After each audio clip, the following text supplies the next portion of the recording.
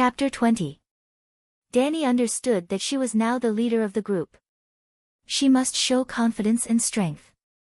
She must not be afraid or show weakness. Just like the doctor in charge must not show doubt and worry to the patient before entering the operating room. Are the horses not willing to drink the water from the puddle? Danny asked again.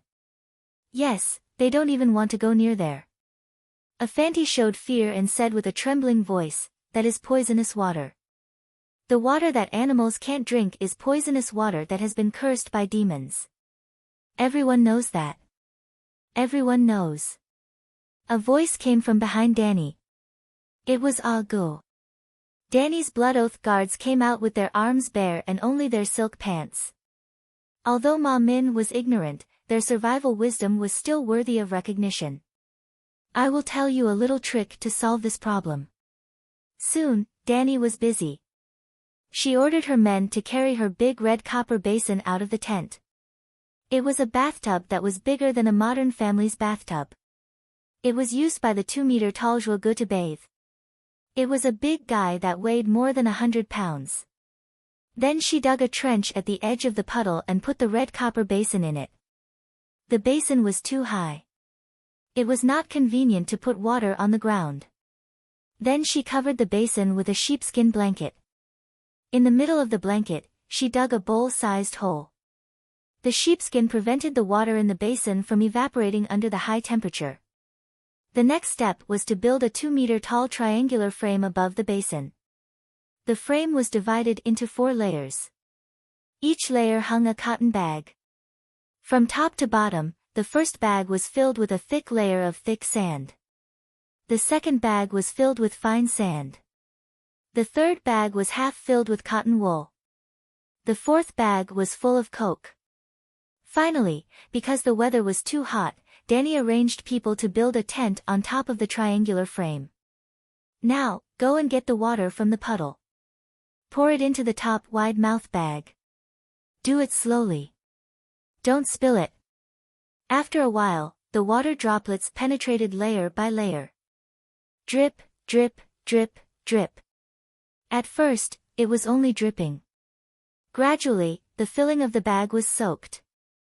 At the bottom of the bag, the transparent water droplets almost formed a silver line and flowed into the basin.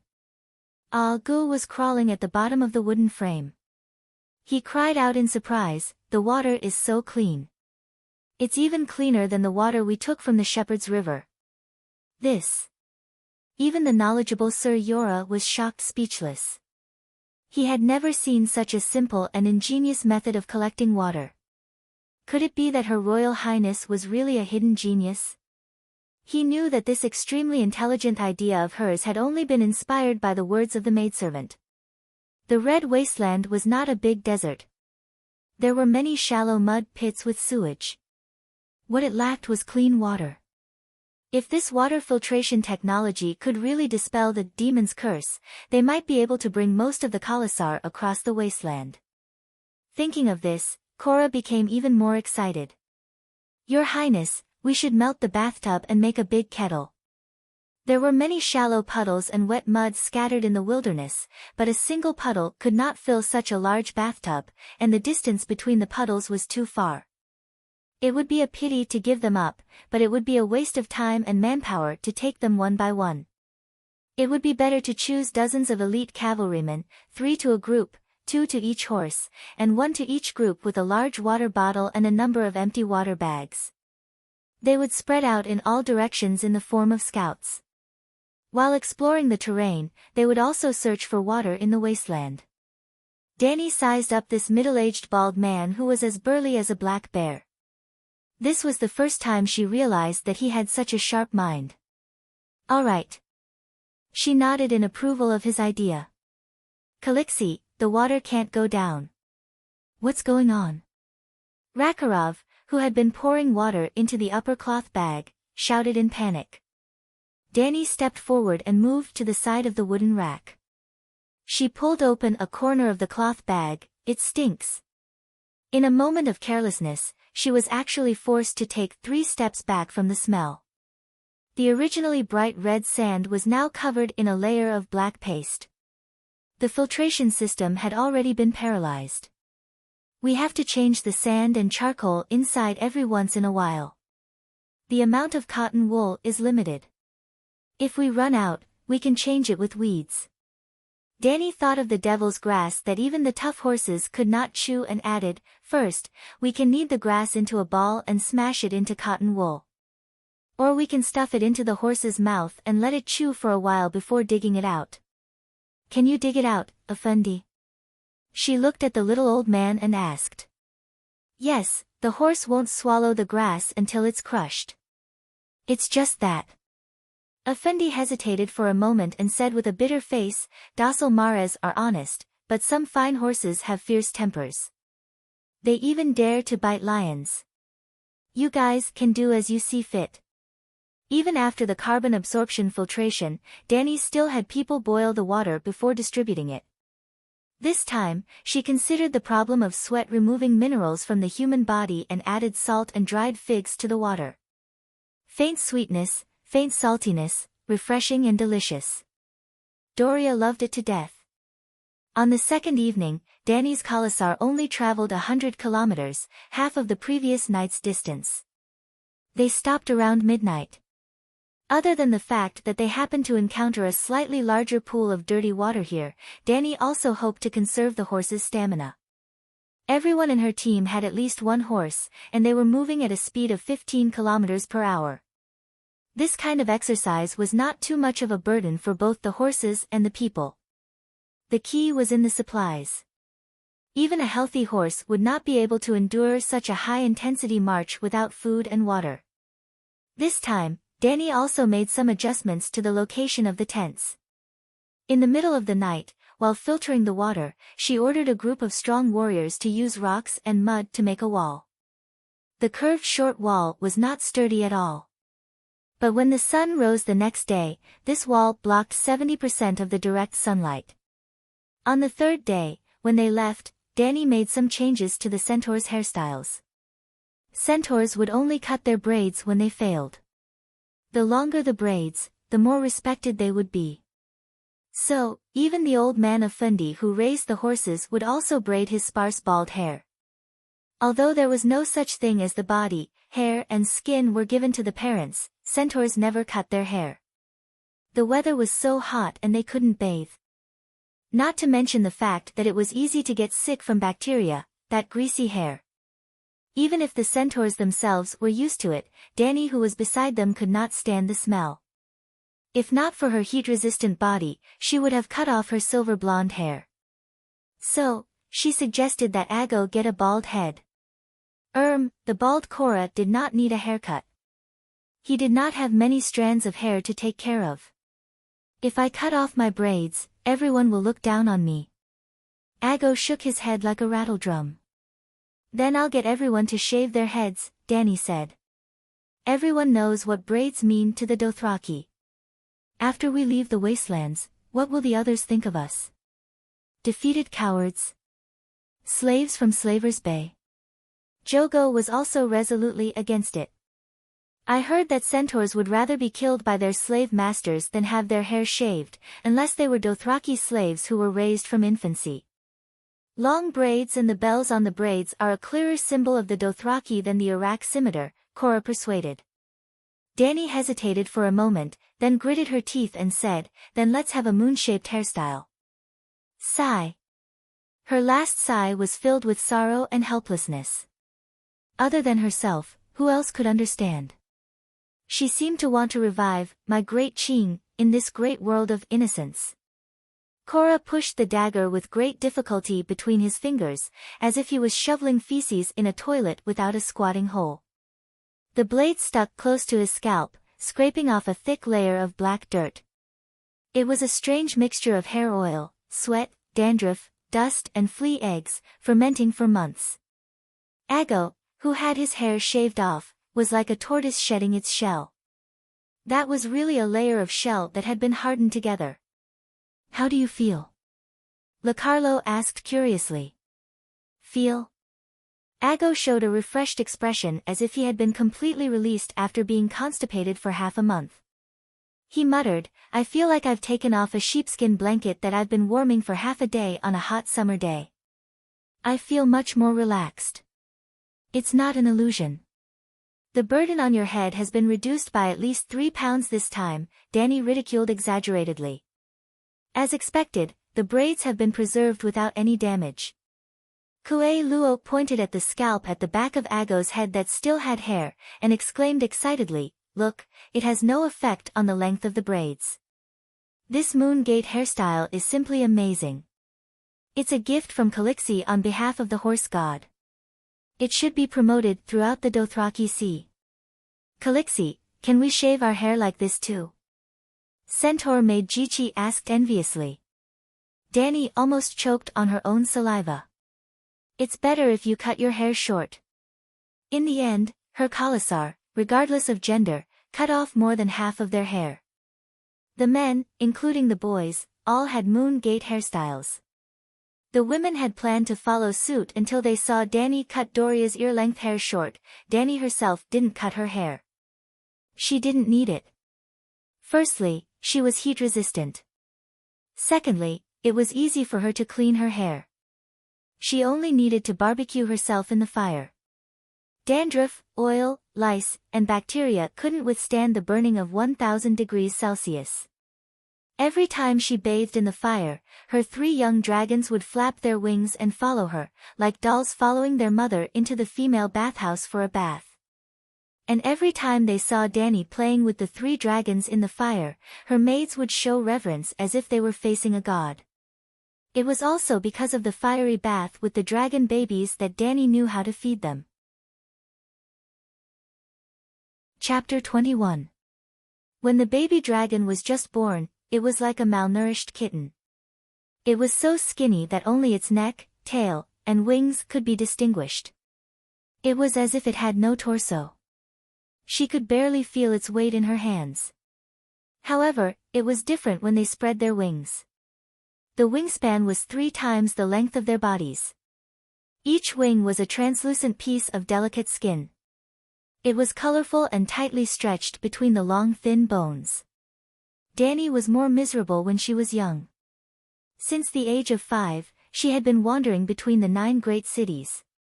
She lived a life of lack of clothes and food. She was very stunted.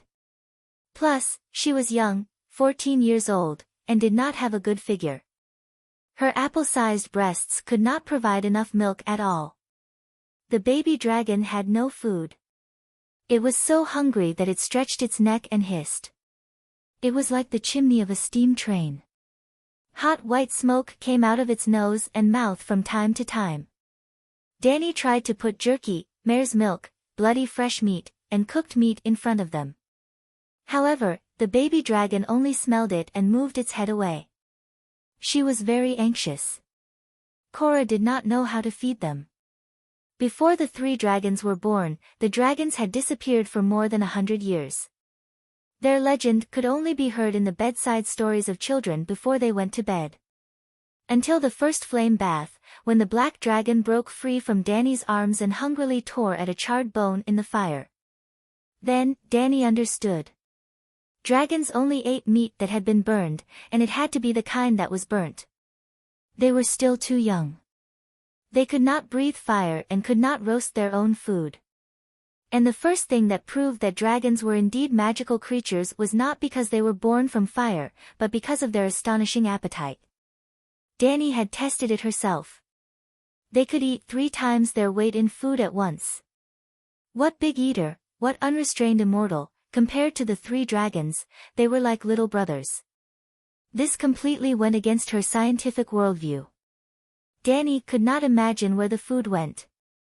Once, she deliberately pinched the black dragon's belly to feel the wriggling of the food, and then, there was no then. He kept eating, his belly kept wriggling, and eating. It was also because they ate a lot that their bodies were visibly growing day by day. Danny thought happily that she might be able to ride a dragon soon.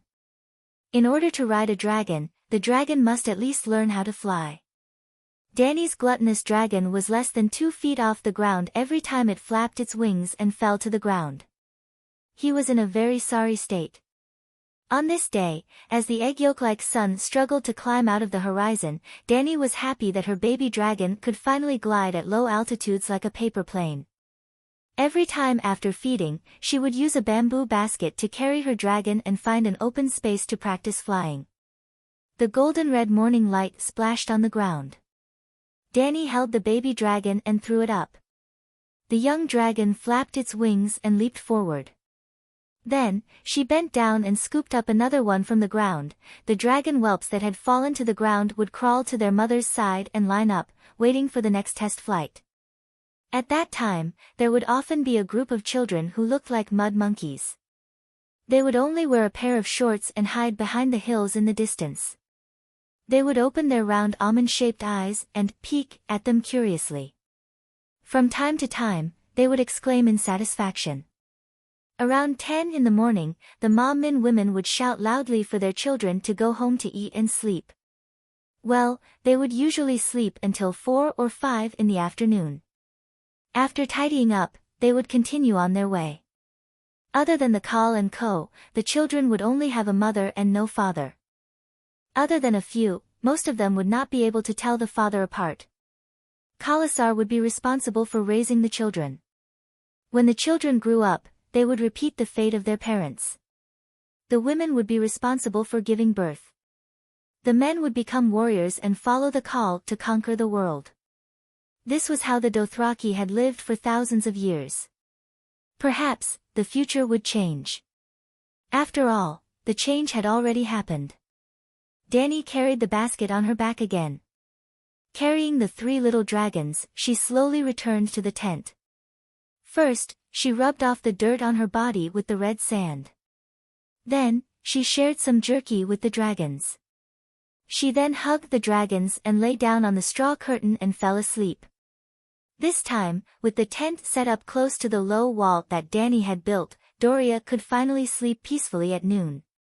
Previously, even most of the Ma-min could not stand the stuffy heat and could barely sleep, let alone this Lys girl.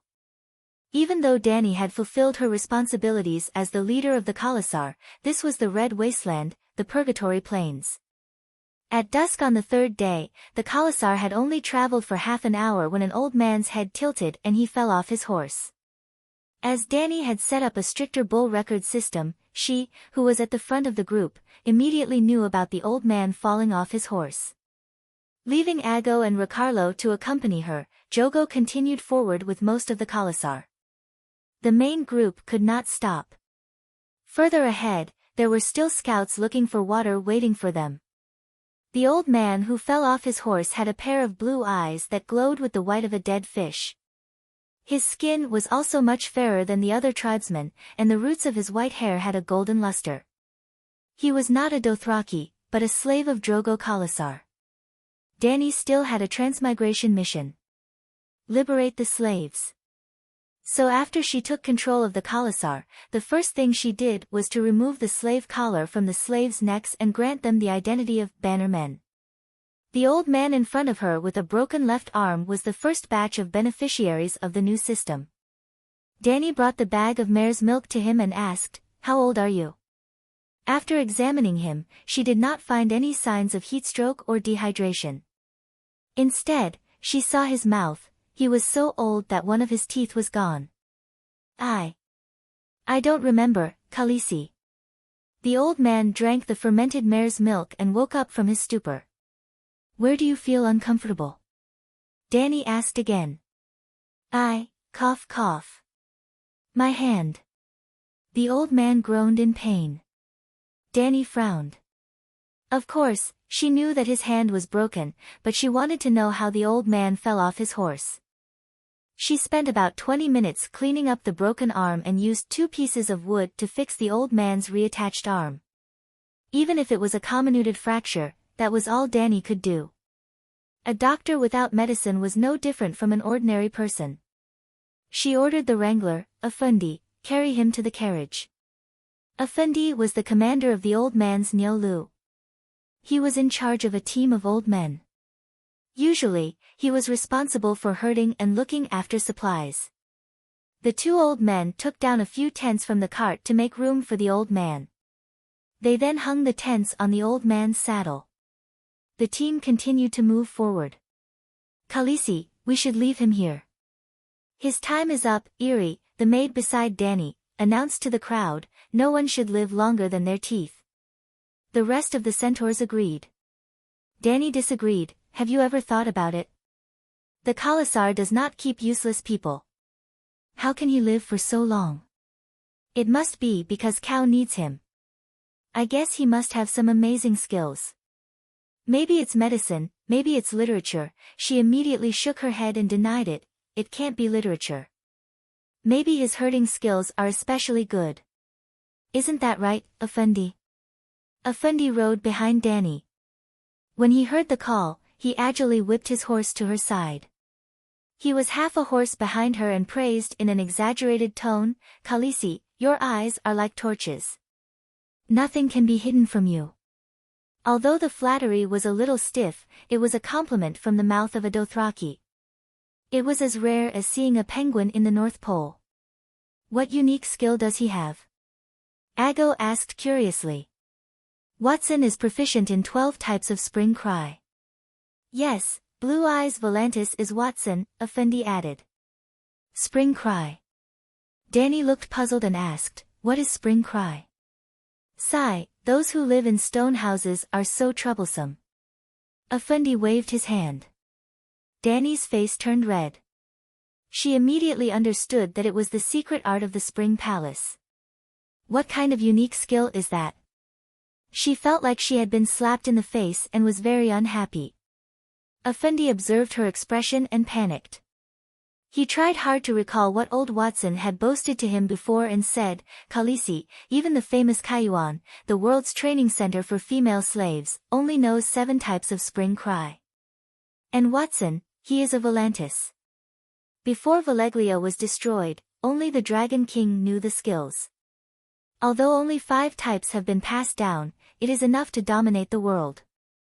Volantis was the only city that survived the Great Calamity in the Free Fortress of Valeglia. It was one of the 9 free trade cities today. The ruling class of Volantis was the same as the Targaryen family, the Orthodox Valeglia nobles. The Targaryens were exiles back then. Even if he is the best in the world, he is already so old. What is the use? Why is the Khal still keeping him? Dany was puzzled. He is Khal Hago's father, Effendi said solemnly.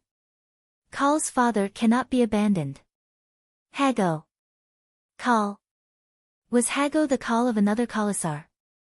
Dany was even more puzzled. It was not Khal Drogo's Blood Brotherhood Guard. It was Blue-Eyed Hago from 20 years ago. Our Khalasar is so young now, but there are at least 3 children named Hago. I see. This Watson is not simple. Dany nodded and pulled the white lion cloak closer to her chest. She lamented, the son of a slave actually became a Khal. Mixed blood. Hago's mother was a Dothraki. Watson served the previous Khal very well. He was proficient in 12 types of village cry. His valiant son became a bandit. After that, Blue-Eyed Hago became a Khal and made a name for himself in the Sea of Grass. Until he met Khal Drogo's father. Effendi sighed. Dany nodded inwardly. A person's worth did not only depend on their strength. An old person's wisdom and rich experience was also a valuable asset. Khaleesi, you know that Khal Drogo was stolen when he was young, right? Effendi suddenly asked. I know. It was Kaholo who risked his life to bring him back. At that time, Kaholo had 2 deep scars on his face. At the same time, he became the Khal's most trusted partner. He even became Drogo's Blood Brotherhood guard. At this point, Dany suddenly had a thought. She exclaimed, could it be Blue-Eyed Hago? Chapter 22. In the end, he isn't a pure centaur blessed by the old woman at the foot of the Mother of Heaven. Blue-Eyed Hag has martial skills that don't lose to any great Khal, but he doesn't have their courage.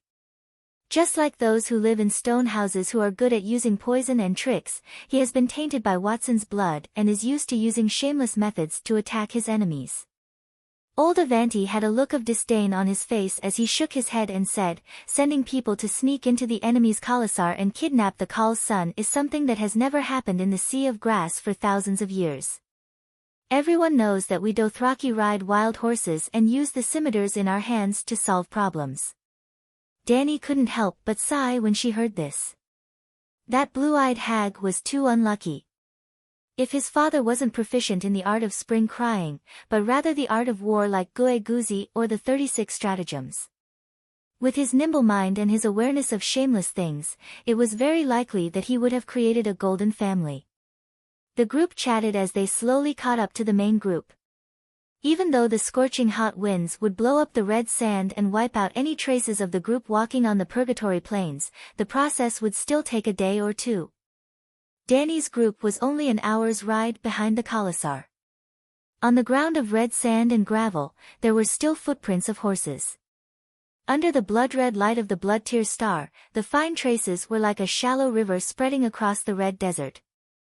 It was very eye-catching. Avanti was old and shrewd. After a few conversations with Dany, he found that she was a very gentle and kind Khaleesi. Gradually, his courage grew and he said to her rebelliously, "The comet in the sky makes it convenient for us to travel at night, but that red color that is like the blood of a god is also full of misfortune. Especially in this purgatory wasteland, the red sand, the dark sky illuminated by the blood-tear star, it's like a red hell. It seems like something bad has happened without us knowing." Yes, I think so too. That old man with the impressive record agreed. Gradually, even Dany's bloodriders started to feel uncomfortable. This old man, how dare he deceive people in front of me? Dany was furious. "Let me ask you, did the comet appear before Khal Drogo was buried?" she rebuked. The old man was shocked by her stern tone and said, "No, let me ask you again, is the blood-sobbing star the symbol of Khal Drogo?" "Yes." "Is Khal's steed as red as charcoal?" she asked again in a threatening tone. "Yes." "Was Khal accompanied by 500 warriors who died bravely in battle?" "Yes." As Dany shouted, the surrounding horse people turned from fear to confusion, and then gradually, confusion. There was a look of understanding on his face. At this moment, Dany concluded, "Our Khal rode a steed into the Darkness Kingdom amidst the raging flames. That comet was Drogo riding a red steed. The trail of blood behind the comet was his blood legion leading 500 roaring warriors on the battlefield. Just like when he was alive, they followed behind Khal. Their heads were all cut off. How could they not dye the sky red?" she questioned Afundi. "Because Drogo knew that we were traveling at night and hiding at night. He knew that we were passing through the red wasteland with difficulty. That was why he refused to leave and led his subordinates to protect us. When we are completely safe, Drogo will truly enter the Darkness Kingdom." Dany's words were impeccable. The comet had to leave sooner or later. When it was completely safe, wasn't it up to her, the big boss, to decide? As expected, the horse people were convinced by her words. They all had a look of realization and looked at her with respect and admiration. The old horse person Afundi was also sincerely convinced. After all, Khal rode his steed into the stars amidst the raging flames. This was something that everyone knew. Dany's words were flawless. Everything was too coincidental. Coincidences were like fate. "Khaleesi, you are as intelligent as the old woman in Horse King City," he praised. The old woman in Horse King City was the leader of the Dash Khaleen. Dany didn't like to hear this. She didn't want to be a Dash Khaleen, even though she was theoretically already a Dash Khaleen. "Afanti, Hua is sick and can't drink water. Give him your share of the mare's milk," Dany said, and without waiting for his reply, she turned her horse and left. Afundi opened his mouth wide. His face was filled with confusion and grievance. "I am also an old man. I need horse milk." Back at the Khalasar army, Dany's explanation of the weeping blood star spread quickly. The horse people secretly looked at Khaleesi, who was at the front of the army, while whispering. Although there were some embellishments, the general explanation was still the same. Sigh, even his son died. How could Kal not weeping blood? Calixi must be secretly weeping blood too, right? Yes, hundreds of warriors died on the battlefield with the young master. How tragic. Their blood dyed the sky red. We can rest assured now. Previously, I was scared to death. Leaving a bright trail of blood in the blue sky in broad daylight. I thought it was a bad omen. To a large extent, the superstitious horse people reduced their worries and increased their confidence. Actually, it wasn't only Dani and her Khalasar who were affected by the weeping blood star. Because it was getting brighter by the day, it dyed the sky red and was as bright as dusk. During the day, it was as bright as the sun, as if a knife had slashed the face of the god of the sky. The entire world of ice and fire was panicking. Like Dani, they tried their best to describe it as a sign that was beneficial to them. For example, the King's Landing Court called it the Red Messenger, announcing the birth of a new king to the world. Well, Robert Baratheon, who stole the throne of the Dani family, was killed by his own wife. His real son, Joffrey, inherited the throne. However, because of the rebellion of the four lords, Stark, Tully, Tyrell, and Theon Byra, the prices of King's Landing soared and the people did not have enough to eat. The news of Queen Cersei Lannister and Jaime Lannister's incest was publicized by Stannis Baratheon, and Joffrey's brutal competition with the Mad King. Several reasons added up, causing the King's Landing to be boiling with resentment. The people of the city called the comet the Red Sword. The red sword of blood and fire was a sign that the heavens were about to punish Cersei and her son. After the great victory in the Forest of Babbles, Big John pointed at the red trail across the blue sky and laughed to his lord, Robb Stark. That is the old god's banner of vengeance for Ned. Tully, the young lord of House Tully, was delighted to think that it was the Tully family crest, a white fish on a blue background, a trout leaping out of the river. Well, Tully saw a fish with a long tail, a fiery red against the blue sky. On the Iron Islands, Balon Greyjoy was in high spirits as he said to his vassals, "That is a good omen for our time in, a burning torch, no different from the one my people held in ancient times. The torch that the Anami brought from the sea is a sign of the coming tide. At this moment, we should assemble the fleet and let the sword and the fire descend upon the world, just as he did in the past." In the land of House Targaryen, the birthplace of Dany Liss, the westernmost outpost of the free citadel of Valeglia, Dragonstone Island. The red-robed Melisandre told the current lord of Dragonstone Island, Theon Stannis Byra. "This is the dragon's breath, the star of weeping blood. The ancient prophecies will come true on you." Then she said the prophecy that represented the core of the Song of Ice and Fire and the final prophecy. After the long summer, the stars will weep blood, and cold darkness will envelop the world. At this terrible moment, a warrior will draw a burning sword from the fire. That sword is the Lightbringer, the red sword of the heroes. The one who holds it is the reincarnation of Azor Ahai, and he will drive away the darkness. Now, the long summer is near, and the star of weeping blood has appeared. Azor Ahai will be reborn in the land of smoke and salt, and awaken the dragon in the stone. Your Majesty, you are the one in the prophecy, the reincarnation of Azor Ahai. You are destined to save the world. Sigh, why me? Stannis gritted his teeth. I just want to be a good brother, a good subject. Why do I have to become a king? Such a responsibility. Blue Kirby of Phoenix's Breath Castle, Theon of Theon, Martell of Dorne, the Night Watchers on the Great Wall. Everyone saw the red comet in the sky, and they all had their own understanding of this unprecedented phenomenon. At this moment, in the faraway Westeros, no one knew that when the stars were weeping blood, a certain someone had been reborn, and had even awakened the dragon in the stone.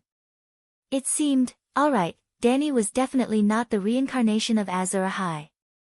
She was just the last layer of the Matryoshka doll. On the third day of their journey south through the Red Wasteland, Dany's Khalasar had traveled about 130 kilometers, which added up to about 300 kilometers in 3 days. They did not consume much food. They had at least 1 horse per person, so they did not lack horse meat. The key was drinking water and the extreme living environment. Khaleesi, the amount of bitter water we encountered today was less than yesterday.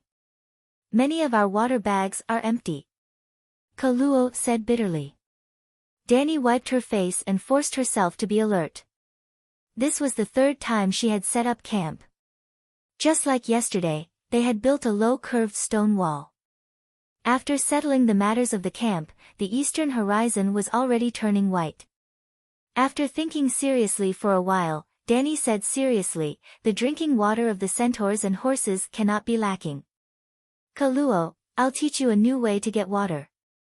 She brought Kaluo and a dozen centaur warriors to a high ground, and pointed to the plains below. Have you noticed? Some places are overgrown with weeds, but most of them are devoid of plants. If you look further, you can see that the places where the devil's grass are the most flourishing can almost form a line. Perhaps there's an underground river there, or perhaps it was once a river. Up until now, the first stream they encountered had already disappeared without a trace. There were only patches of reddish-brown devil's grass that kept giving them hints and guesses. Dany's method was simple. She split the group into 2, and the strongest warriors rode forward for dozens or even hundreds of kilometers.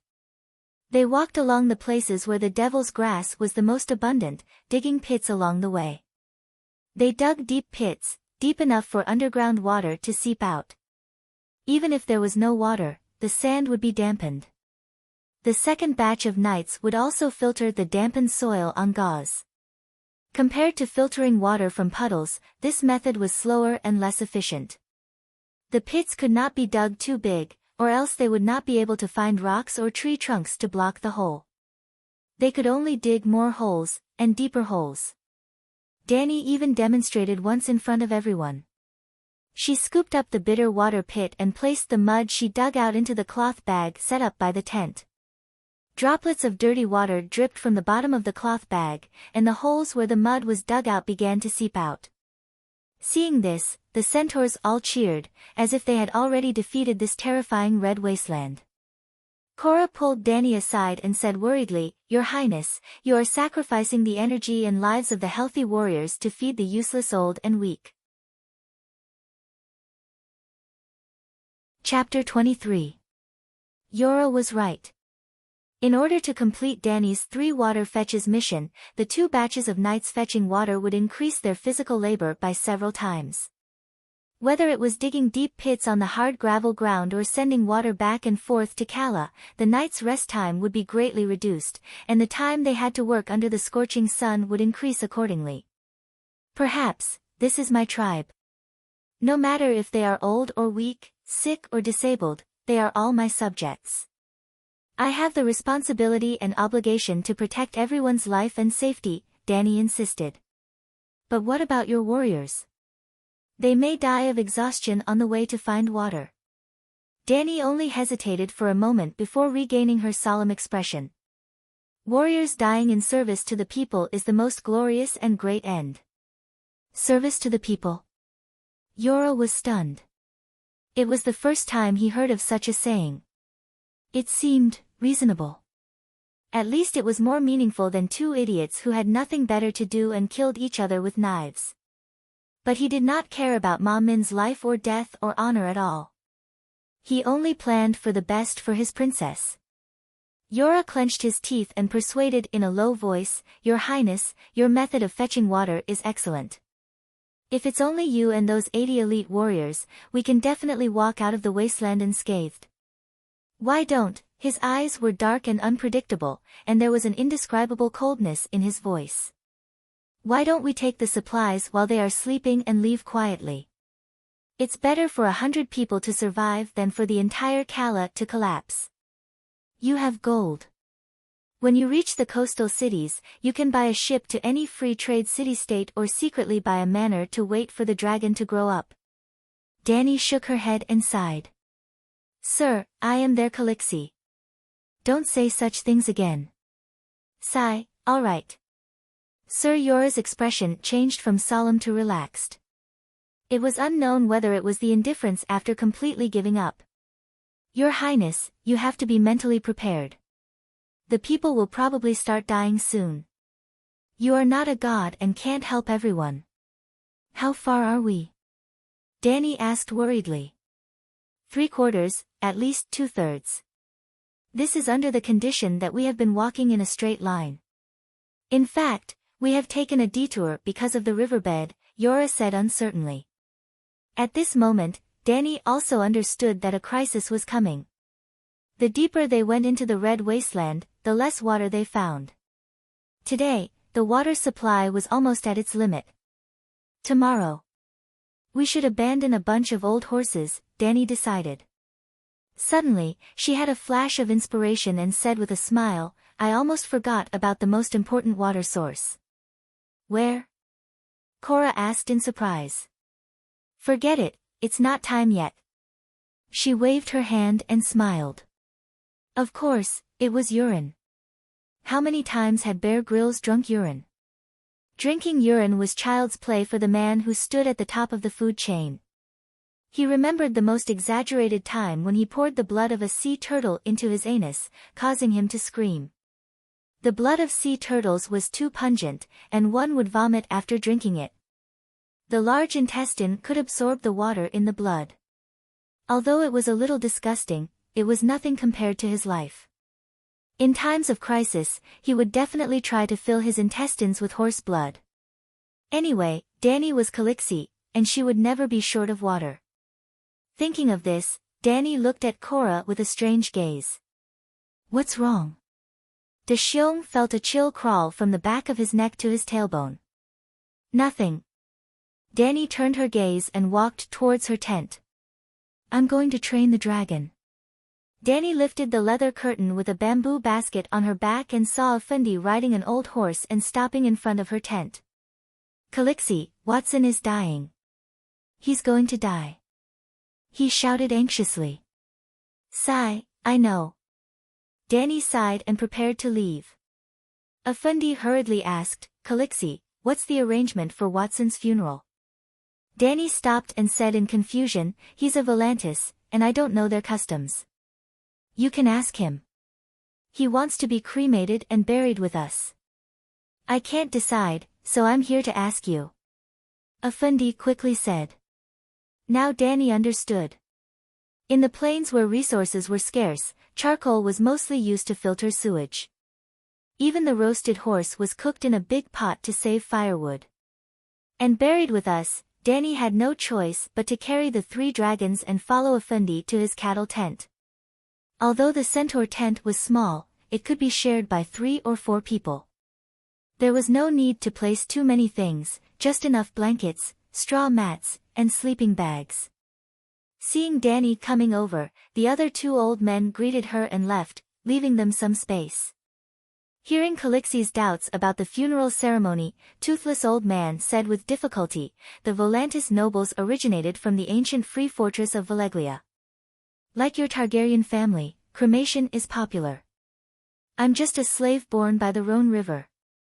Logically speaking, I should choose a river burial and a burial, but, cough cough cough. The old man coughed for a while, his old face showing a longing expression. But my haggle is Khal. He's like Khal Drogo, a great centaur warrior. In the end, he rode a blazing warhorse and rushed into the night kingdom of the horse god. I think, cough cough cough, Danny said sympathetically, you don't have to say any more, I already understand. I've already removed your slave collar. You're no longer a slave but a centaur. I'll bury you according to centaur customs. The horse god will accept you. Hearing this, the old man was excited and worried. His spine arched as he struggled to raise his body. He looked at Danny with his hopeful blue eyes and asked, really? Can I really do that? The horse god will let me enter the Night Kingdom? But Danny rolled her eyes and said seriously, you've seen the comet in the sky. You know what it means, right? The old man was puzzled and nodded reluctantly, I've heard. That's Khal Drogo and his blood guards leading 500 warriors. Oh, and your little Khal. Blood stains the sky. To hell with blood staining the sky. Danny's mood instantly turned sour. However, she couldn't be jealous of the old man who was about to die. Hence, she glared fiercely at Afanti who was standing beside her and made a mental note of him. Yep, he must be trying to mislead everyone. How about this? You ride the blazing warhorse and meet up with the call in the sky. When we're out of danger, the call will lead the warriors into the Night Kingdom and bring you along. Drogo is the greatest call. The horse god won't stop his subordinates. Danny comforted him. That's great. The old man looked like he was relieved of a heavy burden.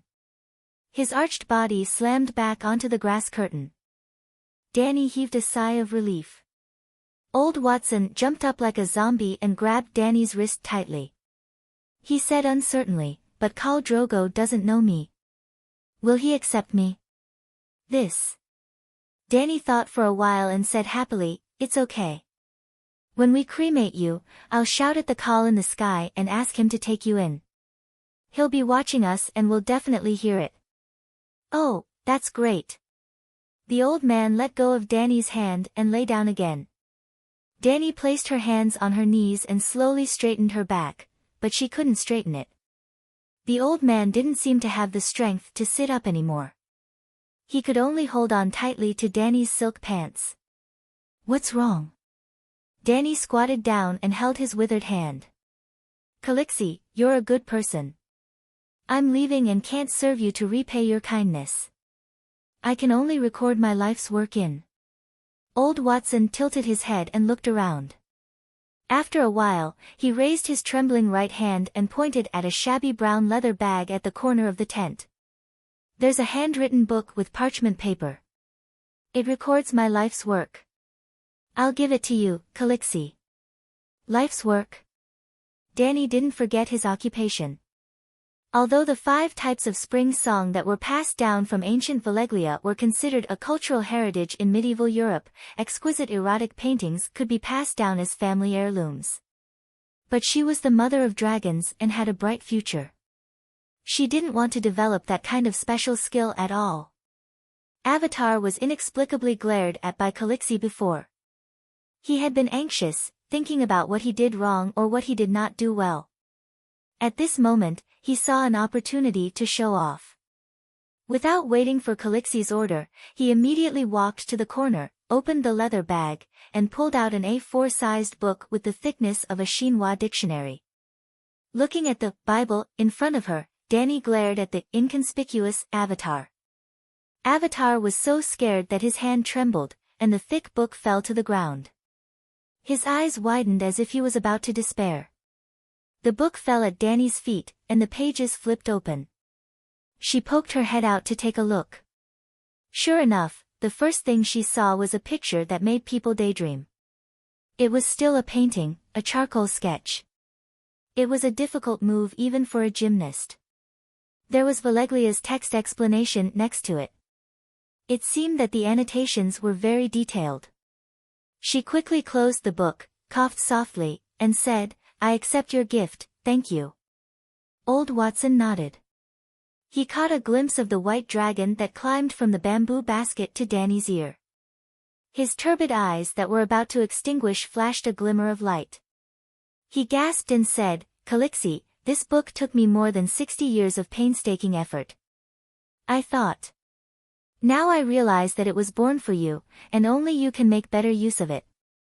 Danny was embarrassed and angry. If it was another person or another scene, she would have already punched him. This dead old man is so bad. He actually treats me like this. She didn't want to stay a moment longer. She vaguely responded with a few words, and then got up to leave with the thick sheepskin book. Hey, wait a minute. The blue-eyed old man grabbed the strap of Danny's sandals. Calixi, I almost forgot. There is still a sacrifice. I didn't forget. Your horse was dishonest. It actually threw you off its back. Later, I will help you choose a more docile one to kill and bury with you. If you need, I will also prepare a bag of gold medals for you, as well as a warrior's matching scimitar and bow. Danny quickly made a promise. Thank you. The old man didn't finish the word, thank you. His head tilted, his hand loosened, and he died. The happy and expectant expression froze on his shriveled old face. Chapter 24. The tail of the blood comet has really grown a little longer. Watson has joined the Call's team.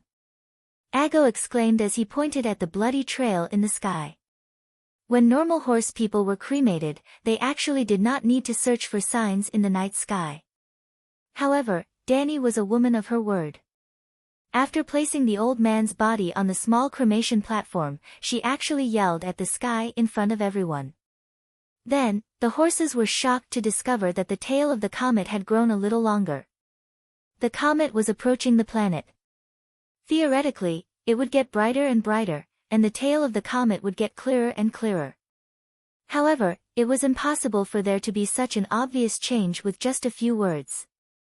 Illusion. Everything was an illusion. However, Dani did not correct them. Instead, she ordered with a solemn and mysterious expression, "Kill the horse." A stubborn horse was brought over. It was indeed more robust than Watson's previous mount. 2 warriors pressed down on the horse's head. The third centaur's scimitar flashed. A white line reflected the red light of the torch and cut through the dark night sky. The horse neighed and struggled, but it only made the blood arrow in its neck more intense. The dark red horse's blood fell into the copper basin below like a waterfall. "Bring the docile grass horse over," Dani said again. An old Dothraki warrior stepped forward. He carried a grass horse made of wooden sticks and demon grass on his shoulder. Astral projection. She pointed at the struggling horse with her right hand and shouted in Mandarin, English, Sichuan dialect, and Dothraki without stopping. In the eyes of her Kara the subordinates, Khaleesi seemed to be chanting a series of mysterious incantations. "Mommy, mommy, coax." After chanting a few more incantations that Dani herself did not know the meaning of, she swung her arm and pointed at the grass horse with her left hand. "Return to your position." Under the respectful gaze of the horses and the confused gaze of Yora, Dani panted for a while. Then, she glanced at everyone and said, "All right, the spirit of the horse has entered the grass horse. This will be a rare horse with the docility of a grass horse and the strength of a fierce horse. Old Watson will no longer have to worry about not being able to catch up with the call, nor will he have to be afraid of falling off the horse. Put the grass horse up. It's almost dawn. Prepare to light the fire." She waved her hand and ordered. "Then what should we do with this?" The warrior who was supporting the horse pointed at the tearful corpse of the horse and asked anxiously. Not only was Khaleesi the immortal and the mother of dragons, but she also knew how to use magic for rituals. How awe-inspiring. "Are you stupid? Of course, we're going to roast it over the fire." Dani rolled her eyes and said snappily.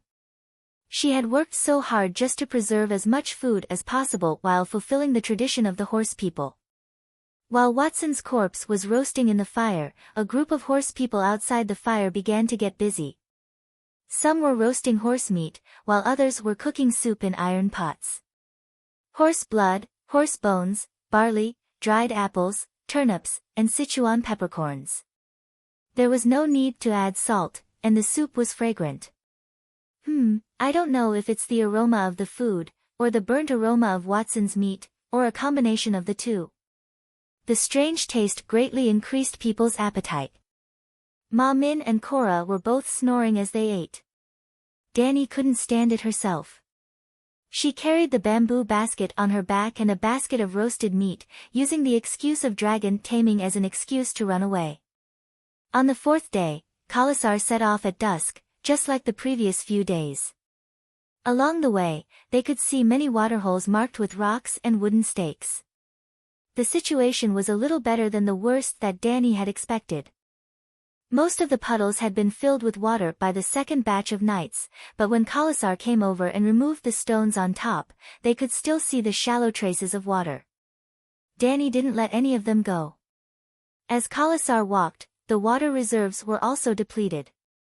She used the empty water bag to fill up all the seepage water mixed with mud. When they set up camp, she would pour it out and filter it.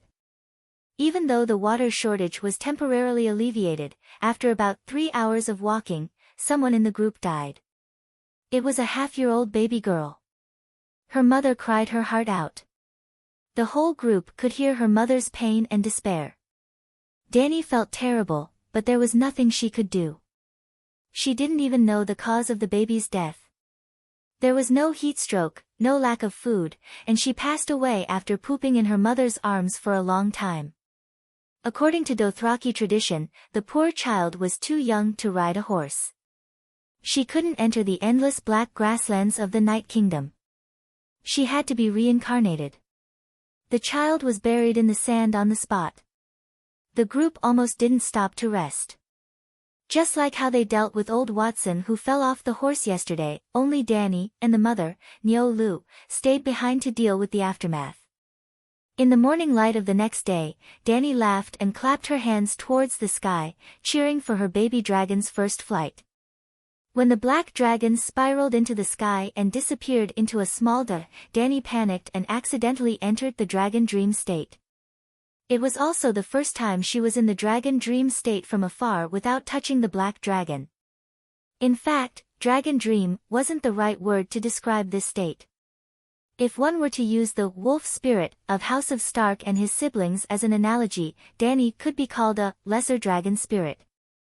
A wolf spirit, also known as a shapeshifter, was a human who could invade the consciousness of animals or other people and control their actions. For shapeshifters, if there was an emotional bond between the human and the animal, it was easier to do this. Therefore, wolves, a close relative of dogs, were the most common shapeshifters' companions. The person who controlled the wolf was called a wolf spirit, but it wasn't that he could only communicate with wolves. Bran, Rickon, and Arya of the Stark family, as well as Jon Snow, the titular protagonist of A Song of Ice and Fire, were all werewolves. They had the gift of shape-shifting, which was so powerful that it made others jealous. However, without systematic training, they still subconsciously denied and rejected their talent, so their abilities couldn't be fully displayed. There was no need to elaborate on Bran's strength. When he evolved from a shapeshifter to a green prophet, he would be able to walk on the timeline of the Westeros, change the past, and observe the future. Yes, the old gods observed the world through the weirwood, and the weirwood only existed in the Westeros, so the old gods' power shouldn't be able to reach Ursos. Jon's talent made the strongest shapeshifter of the barbarians, 6 transformers, Valamir, wary. Then, how strong was Valamir? He was so strong that even when he was beaten to a pulp by the red-robed priestess, he still had the strength to possess other healthy humans. Even if fate wasn't on his side and the possession failed, Valamir didn't die. Instead, he possessed his own pet wolf. In the end, he was unlucky enough to meet the #1 shapeshifter of the Westeros, Bran. God didn't want him to live. Back to Arya, her Nymeria was released a long time ago. In the end, they both went to Braavos to become faceless apprentices. The wolf and Arya were separated by the strait, thousands of kilometers apart, but they could still communicate with each other often through the wolf dream. Finally, Rickon, who was only 3 years old, could predict the future to a certain extent through the wolf dream. Sansa's lady died too early. Her experience and life values were very different from those of the Northerners, so it was impossible to guess whether she had the talent of a wolf spirit. However, Robb Stark should also have a very strong talent. His dire wolf could foresee the danger its master was in. It had warned its master several times that, there is danger, or, this person can't be trusted. It was as spiritual as a divine beast. It was just that Robb had forgotten about the wolf when he had a wife, and subconsciously rejected the danger premonition he received from the wolf. The wolf spirit was recognized as an evil creature, on the same level as deviant ghosts and elves. Whenever a wolf spirit was discovered, everyone would kill it. The reason why there was such a public opinion was closely related to the history of the Westeros. As mentioned before, except for the children of the forest and the giants, all human beings in the Westeros were invaders and refugees from the past of Ursos. The children of the forest were a dark and beautiful race. They were short, and the height of an adult was about the same as an ordinary child. They had dark chestnut skin, large ears, and large golden eyes. However, some of the children of the forest with the talent of a green prophet had green or red eyes. If such a child of the forest fused with the heart tree, they would become a green prophet and gain green vision. That was the key. Shapeshifters originated from the children of the forest. They were the representatives of a lost civilization. 12,000 years ago, the first generation of invaders brought bronze weapons and fought with the natives for a place to live. One side was small and weak, with a small population, but had strange magic. The other side was tall and strong, with advanced bronze weapons, and had more people, but no superpowers. Both sides fought each other to a draw. On the small island in the center of God's Eye Lake, Thousand Faces Island, they signed an oath to divide the territory. This process lasted for 4,000 years. Because the first generation of invaders, the ancestors, had seen the magic of the children of the forest, their beliefs were very loose. Gradually, the ancestors began to worship the mysterious gods of the children of the forest and became believers of the old gods. Perhaps it was due to their beliefs, or perhaps it was due to the hybridization of their bloodlines. Shapeshifters also began to appear among the ancestors. There was one shapeshifter in 1,000 people, and one green prophet in 1,000 shapeshifters. This ratio seemed a little low, but if one thought about it, almost every generation had one or two green prophets, then, one or two Bran. Every generation had one or two people like the Bran. That was a little scary. Chapter 25. In the years after the vows between the ancestors and the children of the forest, the shapeshifters weren't heretics or monsters. Instead, they were respected prophets and priests. But 4,000 years later, the blonde-haired, blue-eyed Undulls came. They carried steel weapons and a 7-pointed star that symbolized the new god was drawn on their chest. They armed themselves with firm beliefs and crossed the sea. Speaking of which, one couldn't help but want to complain, fuck, 4,000 years ago, you were already a bronze civilization. After living with the magical children of the forest for 4,000 years, the magical civilization didn't develop and the technological civilization, the civilization stagnated. 4,000 years and you didn't transition from a mature bronze civilization to an iron civilization. Eat shit. 6 of the 7 kingdoms were easily swept away by the Undulls, they didn't perish. Most of them chose to surrender, change their allegiance, or marry into the Undulls. Only the Northern Territory barely managed to preserve the power of the ancestors because of the natural barrier, Neck. Neck can be understood as the shoe road of the Westeros. One man can hold back 10,000 men and it's the only passage, without a Chinsung, for you to secretly cross over. Actually, there's also the sea route. How difficult is it to pass through Neck? During the Five Kings struggle, the demoralized Taimin used 63 archers to hold back the Northern Territory's 10,000-strong army for 3 whole years. When the Undulls invaded, the House of Stark wasn't the only powerful family in the Northern Territory. Other than the Stark, there were many powerful suzerain forces, such as the Bolton family who loved to skin people. Don't underestimate the Little Skinner and the Old Leech for their unique tastes and perverse personalities. Their family's heritage didn't lose to the Stark family at all. Back then, a few House of Stark lords were skinned by the Bolton family. They used their human skin to make cloaks. How awesome! Back to the topic, in the process of unifying the Northern Territory, Stark was also in the process of breaking away from the ancestors. Although Stark kept saying things like, I am the ancestors, and persisted in the tradition of believing in the old gods, they were no longer pure ancestors.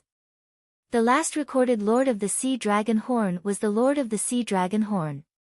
He was known as the Wolf Spirit King, and was a loyal ally of the Children of the Forest. However, the Stark had killed him and his son, his pet beast and the Green Prophet, leaving only his daughters as spoils of war. Would the true ancestors have killed the Green Prophet? Do you still remember the sacred covenant you signed with the children of the forest on Thousand Faces Island? Only the savages beyond the Great Wall and the swamps in the next swamp could be considered the Orthodox ancestors. They still retained their reverence for the Green Prophet, but Stark only had the blood of an ancestor. It wasn't just the House of Stark. The Lannister of Casterly Rock City, the Highlanders of Green Hand Garth, and Durrandon of Stormlands, Theon Byra inherited Stormlands after Aegon's invasion, were all descendants of the Forerunners and had thousands of years of faith in the old gods. At that time, shapeshifters were not monsters that everyone wanted to kill. However, after the Undul successfully invaded the Westeros, the Seven Gods without the Seven Gods replaced the primitive but real old gods. It was a bit ironic. The Forest of Divine Trees, which represented the old Holy Church of the South, gradually became a garden for ladies and children to play in. Shapeshifters and the Green Prophet were gradually demonized and became almost like deviant ghosts. They became characters that must be killed on sight. Anyone who could communicate with animals in the south of the Great Wall would be killed immediately. After thousands of years, by the generation of Ed Stark's children, the spirit wolf had become an existence in fairy tales. Even if you loudly said that you were a spirit wolf, others would only laugh and laugh at you for daydreaming. That was why Jon, Arya, Bran, and even Robb were very resistant to their spirit wolf nature. Not only did they not develop their own talent, they even wanted to seal it. Dany's, Mother of Dragons, talent was definitely not inferior to the Green Prophet. The probability of a Green Prophet appearing was 1 in a million. During the heyday of the old gods, there were at least 1 or 2 in every generation. And Dany might be the only Mother of Dragons in Valeglia's 5,000 years of history. Yes, a genetic mutant. In the original plot, Dany Liz was even more resistant to her talent and instincts than Jon. She wanted to play with dragons, but her companions and subjects were afraid of them. She wanted to freely hunt with the dragons, but she was too busy to be distracted. Also, because she was worried that the dragons would go out and hurt people, she ignored the young dragons' cries and locked them up. She wanted to ride the dragons and fly away, but she remembered her duty to her subjects. At that time, she didn't even have a dragon dream. She almost unilaterally lost all contact with the dragons. Her black dragon could still sense her safety. That Dany Liz was a kind-hearted queen, a failed mother of dragons. She was a bit prejudiced. She was obsessed with her identity as a queen and completely gave up the title of Mother of Dragons. That was not only a title, but also the fundamental meaning of her existence. Now Dany was different. Even if no one taught her, she used her own way to develop her talent ability. Her efforts also paid off. In the Flight of the Black Dragon, Dany obtained his vision through the soul connection of the dragon dream. Not only could a wolf spirit obtain the 5 senses of an animal, but it could also occupy a wolf's body. It couldn't be considered as controlling its behavior. Instead, it could be considered as temporarily possessing a wolf's body. The reason why Dany was only a secondary dragon spirit was that her control of dragons was much worse than that of a wolf spirit's control of companion animals. She could only receive information from the 5 senses of the black dragon. Not to mention becoming a dragon, she couldn't even control their actions. Moreover, except for the black dragon, not only could she not control different kinds of animals like a shapeshifter, but even the white dragon and the green dragon, Dany couldn't establish a stable dragon dream with them. It wasn't that the 2 dragons were rejecting her. How to put it? It was a bit like one skill slot could only choose one skill. As her connection with the black dragon became closer, the other 2 dragons had fewer dragon dreams with her. Actually, a wolf spirit also had a skill slot restriction. Those with high talents could control more animals, while those with low talents could only control 1 dog. Dogs were the most docile and easy to control. Valamir, who could control 6 animals, obtained the Glory Bandit title of 6 Shapeshifters. Ser Jorah told Dany that every dragon only had 1 master, and 1 person could only ride 1 dragon. Before the current master died, others couldn't ride his dragon alone. Well, outsiders could ride as passengers in the company of the dragon's master. Similarly, Targaryen, who already had a dragon, couldn't ride another dragon. What's that? Dany was suddenly awakened. Just a moment ago, she caught a glimpse of an unusual scene. The black dragon's vision was amazing. It seemed that it could see the scene dozens of kilometers away from 1,000 meters in the air. It wasn't very clear, and it didn't last long, but the color of the red wasteland was too monotonous. It was a uniform dark red.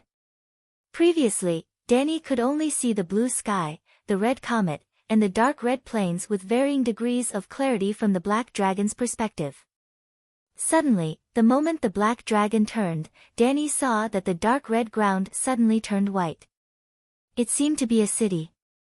A rocky hill with a special color. Big Black, stop being wild. Help me find that white thing just now. It seemed to be a city, she said anxiously in her heart. According to the Dothraki tradition, they shouldn't name animals other than humans. Dany didn't think that her dragons were animals. They were legendary creatures and didn't lose to humans. So, early on, she gave them names.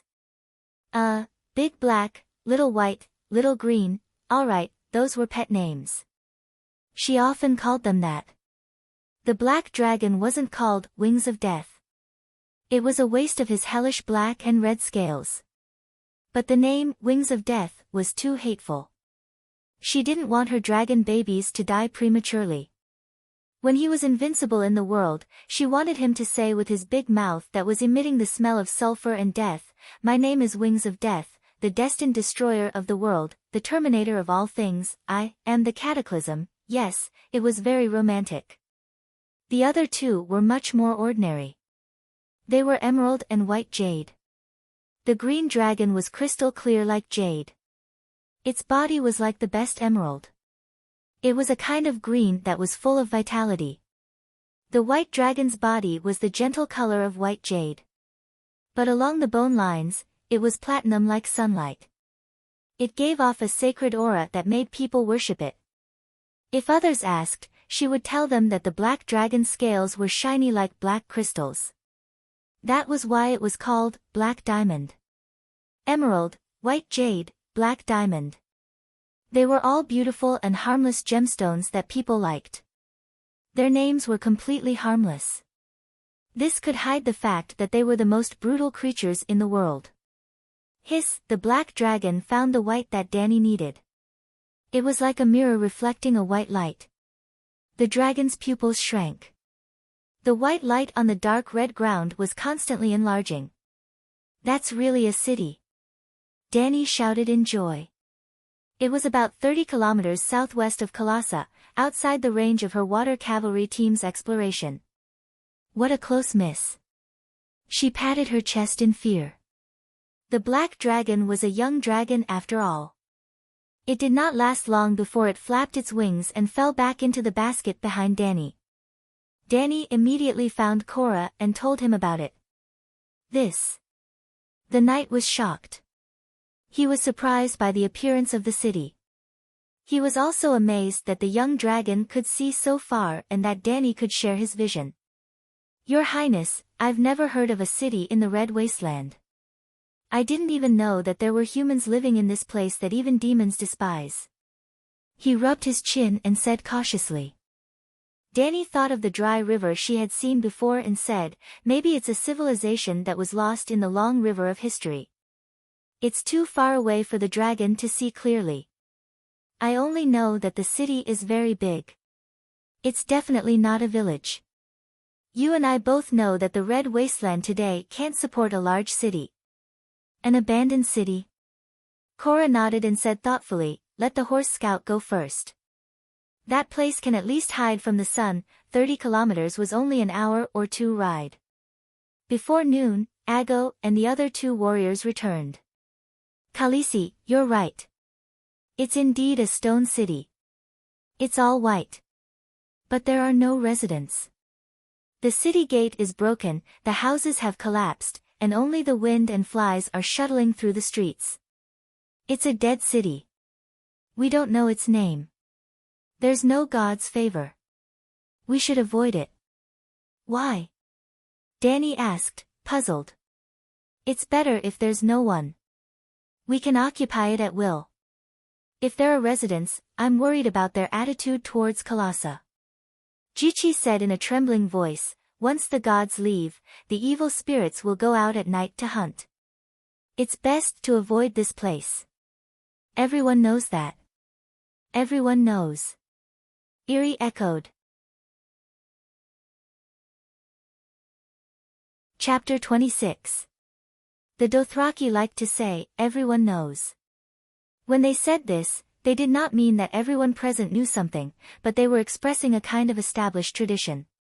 In fact, Ma Min's everyone knows was still very survival-wise. For example, Danny's handmaidens and Blood Alliance guards advised her to avoid the life-saving Dead City because they were afraid of the demons. Ji Chi said, once the gods leave, the evil spirits will go out at night to hunt. Did it make sense? This made a lot of sense to the herdsmen who followed the grasslands and rivers. Why would a city die? In this era, in this world, there were usually only two reasons, the first was plague, and the second was war. Plague was needless to say, of course, it had to be avoided. The massacre caused by war would leave a city full of dead bodies, and the piles of dead bodies would also cause a plague. Ma Min was not afraid of war, but in the face of an almost irresistible plague, the germs that caused the plague were the evil spirits in Ma Min's mouth. The ignorant Dothraki summed up a set of survival rules adapted to this land through the bloody experience and lessons of their ancestors for thousands of years. I have a dragon, any evil spirits will actively avoid it when they see a dragon. Danny could only comfort Ma Min like this. There was no need to remind her of the fresh, dead city that everyone knows. Danny would be alert and avoid it herself. But the ruins had been there for many years. No matter what caused its destruction back then, it would not be able to hurt them today. Without delay, Danny immediately ordered to recall the knights who were looking for water at the front. The Khalasar changed the direction of their advance, and the first 20 warriors set off at this moment to look for food and water in White City. In order to comfort the worried Ma Min, Danny also sent the Black Dragon to follow them all the way. Yes, she would enter the dragon dream state and command the little dragon. Things progressed more smoothly than she expected.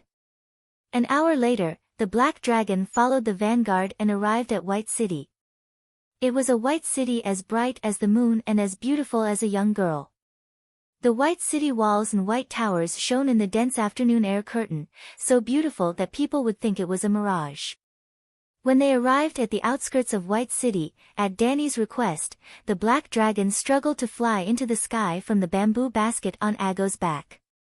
With just a glance, Danny could see through Blackie's vision that the city was filled with greenery. After getting closer, Danny was so excited that she left her dragon spirit state. There are orchards, figs, grapes, and I see peach trees. She got up and held Dolia's hand, her joy overflowing in her words. Our team is saved.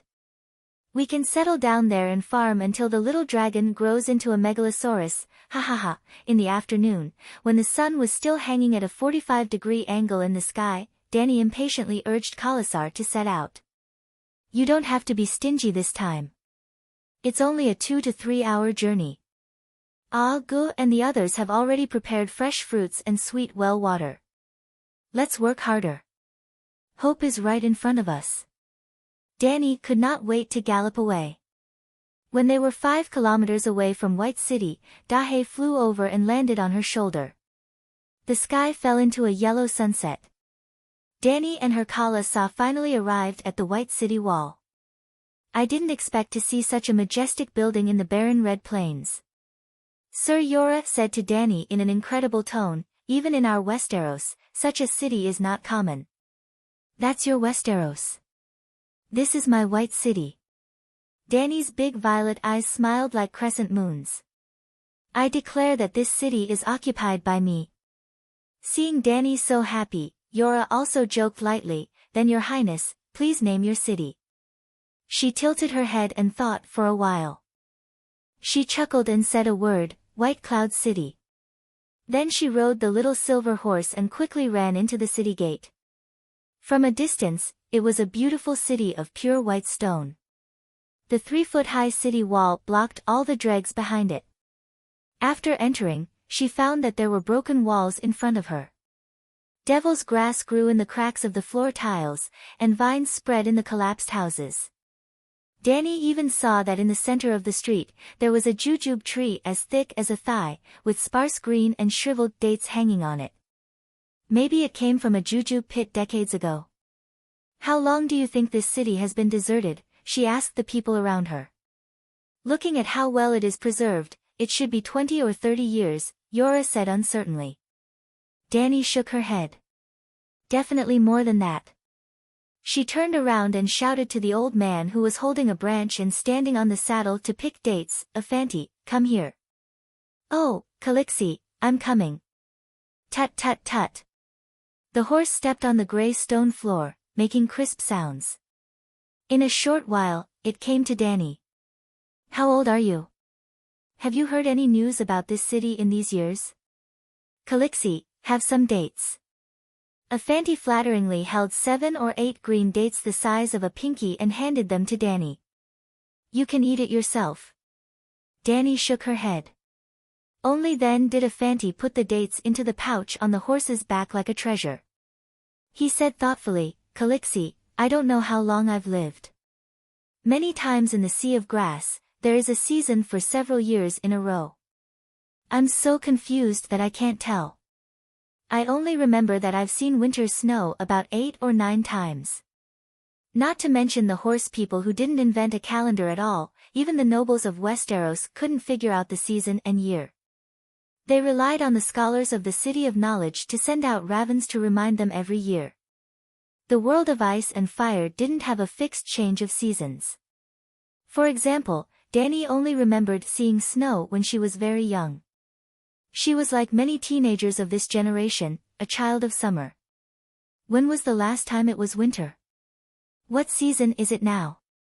She turned her head and asked the most knowledgeable knight. It was a little awkward. Under Danny, the boors of Bear Island had become wise. Jorah Mormont scratched his reddened scalp and thought hard for a moment. He said, when I was still the Count of Bear Island, I think I heard the scholars say that this summer was especially long. At that time. About 6 years ago, counting. It should still be summer now. It's been 10 years. He looked at the sultry dark red sky. There was no way to deny that it was still summer now. You need a scholar. He sighed and suggested helplessly. If a scholar really comes to my side, I'm afraid that it won't be long before a detailed report about me and my dragon is placed on the desk of every Westeros nobleman. Danny said softly. It's not that bad. The scholar swears loyalty to the person he serves. Jorah muttered without confidence. He suddenly thought of himself, noticing Calixi's questioning gaze. Afanti was stunned for a moment before he said, in my impression, the Red Wasteland has always been a taboo place that can't be stepped into. Look, Calixi. As they talked, they walked towards the palace in the center of the city. When they passed by a place where 6 streets intersected, Agos suddenly exclaimed. He pointed at an empty marble pedestal and said, the White City's god has been moved away by the centaurs. There must have been a Khalasar here. It's very likely that a Khal plundered the city. Old Afanti rode forward and circled the marble pedestal in the center of the street twice. He was also surprised. There really were centaurs here. When did that happen? How do you know? Danny was puzzled.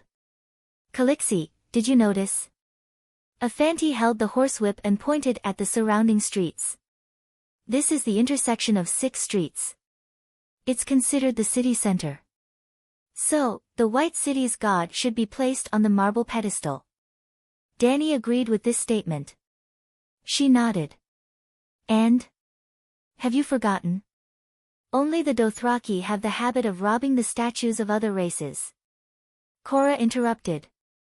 With his reminder, Danny suddenly recalled a memory. After the Dothraki destroyed the city, they liked to rob the statues of their gods or heroes. The Holy Land of the Dothraki, starting from the Horse Gate, had a main road that ran through the Horse King's city, the Avenue of the Gods. There were countless statues on both sides of the path, some made of stone, some of bronze, some of iron, some of wood, and even some of Valyrian steel. There were statues of gods, statues of kings and heroes. There were even statues of evil gods and devils from the Shadowlands. It seems that this place has a longer history than we thought. It's at least 100 years old. The Dothraki army must have been able to come here because the river hadn't dried up at that time.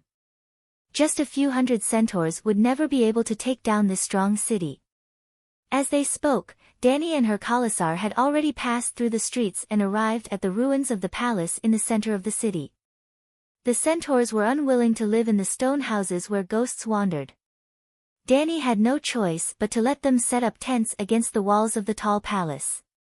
There were walls to block out the sun. After everything was settled, the Khalasar sat in the square in front of the palace. The warriors sent first collected many fruits. There were figs, grapes, peaches, apples. Although the fruits were generally stunted, small and tasteless, her people all greedily reached out to grab them, pushing each other and stuffing the fruits into their mouths, making satisfied chewing sounds. The walls are white, the towers are white, the buildings on the streets are white too. The palace is still monotonous white, and there are white skeletons on the streets. It's all white as far as the eye can see. It should be called the City of Bones. Korra rubbed his hairy arms and said in a strange tone. In fact, there were burn marks everywhere in the city, but the black of the fire had become mottled with time. In the dark night, under the crimson light of the red comet, only the sound of the wind that sounded like the cries of ghosts echoed in the alley. It was indeed a little eerie. Dany's 2 centaur maids were already a little uneasy. When they heard the knight's words, they were so scared that they started to tremble. Jichi said with a sobbing tone, "Calixi, we can't stay here. This is the territory of the evil spirits. Listen, they're cursing us in the corner." "What City of Bones?" "Nonsense." Dany glared at Xiong and said firmly, "This is White Cloud City. I'm the Lord of White Cloud City. This is my territory." Hiss. Dahay received her message and opened its mouth at the right time, spitting out a bright red dragon flame that was 30 centimeters long and as thick as a thumb. The dragon flame was mixed with a black smoke, which looked terrifying. The 2 maids stopped talking. Chapter 27. The next day, Dany personally walked around White Cloud City and started to regret killing all the lambs too early. The resources here were too rich, enough for them to live here forever. Almost every street and every large courtyard had at least one well, and the water in the well had not dried up. Thinking about it, Dany's team could get water from pits that were 1 to 2 meters deep, so the stone wells that were more than 10 meters deep were naturally filled with water. In the courtyards, between the cracks of the stone slabs, there were clumps of devil's grass, enough for horses and lambs to breed. Unfortunately, the lambs were all killed. Horses were not very good livestock, and killing them for meat was not cost-effective. After roughly touring the entire city, Dany immediately started the big construction. The old woman was in charge of clearing the weeds in the orchard and gathering fruits for the Khalasar's daily needs. The strong woman was led by Sir Yora to tidy up the abandoned palace. The houses in the palace were enough for all the horse people to live in. The old man was in charge of feeding the horses, repairing the saddles, stirrups and horseshoes. Dany personally led the Blood Alliance guards and centaur warriors to demolish the low houses in the city's slums. The extra bricks were used to repair the palace, and the empty ground was plowed by the horses together with the bare ground.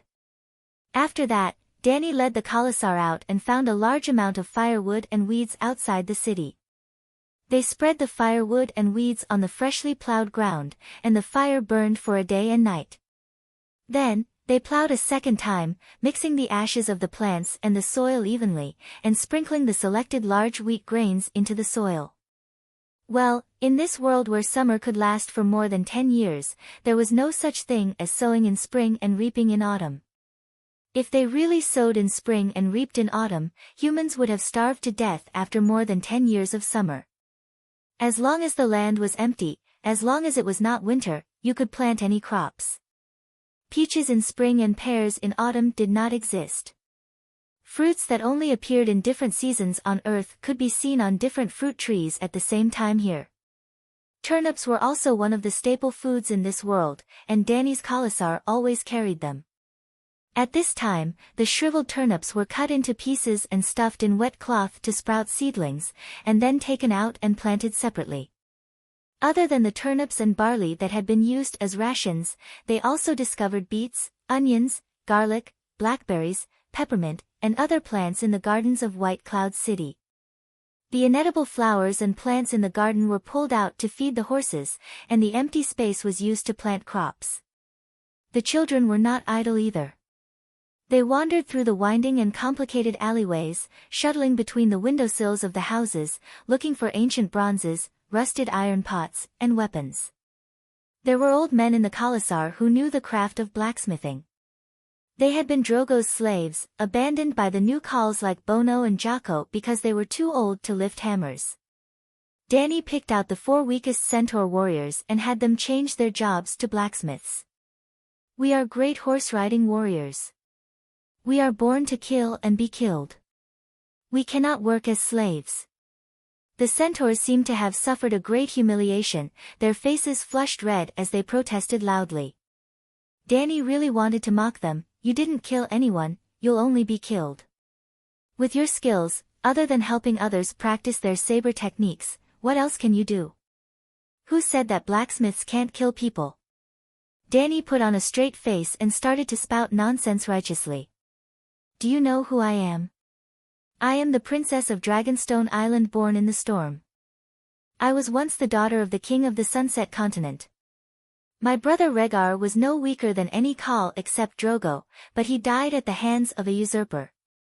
That man, Robert Baratheon, killed my brother and stole the throne that belonged to my father and my brother. He is almost as powerful as Khal Drogo, the greatest of them all. The 4 centaurs were confused. Of course they knew about Calixi's background. They knew that she was the last princess, and that was why the original Khal Drogo was willing to marry her. Calixi, I don't understand. One of the centaurs said. Sigh, that usurper, Robert Baratheon, a man as strong as Khal Drogo. Danny looked at the sky at a 45-degree angle and said in a melancholy voice, he's just a blacksmith. Cough, cough, cough. Sir Jorah choked on his own saliva. I just want to tell you that even if you learn the craft of blacksmithing, you can still become a great warrior. Danny concluded. But, that usurper, the Khal of the Sunset Continent, is he really a blacksmith? The centaurs asked suspiciously. Danny's expression turned serious. She looked at Jorah and asked, Sir, in the name of the 7 gods and the old gods, tell them, what weapon did the usurper use? A hammer. The big bear said dryly. Did you hear that? Danny's sharp eyes swept across the centaurs. Think about it yourselves, can you kill someone by smashing his head with a hammer? The usurper smashed your brother's chest. The red dragon made of rubies on his chest was smashed, and the rubies scattered on the riverbank. Later on, people called the place where Prince Rhaegar was defeated Ruby Beach. The big bear added with difficulty. You've also seen Sir Jorah's iron armor. Arak's scimitar couldn't cut it at all, but the red dragon armor that was harder than him was smashed by a hammer. Danny spread her hands and looked around at the stunned centaurs. She asked and answered her own question, what does this mean? It means that blacksmithing has a great future. Now, are you willing to learn from a master blacksmith? She asked in the end. I'm willing, Calixi. I want to be a blacksmith too. Her blood brotherhood guard, Jogo, said excitedly. The way Danny looked at him, soon, the 4 blacksmith apprentices began to reforge the items they had collected under the guidance of their master. Not long after, the centaurs found a batch of scrolls in a stone house. Danny rushed over happily. Unfortunately, she found that the long time had changed the quality of the scrolls. Other than the first page on the surface, the rest of the scrolls were all pasted together. They would immediately shatter into powder if touched forcefully. However, she still had a great harvest. She found a scroll of map in the stone house that seemed to be a library. The words and pictures on it were already blurred. The parchment was also almost decayed. However, Danny still remembered her current location. Yes, the center of the map was White Cloud City. There was a continuous mountain range to the west. Further west of the mountain range, there were 3 cities marked. Danny easily identified the name of one of the cities. It was Myrene, written in the ancient Valeglia language. There was also a continuous mountain range to the east. Further east of the mountain range was the sea. The most valuable thing was the geographical information south of White Cloud City. The sea was directly south. There was no standard measurement, so she couldn't determine the specific distance. She could only measure the distance between White Cloud City and the Leza River. White Cloud City was probably between the Leza River and the sea in the south. Danny walked for 5 days. It was about 500 to 600 kilometers. However, they didn't walk in a straight line. The starting point was also not at the Leza River. She estimated that if they walked another 600 kilometers south, they would definitely reach the sea. This was good news. The second piece of good news was that there were 2 other cities within 100 kilometers southwest of White Cloud City.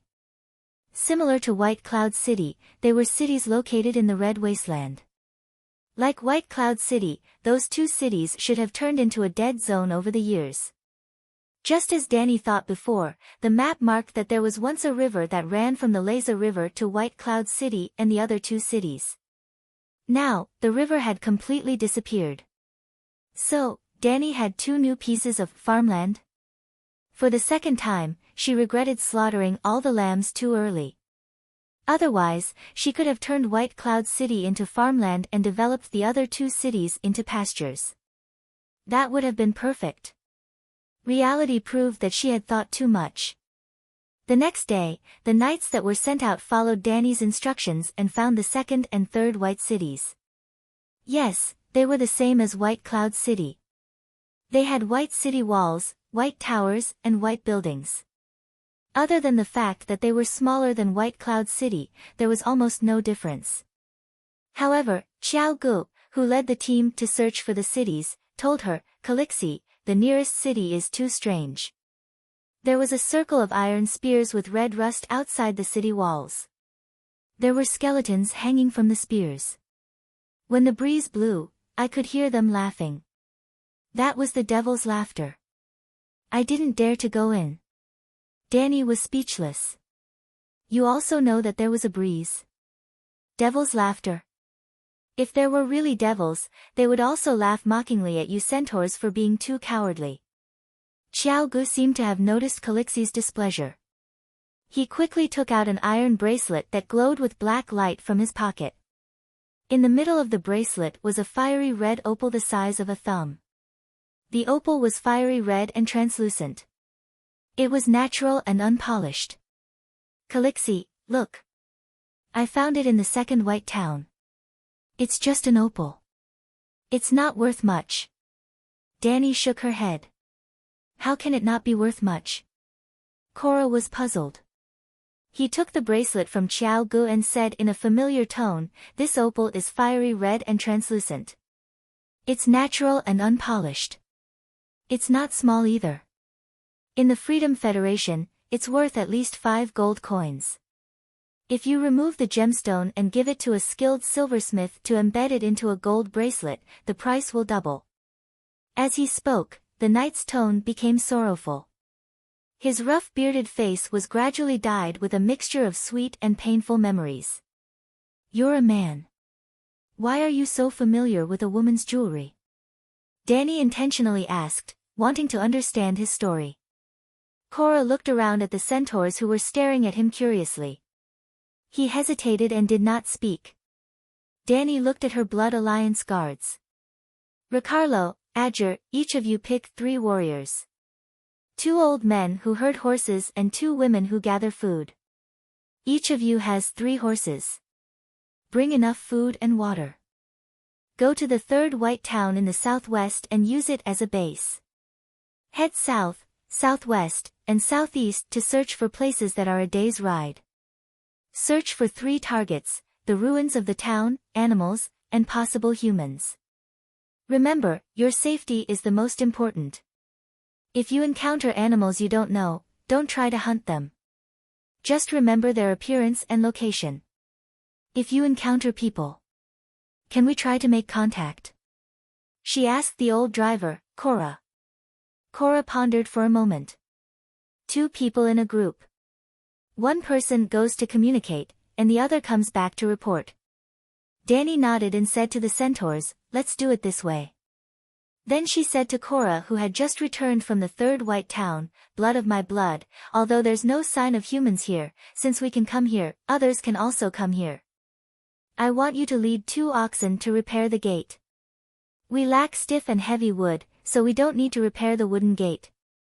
You can stack stones at the gate, leaving only a width for a horse carriage to pass through. Then build a small barbican behind the gate. However, Ma Min did not know what a barbican was. Even if Danny told him, Cora would not be able to do it. Let's do this for now. After the Blood Alliance guards left with Ma Min, Cora said hesitantly, Your Highness, what plans do you have for the future? Are you going to live here forever? Chapter 28. What do you think I should choose? Danny asked Sir Yora in return. With only 3 dragons in the world, no matter how glorious the future would be, she had to obediently lay low for now. Keeping a low profile and farming was the way to go. Bringing 3 little dragons that could be slaughtered at any time out to play would be the real idiot. Yora thought for a moment and said, there is not enough food here. I mean the blood food for the 3 dragons to grow up. It is said that Aegon's Balerion can swallow an entire bison in one gulp, or the legendary woolly mammoth that roams the cold wastelands.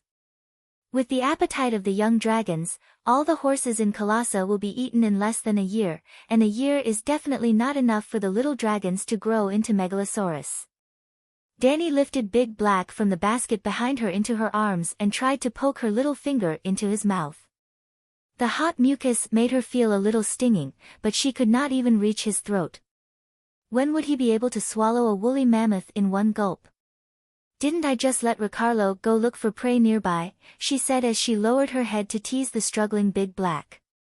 Have we met any sand lizards that are bigger than dogs along the way? Yora retorted. Carnivores feed on herbivores. The Red Wasteland does not have an environment that can support tame prey.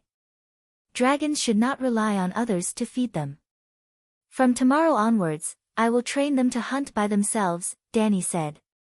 Without prey, so what if their hunting skills are good? Yora was speechless. I don't expect the 3 of them to grow into Balerion here. As long as they become strong predators, they will not be easily killed by humans who covet, fear, and hate them. Danny turned to the knight with bright eyes and said in an unpredictable tone, Viserys told me that the nobles and commoners of the Westeros secretly sew 3-headed dragon flags at home. They are hoping for the return of the true dragon. What do you think? Yora smiled bitterly. Your Highness, I dare not lie to you. The great nobles are addicted to the game of power, while the lesser nobles and merchants are more interested in wine, women, and the tournament that represents glory. The commoners only hoped that it would be summer every year. It would be best if the legendary eternal summer came. The orchards would be full of fruits, and the fields would be full of golden wheat and sweet fruits. Then, the Lord would be merciful and not rape his wife and daughter, and not use his son as a target. They don't care about the king at all. It's useless to care because their lives have nothing to do with the king. So even if I leave this place, where can I go? Danny shrugged nonchalantly. I'm not like Viserys. He's not innocent either. He has no choice but to use lies to arm himself. Whatever my own wishes, the usurper will know that the last Targaryen has hatched a dragon, and they will send their strongest and most ruthless assassins after me and my dragon. I once wandered in Braavos for a few years, and I know that it is the most powerful and prosperous free trade city-state. I also know that the most powerful assassin in the world, the Faceless One, lives there. All mortals have to die. As long as the price was right, they could kill anyone. It was said that they had never failed. The price for killing me must be the highest, but no matter how expensive it is, what is it to a king? Yora thought for a moment and comforted her. The usurper will not send a Faceless One to assassinate you. The wine merchant who tried to poison you last time was not a Faceless One. Why are you so sure? I have a dragon now. It's different, Dany said. Because you have me. Yora thought to himself. Dany had watched Game of Thrones before, and she remembered a very important part of the plot. King Robert knew that Dany was pregnant, and he summoned his ministers to discuss how to solve the problem of the royal family. Because he strongly opposed the killing of women and children, I'd had a falling out with his good friend and resigned from his position as the hand of the king in indignation. That should have happened a year ago, and just 3 months ago, Dany was poisoned in Horse King's city.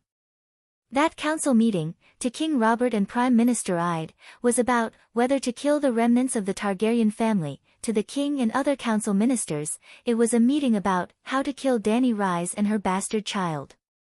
Among them, there was a minister who proposed to hire a Faceless One, and this resolution was almost passed. But Robert was a spendthrift king, and the treasury was empty and in debt. As the Minister of Finance, Littlefinger thought that a cheaper method should be chosen. Jorah Mormont. Yes, it was the tall man in front of her who looked simple and honest. He was a spy, a King's Landing spy who was responsible for collecting information on Dany and killing her when necessary. But Dany was not worried that Jorah would hurt her. Apart from the unreliable emotional factors, Jorah had no reason to betray her from the perspective of interests. The price that King's Landing offered was to give up the arrest warrant for Jorah and restore his status as the Earl of Bear Island. Compared to saving Dany from the dragon, that was nothing. Not only was the Earl of Bear Island worthless, Jorah did not lose the fief of the Mormont family. His aunt took over his position as the Earl. It was just stewing meat in the pot. In fact, without Jorah's protection, or if he really wanted to kill her, Dany Rise would have died long ago. The point was, if the people of King's Landing knew that Jorah was unreliable, would they send a Faceless One later?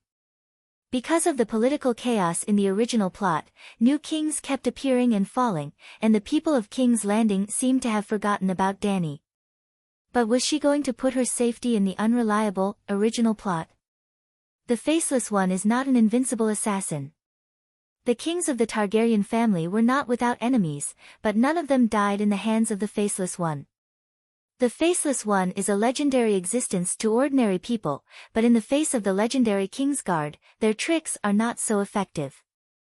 Jorah comforted her softly, and with a firm expression, he promised, "Have you forgotten? I am also a Kingsguard, your Queen's Iron Guard. If it was the White Bull or the Buddha's sword who said this to me, I would most likely believe it, but you are just an idiot." Jorah was a strong knight, but he might not be qualified to be a bodyguard. Well, with you here, I am very relieved. Dany smiled encouragingly. But let's try to stay here for a while. Then she extended her hand to invite him, and the two walked up the White Tower at the city gate. As they climbed up, they discussed the arrangement of the guards of the White Cloud City. When they reached the top, Dany threw the 3 dragons into the sky, letting them soar in the sky while hissing. A few days later, after the Black Dragon, the White Dragon and the Green Dragon also learned to fly and spit dragon flames. The 3 colorful little dragons chased each other under the blue sky. The sunlight shone through the thin translucent wings, refracting the hazy glow, and it was unusually beautiful. Blackie was the first to learn to fly. He was only 7 days old then. How does he compare to the Megalosaurus of the Targaryen family? Dany looked at the black dragon circling in the blue sky, and a feeling of infinite pride rose in her heart. I don't really understand, if there is a scholar who studies dragons. Yora shook his head, and asked in confusion, why give them such vulgar names? Aegon's dragon is called Balerion, Visenia's dragon is called Vargal, and Rhaenys is called Miracis. They are all taboo names of the ancient Valeglia gods. Dany also did not mince her words. My dragon and I are too weak, and I don't want too invasive names to alert others. I can also name my dragon after my ancestors, such as Brother Rhaen and Viserys, but I want to draw a clear line with the previous Targaryen. Why? Yora asked in shock. In this era, in this world, nobles who had a little family history were all proud of their great ancestors. They even used the same ancestor's name for several or more generations. For example, the countless Brandons of the House of Stark, and the many Aegons and Rhaenys of the Targaryen family. Even Dany Rise evolved from the virgin girl Dany's thoughts, with only 1 or 2 additional letters, and more than 100 years ago, the Targaryen princess who married the Dornishman was also called Dany Rise. I am different from them. The foundation of the Targaryens was the Targaryen family, and now Dany. The dragon was her child, and Dothraki was her clansman. The Targaryens only brought her burden and danger. Let's not talk about me. She changed the topic and looked at Cora with a smile.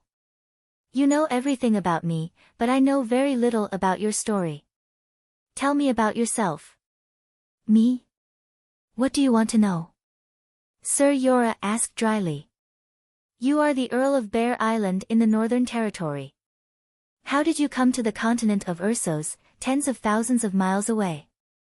Dany turned her head and looked at the dragon flying in the sky. She said softly, you seem to know a lot about jewels and their value. Is there a gem mine on Bear Island? If Bear Island really had a mine, I wouldn't be stranded in a foreign land. The knight smiled bitterly. He picked up a milky white stone from the ground and drew a rough map of the Westeros on the stone slab of the tower window. Look, this is Bear Island.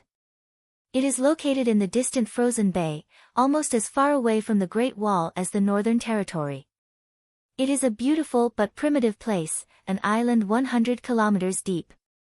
There are old oak trees with twisted roots, towering ancient pines, and sweet and sour hawthorn forests that bloom in spring.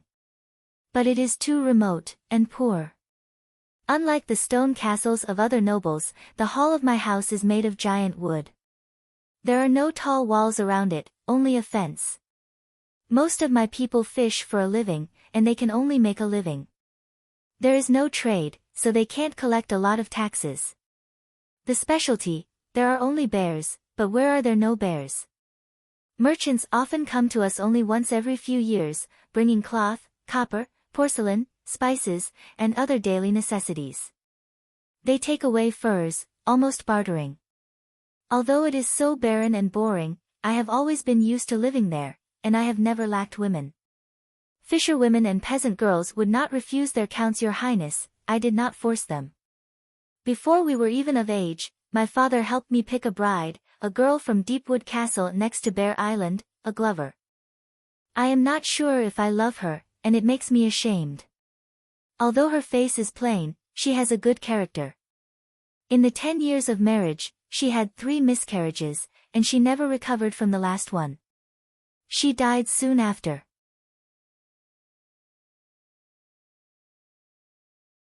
Chapter 29. Yora should indeed feel ashamed.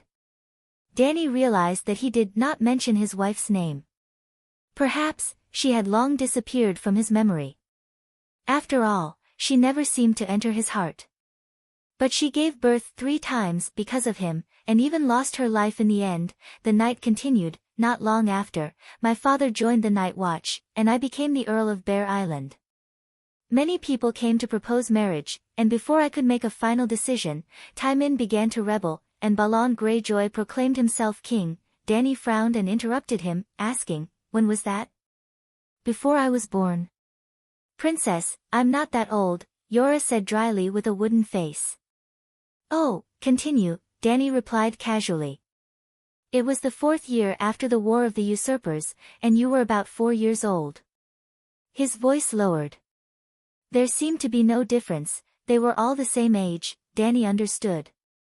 It should be the time when Theon Greyjoy was held hostage in Winterfell. She did not understand. What was Tywin thinking? During the War of the Usurpers, he did not cause trouble. Instead, he waited until the usurpers had proclaimed themselves king for 4 years, and the unrest in the country had subsided.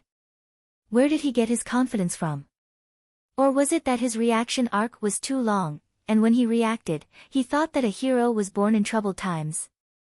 Tywin has always been crazy, and his actions are unpredictable. Jorah shook his head. Perhaps he thought that the usurper's foundation was not stable, or perhaps someone had been suppressing him to prevent him from rebelling. During the War of the Usurpers, Balon's father, Duke Colin, had always been neutral. After your brother, Prince Rhaegar, died in battle at the Ruby Beach, he joined the usurper Robert. At that time, High Court Tyrell was on the side of the Targaryens. Thus, Colin led the Iron Fleet, the main fleet of Tywin Island, out to sea, and prepared to plunder the River Bend High Court. Unfortunately, the High Court people were prepared, and waited for the enemy to arrive at the Shield Islands. Not only did they defeat the invincible Iron Fleet, but they also killed Colin in that battle. Then, Balon inherited his father's position. The usurper had already ascended the throne, and the rebellions were more or less quelled. It took King Balon 4 years to gain complete control of Tywin Bay. He raised his flag and rebelled. Then King Balon was defeated, and his eldest and second sons were killed. His youngest son, who was 10 years old, became the adopted son of Winterfell Duke Eddard Stark and was used as a hostage to prevent the Greyjoy family from rebelling. To celebrate his victory, Robert decided to hold a tournament outside Lannisport. I met Lyneth there. At that time, she was only half my age. Together with her father, she had come all the way from the old town to watch her brothers compete. The first time I saw her, I couldn't take my eyes off her. It was the first time I felt such strong love.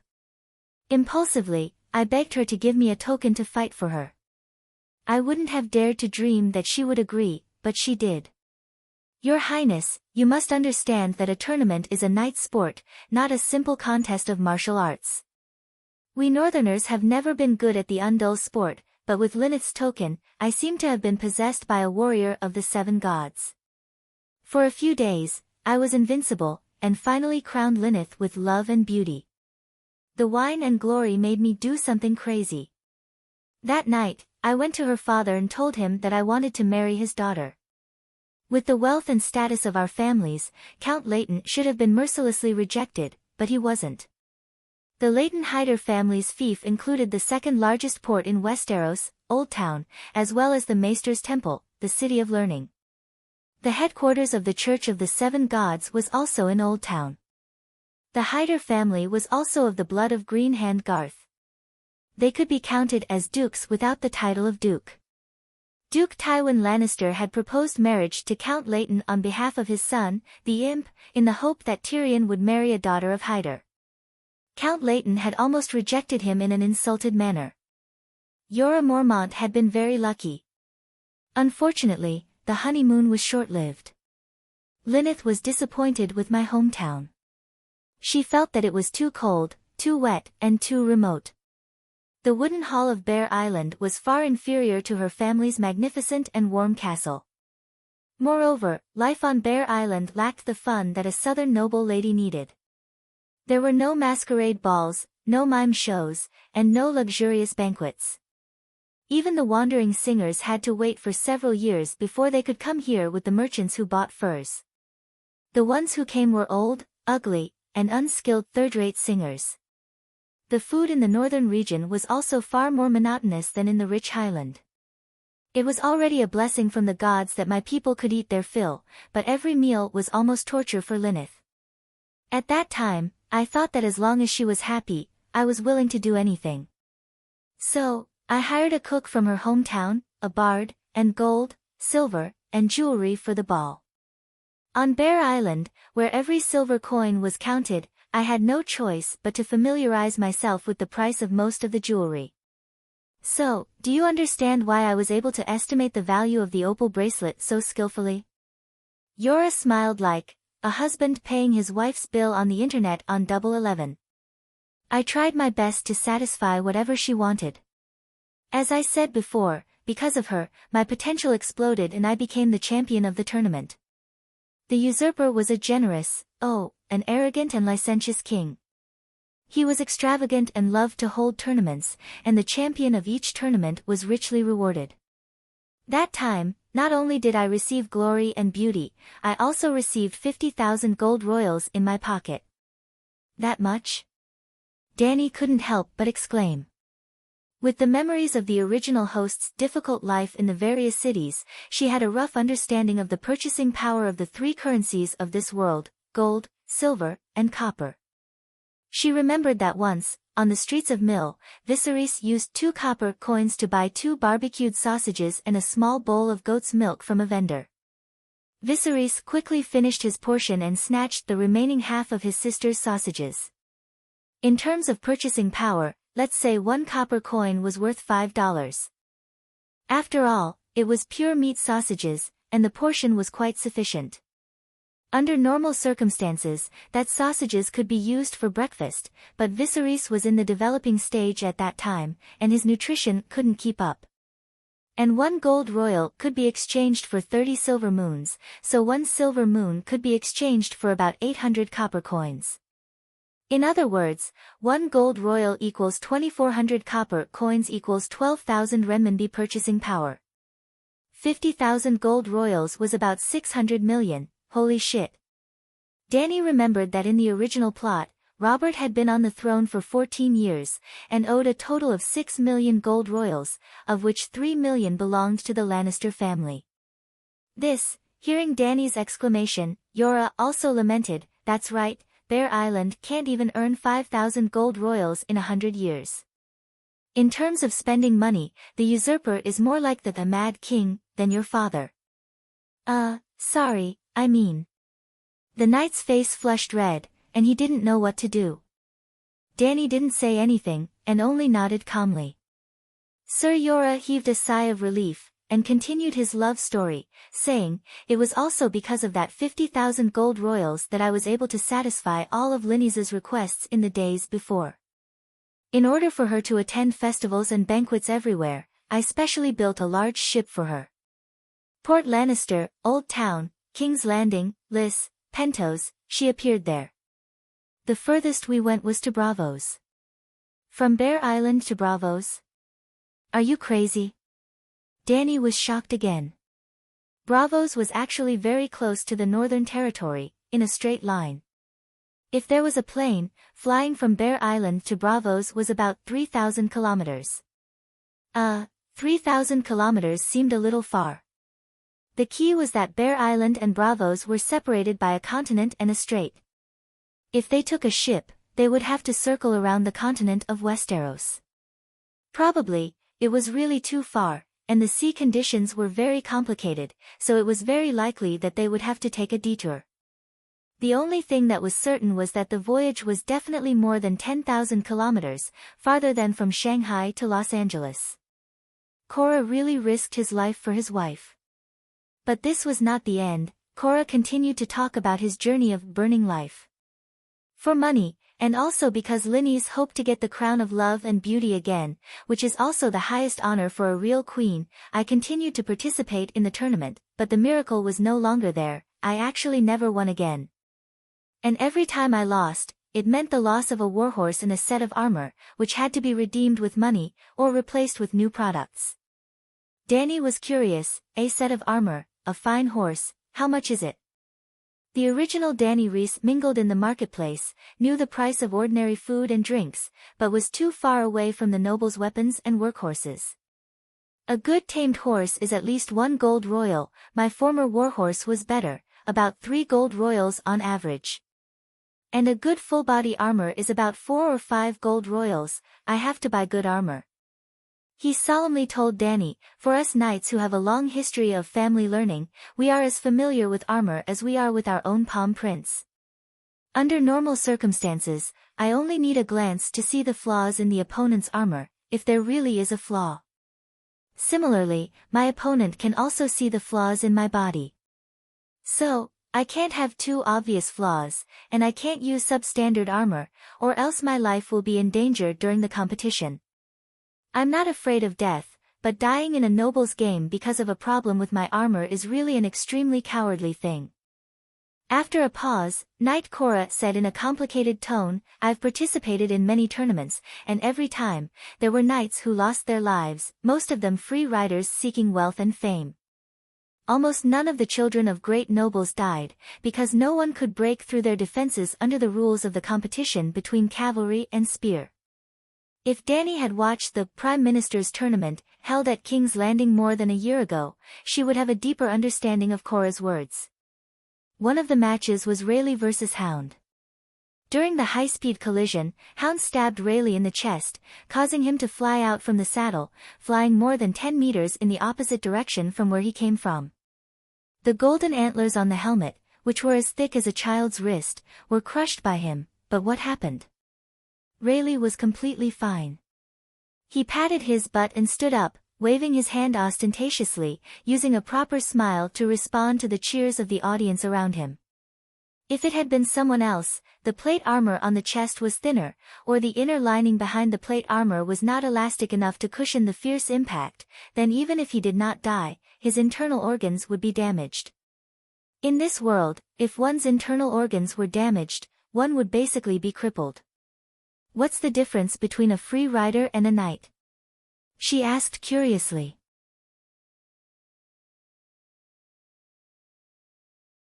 Chapter 30.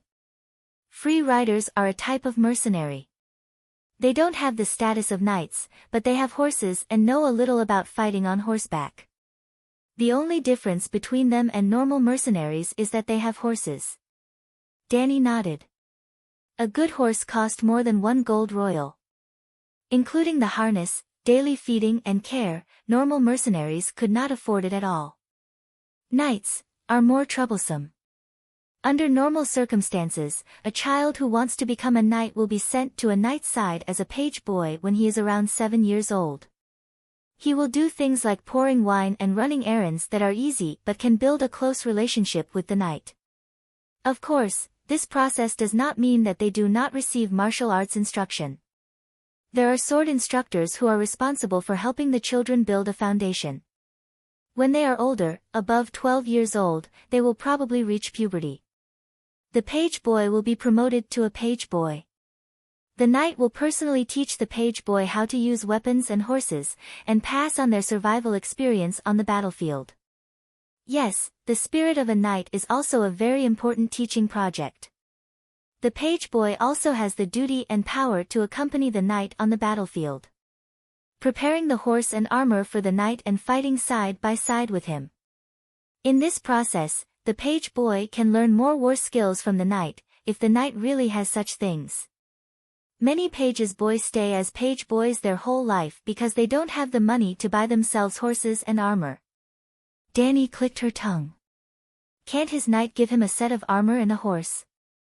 Knight Yora took a deep look at Dany and said in a self-deprecating manner, because I had lost my armor and horse to my opponents multiple times in the tournament, it did not take long for me to spend the last bit of my savings. I had no choice but to borrow a huge debt from Bravo's treasury. I am a count with a fief, and the Mormont family has been passed down for thousands of years. I heard that the Lannister family borrowed millions of gold coins from the usurper, Dany said again. Is it that much? Yora was puzzled. After a moment, he shook his head and sighed. There is a saying in Westeros that Duke Tywin's shit is gold. Nobles are different from each other. There are many mountain ranges in the western region, and there are endless gold and silver mines buried under many mountain ranges. So his family has a mine. Please continue. Dany gestured with her chin. Continue what? The knight or my story? Yora licked his lips. He felt that he had said a lot and his mouth was dry. Let's talk about knights first. Any knight can confer the title of another knight. Therefore, if the knight believed that an adult squire was qualified to become a knight, he would place his sword on the shoulder of the kneeling squire and loudly announce the name and family of the knight.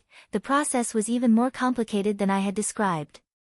The newly knighted knights had to be anointed with holy oil by monks, and they had to spend the night in the holy church. That is the process of converting to the seven gods. Therefore, the people of the Northern Territory who believe in the old gods rarely become knights. Then, you're a fake knight? Dany tilted her head and looked at him. The knight's face flushed red as he argued, it's true. The nobles of the northern region do not need to be enfeoffed to be recognized as knights. He quickly added, I am one of the few knights in the north who has been baptized. In addition to the formal method mentioned above, there was a faster way to become a knight. If someone makes a contribution in the war, the Lord can directly confer him the title of a knight. That's how my knighthood came about. The war to help the usurpers destroy the Targaryen dynasty. Dany raised her eyebrows and asked. No, no. He quickly denied it. It was the time to quell King Balon's rebellion. He did not know that Dany, who had changed her core, did not care about the war of the usurpers that caused the Targaryens to lose the throne. She immediately changed the topic and said, apart from free riders, there are also mercenary knights and oath-sworn knights. Oath-sworn knights are knights under the protection of other nobles. They swear an oath to serve them, so they are called oath-sworn knights. Most of them are small nobles who have the title of knight but no land. Well, I was your brother Viserys' oath-sworn knight before, and then I became your oath-sworn knight, until you bestowed me with a higher honor and made me the Queen's Iron Guard. Listening to his emotional narration, Dany complained in her heart. Back then, you've licked your face, and came to me to become Viserys' oath-sworn knight. You were the one who requested to become my Kingsguard that time. Back then, I was only trying to get Jogo and the others to become my Blood Brotherhood guards. Knight Yora did not know that a certain someone was still pretending to be obedient after getting a bargain, so he continued, great nobles often hire free riders to patrol their territories. Compared to the lifelong loyalty of oath-sworn knights, mercenary knights are more flexible and cheaper. Bear Island is not small, so I can't afford oath-sworn knights. I also have a few free riders who patrol the forest under me. At this point, he sighed emotionally and said dejectedly, I'm bankrupt. I can't even pay the salary of the cook and the harpist. When Lyneth heard that I had the idea of pawning those jewelry, for money, to keep Lyneth's jewelry, singers, and cooks, my hired riders caught a few civilians who were poaching. According to tradition, they could only choose between having their hands chopped off or being sent to the Great Wall to join the Night Watchmen. But, for money, I finally gave up my honor completely. I sold them to the Tyrosh slave merchant. This went against the laws of the Seven Kingdoms. Slaves are not allowed to exist under the faith of the seven gods. You were sent into exile? That's a little harsh. I can first fine you as a warning to others and warn you not to do it again, Dany said. It's more honorable than exile, but it's also more cruel than exile. I committed a capital crime and will be beheaded. According to the traditions of the ancestors, Eddard Stark will judge me personally. After listening to my last confession, he will also have to personally use ice to chop off my head. Dany looked at the sketch of the Westeros that Cora had just drawn on the stone slab and said, Winterfell is a little far from Bear Island. Did you escape? About 1,000 kilometers. If I keep changing horses and galloping, I can reach the seaside in 2 days and reach Bear Island on the 3rd day. But 3 days is enough for me to escape with Lyneth and her jewelry. If I remember correctly, you're the only son of the Mormont family. Cora nodded. Yes, I'm my father's only son. I also have an aunt, but her 5 children are all daughters. Your father is wearing a black robe? Yes. You once participated in the War of the Usurpers as Eddard Stark's guard? Dany asked again. I also participated in the Battle of the Trident River, he said softly. His voice was like a breeze that brushed past his hair, with caution and a hint of pride. You risked your life for Winterfell for so many years, accompanying him as a traitor and helping him quell the rebellion. In the end, because of a few poachers, he wants to cut off the head of the only male descendant of the Mormont family? Dany's tone was complicated. Although it was a question, it was straightforward. Stark is such a person. Cora was still indignant. Obviously, he felt that his lord was too harsh on him. After a while, the knight sighed again and said, "This is one of his rare charms. He's fair and just, strict to benefit himself, and strict to others." Ha, it should be strict to benefit himself, and lenient to others. That counts as a person's charm, right?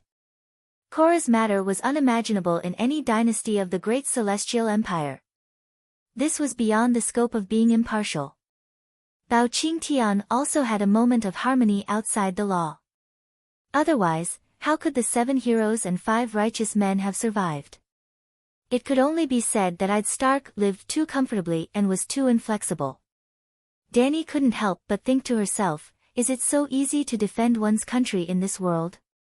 The House of Stark's position as the king of the northern region is still as stable as a mountain. But how did Targaryen lose his country? Could it be that the father of this body, Mad King Aerys, is even more scheming than I'd? The heavens have pity on them. They, who have no political skills, can maintain the kingdom for hundreds or thousands of years while doing their best. When the last kings of the Great Celestial Empire know about this, they will probably be so envious that they will drool. In fact, only the people of the northern region are inflexible. Families like Lannister, Tyrell, and Martell are not inferior to any of the famous kings of the Great Celestial Empire. Well, you continue. She felt that she still had a lot to learn. This world was too different from the Eastern survival rules she was familiar with. She could only adapt and change. At least the dragon must be strong enough that it can't be killed by crossbows. It seems that there is no dragon that can't be killed by crossbows. Should I let the Megalosaurus learn from the Westeros knights and get a full body armor to wear? If it was a naked duel, just the current little Colossa could find 10 centaur warriors who could kill Cora. But if he wore armor, none of her blood guards would be a match for him. Dany's imagination ran wild, but Cora continued, I told myself that as long as Lynys and I were truly in love, honor, identity, hometown, title, family, and so on, nothing was important. I took her and fled to Lys. That big ship was worth a little money, and we lived a rich life for half a year. When she heard the word, true love, Dany knew that Cora was going to have a tragedy. Sure enough, his fierce bear-like eyes turned red and watery. His bearded square face twisted into a word, bitter. I could only be a mercenary. Other than helping people to fight, I had no other survival skills. That day, I received a mission to leave Lys and go to the Norn River thousands of miles away to fight for territory with the Braavosi people. His tone became inexplicably sorrowful. I gave her the deposit. She took the gold coins and her own jewelry and moved into the chamber of the Prince of Trade, Teague Molan, the day after I left. So miserable. When Dany looked at Cora now, she felt that the word, bitter, on his big face had turned into the word, miserable. In the original plot, Dany, who was loved by him and gave the latter half of her life, had always been a good person to him. If Cora Mormont stood up and shouted, who dares to be more miserable than me? Dany thought hard. It seemed that only the future Theon could say, maybe, I can reach the bottom of your pants. Actually, she was too involved to see clearly. She forgot that there was someone who was 10 times more miserable than Cora Mormont. That was her own self.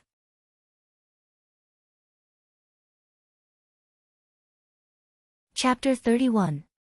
Before Dany Rise, the princess of Dragonstone Island, was born. Her elder brother and father died one after another.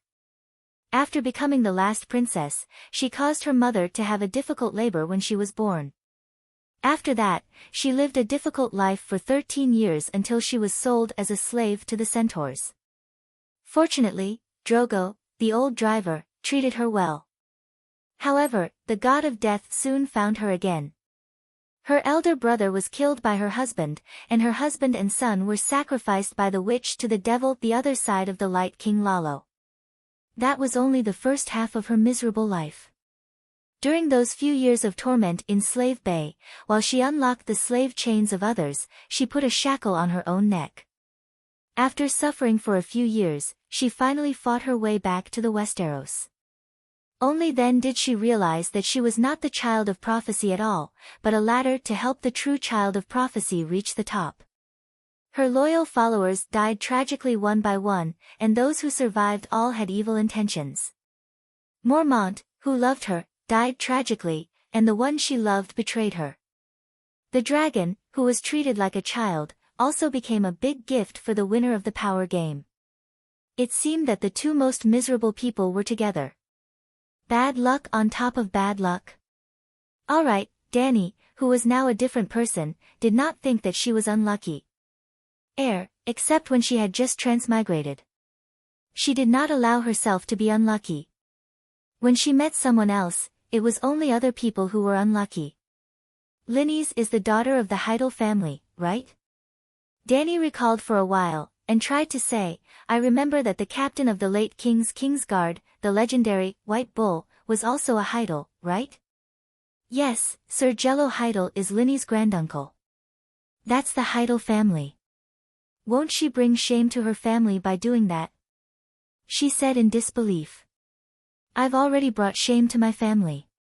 I'm a person without honor. He said painfully. She can go back to her family. Did she go back? She said. It is said that she is now Prince Chui Ji's favorite concubine.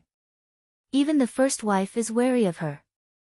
Korra felt as if there was a walnut stuck in his throat. It was extremely difficult for him to speak. But Dany had to let him continue to suffer. She asked, have you ever looked for her again? Did you go to Lys after you returned from the Norn? The pain in Korra's eyes intensified. This tower-like man seemed to be unable to hold on any longer. The Prince of Trade is rich and powerful. I was still on my way to Rhys when he personally intercepted me. He wants to kill you? She asked hesitantly. This was an insurmountable hurdle. Dany didn't need to know all of Korra's secrets, but if she didn't make it clear, what would she do if she met Lynys again in the future? Would she still trust him then? He only used words. He told me to see the situation clearly. Don't make unnecessary struggles and make everyone look bad. But if I don't know what's good for me and harass them, it won't be long before I disappear from the western continent of Ursus. I'm not afraid of his threats. The knight emphasized solemnly.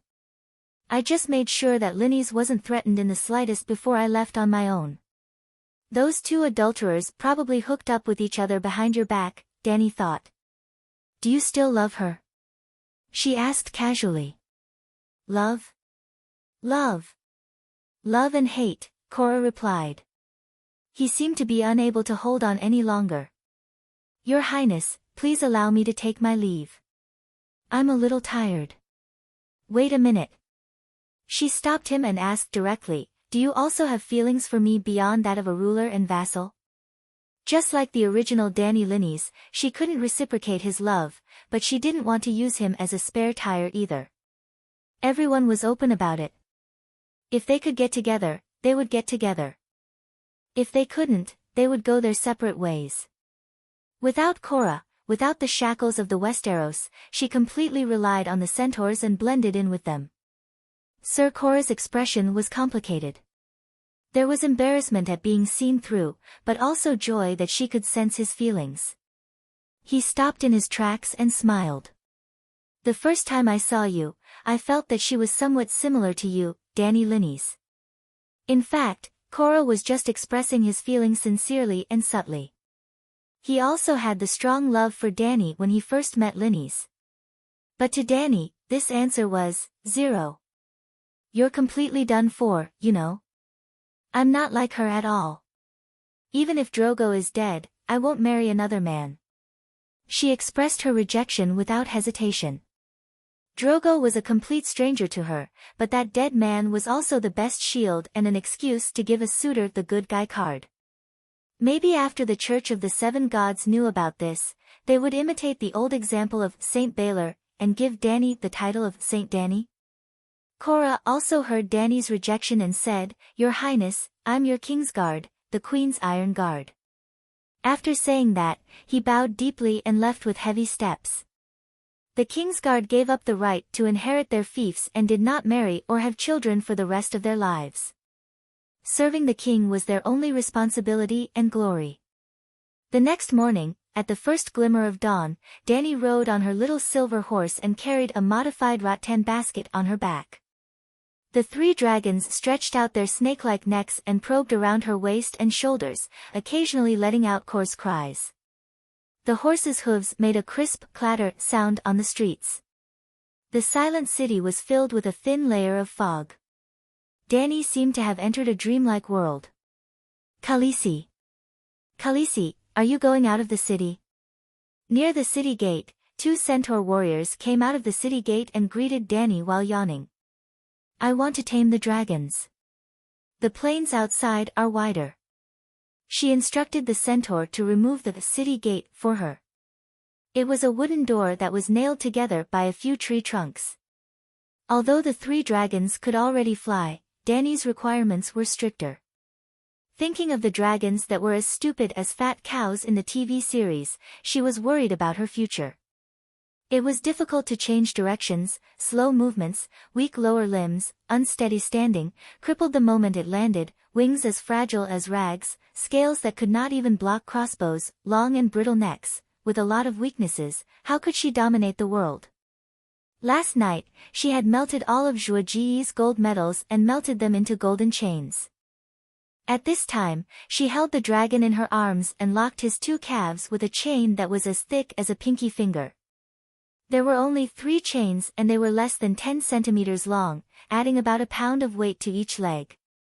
"Come, Blackie, you're the big brother. Set an example for your brothers." Just like before, she held the dragon and threw it into the air.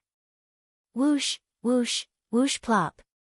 Blackie flapped his wings hard, but before he could fly 10 meters, he fell on the sand. Hiss, the black dragon turned his head and stared at Dany, letting out an aggrieved hiss. "Crawl back on your own."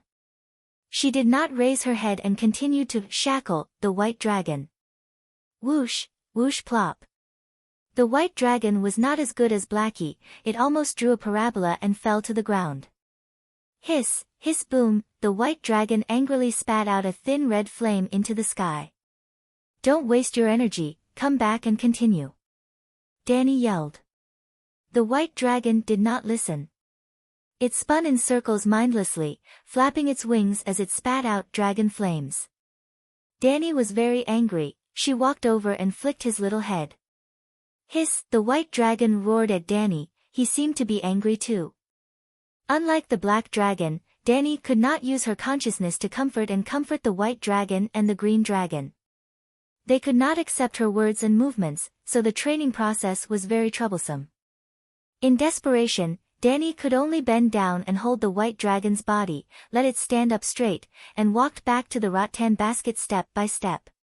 She could not carry him. After the first time, there would be a second time.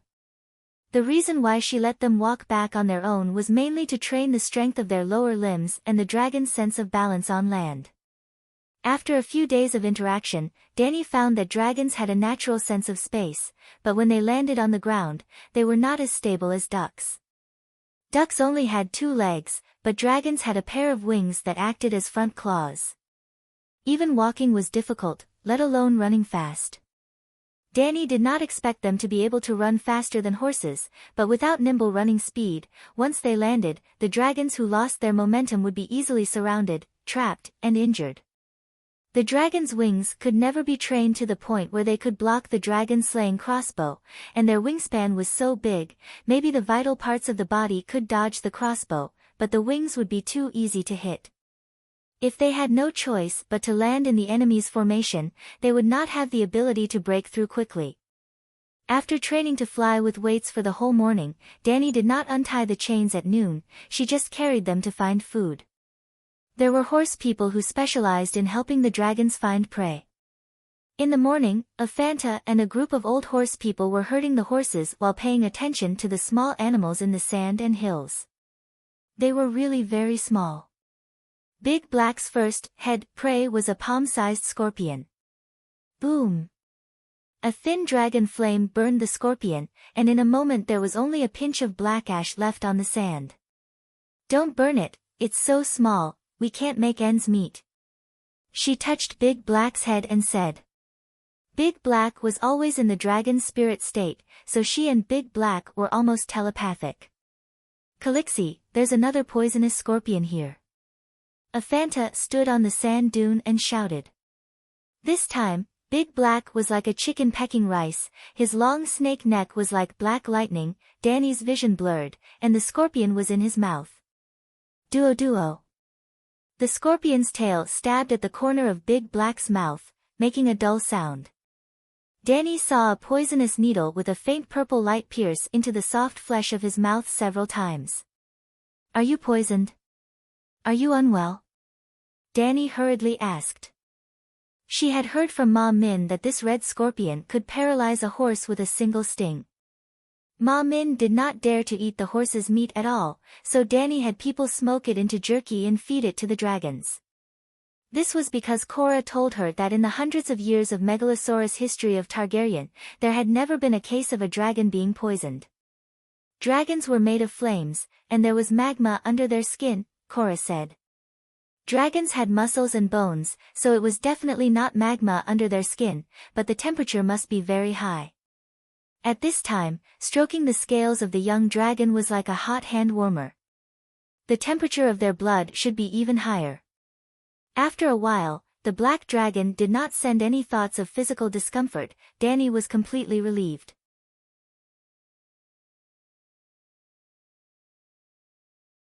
Chapter 32. After 5 leisurely days, the group of knights that Danny had sent to the Third White City had returned. Although Adger looked tired, he was very excited. He said, Calixie, I walked west for half a day and saw the mountains in the distance. Because you told us not to leave the plains, I only strolled around the periphery. There were sparse forests and endless mountains, with antelopes and elk roaming in between. I hunted a deer with a bow and was going to bring it back for you, but the weather was too hot, and maggots grew in half a day after entering the red sand plains. Half a day's ride. Danny looked thoughtful. Scouts don't have to worry about horsepower. 3 horses per person. About 100 kilometers in half a day. This distance is a bit awkward. It's neither far nor near, but the food problem of the dragons is mostly solved. She could take the dragons to the western mountains to hunt. Did you see any traces of human existence? She asked. Ago didn't know how to estimate time. After some thought, he said vaguely, we left before the sun rose. When the sky became hot, but before the sun rose to its highest point, we encountered collapsed stone houses. The houses were low and there weren't many of them. Now, they are half submerged in the wind and sand. Danny nodded. It should be a village in White City. Without a wall, the wind and time were about to erase their traces. Cora interrupted, Your Highness, if I'm not wrong, after passing through the western mountains, we will enter Slaver's Bay. Sir, we've discussed this problem before. Danny looked at him seriously and said, I won't leave here before the current life can no longer be maintained. Yes, Cora replied. What about you? She looked at Ricardo. No traces of humans or large animals. The further south we go, even the devil's grass becomes sparse. Ricardo's lips were cracked, and his skin was dark red. It was obvious that he must have had a hard time these days. At least we know that the southern environment is harsh. We can focus more on developing the western mountains, Danny comforted. Calixie, the south isn't completely worthless. Look at this. He untied the long charcoal hanging from the saddle and said excitedly, Calixie, guess what this is? Isn't this charcoal used to filter muddy water? Danny took the stick in surprise. Oh, this is so heavy. No, it's so light. She uttered two contradictory words in a row. From afar, it looked like a piece of grayish-black charcoal, but it was much heavier than charcoal in his hand. Taking a closer look, it had a metallic luster and the texture of black iron, but it was much lighter than an iron rod. Suddenly, the name of a weapon flashed through Danny's mind. It was the dragon bone bow that she had fished out from Zhuoji's crematorium. These are dragon bones. Primitive dragon bones that had not been processed, but how was this possible? Could it be that you found a dragon corpse? She asked in shock. Aya, you guessed it. Ricardo was very surprised. Seeing the shock on Danny's face, he was very proud. It's a dragon corpse. Only a skeleton bigger than a stone house is left. Most of it was buried by the wind and sand. But that corpse is too big, and the sand can't completely bury it. I think it's bigger than the Black Death Balerion. Impossible. Before Danny could react, Yora Mormont shook his head in denial as if he had been insulted. You haven't seen Balerion. Other than the old legends, I also saw its skull at the King's Landing.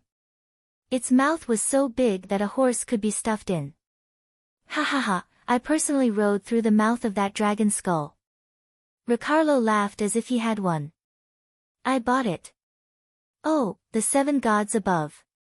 Danny opened her mouth wide and said in disbelief, that must be the megalosaurus that fell on the Red Plains during the ancient Valeglia period. The Black Death Balerion is the biggest dragon of the Targaryen family. Not to mention the significance of the megalosaurus to the people of Valeglia, the dragon corpse has always been the most precious treasure. Why didn't the people of Valeglia recover it? Yora asked in confusion. I thought of a possibility. A glint flashed in Danny's eyes as she said faintly, he is the 6th megalosaurus to escape the great cataclysm of ancient Valeglia. The Targaryen family was originally one of the dragon kings of Valeglia's Freedom Fortress. Before the volcanic eruption destroyed the land of Long Summer where Valeglia was located, the virgin girl of the Targaryen family, Dany C., received a prophecy in a dragon dream. Ancient Valeglia was about to be destroyed. The current head of the family, who was also Dany C.'s father, believed his daughter's prophecy. Ignoring the mockery of Valeglia's nobles, he sold all the castles, manors, and shops in Valeglia and led his entire family and the 5 dragons to leave the land of Long Summer by boat. During the Great Cataclysm, the dragons and Valeglia all died in the hot magma that spewed out from the Earth's core. Even the Megalosaurus could not withstand the high temperature and poisonous smoke of the magma. As a result, only the Targaryen family had the Megalosaurus left in the world, and the Targaryens became the last dragon king. Now that she heard Ricardo's description of the size of the dragon's corpse, she immediately thought, could there be a Megalosaurus that escaped from the Great Cataclysm? He was heavily injured and struggled to fly to the Red Wasteland. Not long after, he died in pain, leaving behind a huge creature for future generations to pay homage to. After listening to Dany's guess, Sir Yora nodded in agreement and sighed. As long as there is enough food, the dragon's body will continue to grow. Because Balerion reached the limit of his growth, he naturally died of old age. As a result, there is almost no Megalosaurus that is larger than him, unless... There is one more thing. The Red Wasteland is next to Slave Bay, and to the west of Slave Bay is the land of Long Summer. Ancient Valeglia is at the mouth of Slave Bay, so the distance is very close. The place where the dragon's corpse fell was a little far from the Third White City, close to 300 kilometers. Another 200 kilometers to the south would be the sea. Dany let the 2 Blood Brotherhood guards rest for 3 days. Then, she left the maid and Khalasar in White Cloud City. She personally led Yora and 30 centaur warriors, each riding 3 horses. They set off at 4 or 5 in the morning, and arrived at the Third White City at 8 in the morning before the sun had driven away the last bit of shade. When they passed by the second, Devil's City, Dany purposely stopped to take a look. There was a circle of 2-meter-long iron spears outside the White City walls, like the guards of the White City. The tips of the spears were propped with pale white skulls. As the wind passed through, the skulls made a crisp cracking sound, as if they were smacking their lips. No wonder her blood brotherhood guards were shocked. Even Dany felt a chill down her spine when she saw it. Fortunately, the air in the Red Wasteland was dry and dehydrated. After hundreds of years, the iron spears had only developed a layer of reddish-brown rust, and had not completely rotted into rust powder. It's really a little strange. Dany turned to ask Aggo. Do the centaurs have such a custom? No. The Blood Brotherhood guard said uncertainly. Calixi, every call has different habits, and they do things differently. This kind of thing doesn't go against our tradition, Affan interrupted. Yeah, the old man came along too. He was in charge of taking care of the horses for the next few days. Maybe the residents of this city resisted too fiercely, and caused a lot of casualties to the Khals Khalasar, Chola said softly. Before leaving, he suggested, even if the centaurs don't want to live in this city, we should send someone to clean it up.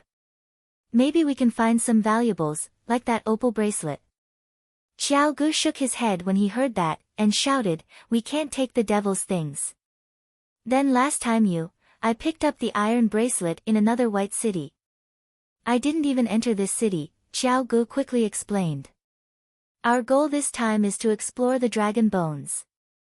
Let's put everything else aside for now, Dany decided.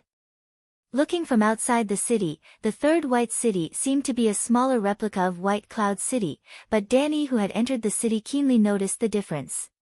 Firstly, the density and height of the houses were not as high as White Cloud City, and secondly, there were no luxurious palaces in this city. There were originally 7 or 8 centaurs left in the third White City, and when Dany and the rest arrived, they had already prepared food. Yeah, 3 dragons flew above the city in advance, and the centaurs knew that Calixi was about to arrive when they saw the dragons. During lunch break, Dany went to the library that Xiao Gu mentioned. It was actually the office of the city lord. Similar to the parchment found in White Cloud City, the books could not be read, and only a few scrolls could be read. Through one of the pictures, Dany could roughly determine the meaning of the existence of these white cities. The Silk Road of Another World. Quirs, the pearl of the strait that connected the Jade Sea and the Summer Sea, its status was similar to the Suez Canal on Earth.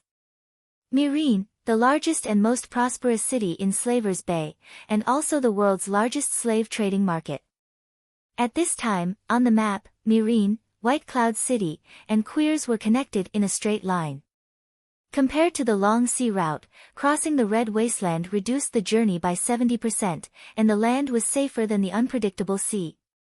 So for a period of time, the White City was very prosperous, just like the famous cities on the Silk Road of the Celestial Empire. So, there's an ancient road between Meereen and White Cloud City. Dany's finger slid lightly on the map, her mind racing. If White Cloud City could not support the 3 dragons in the end, she could follow the Silk Road to the northwest, and finally build a city in the mountains near Meereen. She was sure that as long as she followed the path on the map, she would definitely come across the 4th and 5th White Cities. Maybe they would not be as grand as White Cities, but at least she would be able to find the small villages that were used for travelers to rest a few hundred years ago. Then, she could carry out her plan to farm to the end. Entering the Red Wasteland did not seem to be a dead end, but an otherworldly paradise arranged by God.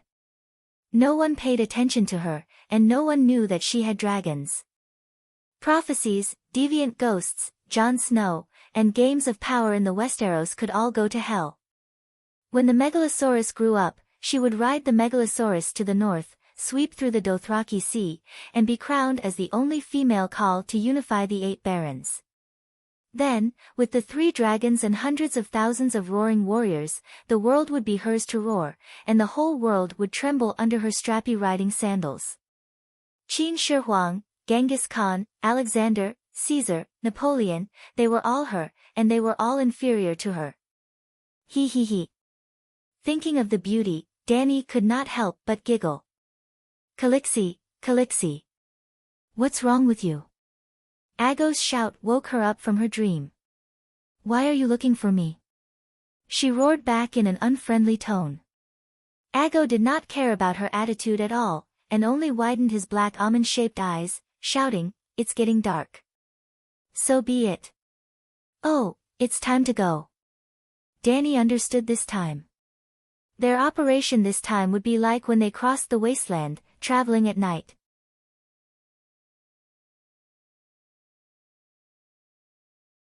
Chapter 33. The last time the Blood Alliance guards received orders to explore the terrain and resources, they naturally couldn't travel at night. Although the weeping blood star in the sky dyed the sky red, it was completely impossible to rely on the faint red light to see the scenery in the distance. So, Ago and the others really had a hard time last time. This time it was different. The goal was clear and there was no need to check if there were people or large animals nearby. The weeping blood star of blood and fire hung above their heads. Without the old, weak, women and children of Colossa holding them back, Danny took the lead. The little silver horse galloped happily on the red sand, leaving a thin trail of red dust between the horse's hooves. Cora and her blood guards were 3 horses behind Danny, followed closely by 20 Dothraki roaring warriors. The rumbling of the horses' hooves spread far and wide. The sand lizard with reddish-brown scales poked its head out of the grass, as if feeling the tremors of the earth. Squawk, squawk, boom, a sharp and rough cry suddenly sounded above their heads. The sand lizard the size of a wildcat was alerted and wanted to shrink back into the grass, but it was a string of dark red flames falling from the sky. The black smoke mixed with the smell of sulfur ignited the demon grass beside it. The sand lizard screeched and escaped from the sea of fire. The next moment, the sky darkened and it rose into the air without any support. The pain of being pierced by sharp teeth in its weak abdomen had not driven away the panic in its heart. With a boom, a ball of flames swept over and the sand lizard completely lost consciousness. Thud, thud, thud. The horses trampled over the demon grass, which was ignited by the dragon flames, quickly sank into the shallow red sand, leaving only wisps of white smoke swaying with the wind. Danny raised her head to look at the dragon whelps in the sky who were fighting for food. A satisfied smile appeared on her face. The centaurs had a very good sense of direction. They did not take any detours and found the dragon bones at midnight. Thinking about it, it was true that people with a bad sense of direction could not become Colossus scouts because the sea of Dothraki grass was even more difficult to identify than the red wasteland. The scouts were scattered in all directions, and the furthest they could go was a day or 2 away from Colossa. 7 gods, is this really the skeleton of a creature? Even though she had heard many times that Balerion could swallow a wild bull in one gulp, Danny could not help but exclaim when she saw the dragon bone the size of a destroyer. The bones that were exposed above the sand were grayish-white. The deeper one went into the ground, the darker the bones became. Originally, only a small part of the skull was exposed. Last time, in order to investigate the size of the dragon bone, Ricardo had dug up the sand that had buried the skull. If I were to completely dig up the sand, the project would be too big, and it would take a lot of time. Danny climbed to the top of the 2-story Megalosaurus's head. Looking at the burial ground that had accumulated into a curved hill, she began to hesitate. Cora frowned as he looked at the huge skull and said, Your Highness, what do you plan to do with this dragon skeleton? I'm afraid it's not realistic to transport them all back. Danny smiled bitterly. To be honest, I did plan to transport it back. Not to mention how many gold coins the dragon bones can be exchanged for, just making it into a weapon. You've seen the power of the dragon bone bow. It's a great killing weapon that warriors must have. The Ma Min do not have the technology to forge dragon bone weapons. Only the best Khal blacksmiths can mold dragon bones into weapons. Cora shook his head. What do you think we should do? Leave it here and not care? She asked. Cora rubbed his chin and suggested, choose some dragon bones that are easy to carry back. Bury the rest here. In the future, we can come back to retrieve them if needed. The skull is too big and difficult to handle. Take the bones from the wings. With Danny's order, the Ma Min began to work in full swing. They dug along the megalosaurus neck to its waist. They did not need to dig too deep, and it was enough to search for broken bones as much as possible. The bone that Ricardo brought back was a broken bone. The megalosaurus seemed to be just as Danny had guessed, heavily injured and unable to fly. It fell from the sky halfway to the ground. This bone is so thin. No. A Ma Min stopped digging and picked up a 40 centimeters long bone stick from the sand. He looked at it in confusion. Following the path of skull neck back wings, the Ma Min dug a winding trench. The sand was soft and much easier than expected.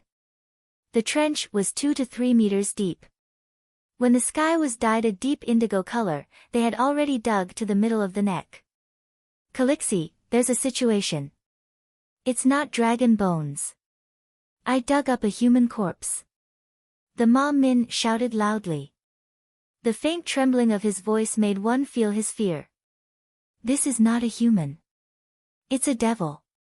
A devil's corpse. A human should not be like this. Devil's corpse. The other Ma Min who were working came over to take a look and also shouted in fear. As the big boss, Danny obviously did not need to work. She had been training the little dragons at the side. Hearing the commotion from the pit, she quickly ran over and looked at the Ma Min in the pit. She shouted, "There's no devil. Devils would not dare to get close to the megalosaurus. Even if it's a dragon corpse that has been dead for many years. That must be a human." At first, she was still shouting loudly. But as the crowd opened up space and she saw the twisted corpse half buried in the brown sand, she was also shocked. That corpse was really too scary. It was a corpse that was curled up like a fetus in a mother's womb. It was not a pure skeleton. Its skin was like purplish-black devil's scales that wrapped tightly around the bones. One could see the thumb-sized scales that were as rough as old tree bark. They were densely packed and covered the entire body. The arms that were curled up in front of its chest. Was that really an arm and not the claws of some creature? 10 dagger-like fingers pointed at the sky, as if they were ready to attack at any moment, and were about to devour someone. The corpse was as thin as a bony child, while its sharp teeth and claws were 20 centimeters long. It was completely disproportionate. What was even scarier was that the eyeballs in the corpse's eye sockets had not decayed or been decomposed by bacteria. The dark purple eyeballs were also surrounded by black, asphalt-like mucus. It stared at the crowd viciously, like a living person. Its mouth that was almost opened 180 degrees seemed to be roaring a devil's curse. Fuck. After cursing in Earth's language, Danny immediately followed suit. 7 levels of hell. Sir Yora, you've seen a lot. Do you know what kind of people this is?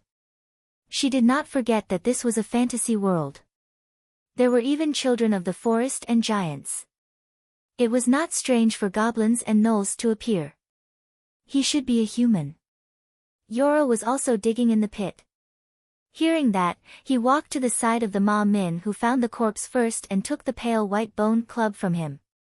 Your Highness, look. He raised the bone and shook it in front of Danny. Then, he used the bone to make a few strokes on the left leg of the demon's corpse. The corpse is missing a calf. It's the one in my hand. According to your previous conjecture about the origin of the megalosaurus, a megalosaurus escaped from Valeglia during the cataclysm. Then, is it possible that it was driven away by a knight? The megalosaurus was seriously injured and fell from the sky. The knight fell and broke his leg. Hence, the calf bone was separated from the corpse. Ago refuted. Look at how long the calf bone is. It doesn't match with the thin corpse at all. If the corpse is really a human, then he is also a dwarf. The calf bone that did not include the sole of the foot was over 40 centimeters. This meant that its owner must have been a tall and strong man when he was alive. And the curled corpse was probably no more than 1.2 meters tall. It is said that the ancient ruins of Valeglia from the land of long summer to the sea of smoke are still shrouded in the curse. Sir Yora stood up and looked at Danny with a serious gaze. From Valeglia to Slave Bay, there is clearly the great avenue of Valeglia left behind during the Fort of Liberty period. However, they would rather take a boat around the ruins of Valeglia and travel several times the distance. That road to Materis is called the Great Avenue of the Demons. Wasn't Valeglia destroyed by a volcanic eruption? How is it related to the curse? Danny was confused. I don't know. Yora frowned and guessed. Maybe it's the vengeful spirit of the Dragon King from ancient Valeglia? As everyone knows, Valeglia is a civilization that has mastered dragon and blood magic. Ha, you just said that this Dragon King died horribly because of the curse. Danny pointed at the corpse of the demon in the pit and laughed. Aren't you contradicting yourself? If it's not a curse, why is there only one person in Valeglia and not a single dragon escaped? Dragons can fly. The magma of the underground fire is very scary, but if it can't burn the dragons, how can it kill all the dragons? Yora asked again and again. Maybe he was cursed and rode the dragon to Queers to seek help from the wizards, Ago interrupted. Ma Min was scared to death at first. Now that he saw Calixi and Yora arguing in front of the demon for a long time, the demon didn't do anything. Gradually, their courage came back. The wizards of Queers are indeed famous, Yora said with a mocking tone. But the reason why they are famous is that they often use fake magic to deceive the world. Even the Westeros have those blue-lipped liars. Then, Ago thought for a while and pointed to the east. He might ride the dragon to the Shadow Land on the other side of the Jade Sea. There are wizards and shadow binders everywhere. The witch who was burned to death by Calixi learned the way to communicate with the devil there. Why do you think he's going to seek help? Where can the magic skills be better than Valeglia's? Yora sneered. Whether he's planning to go to Asha to find the wizards, or he's lost his mind because of the underground fire and flew here randomly, it has nothing to do with us. Danny pointed at the demon-like corpse and ordered, "Don't touch it directly. Go look for tree trunks and weeds nearby and burn them on the spot. Valeglia believes in cremation, so I won't dishonor this senior Dragon King." Ma Min immediately stopped digging, climbed up the pit, and went around to collect firewood. At around 9:00 in the morning, Danny's 3 dragons breathed fire together and lit the firewood in the pit.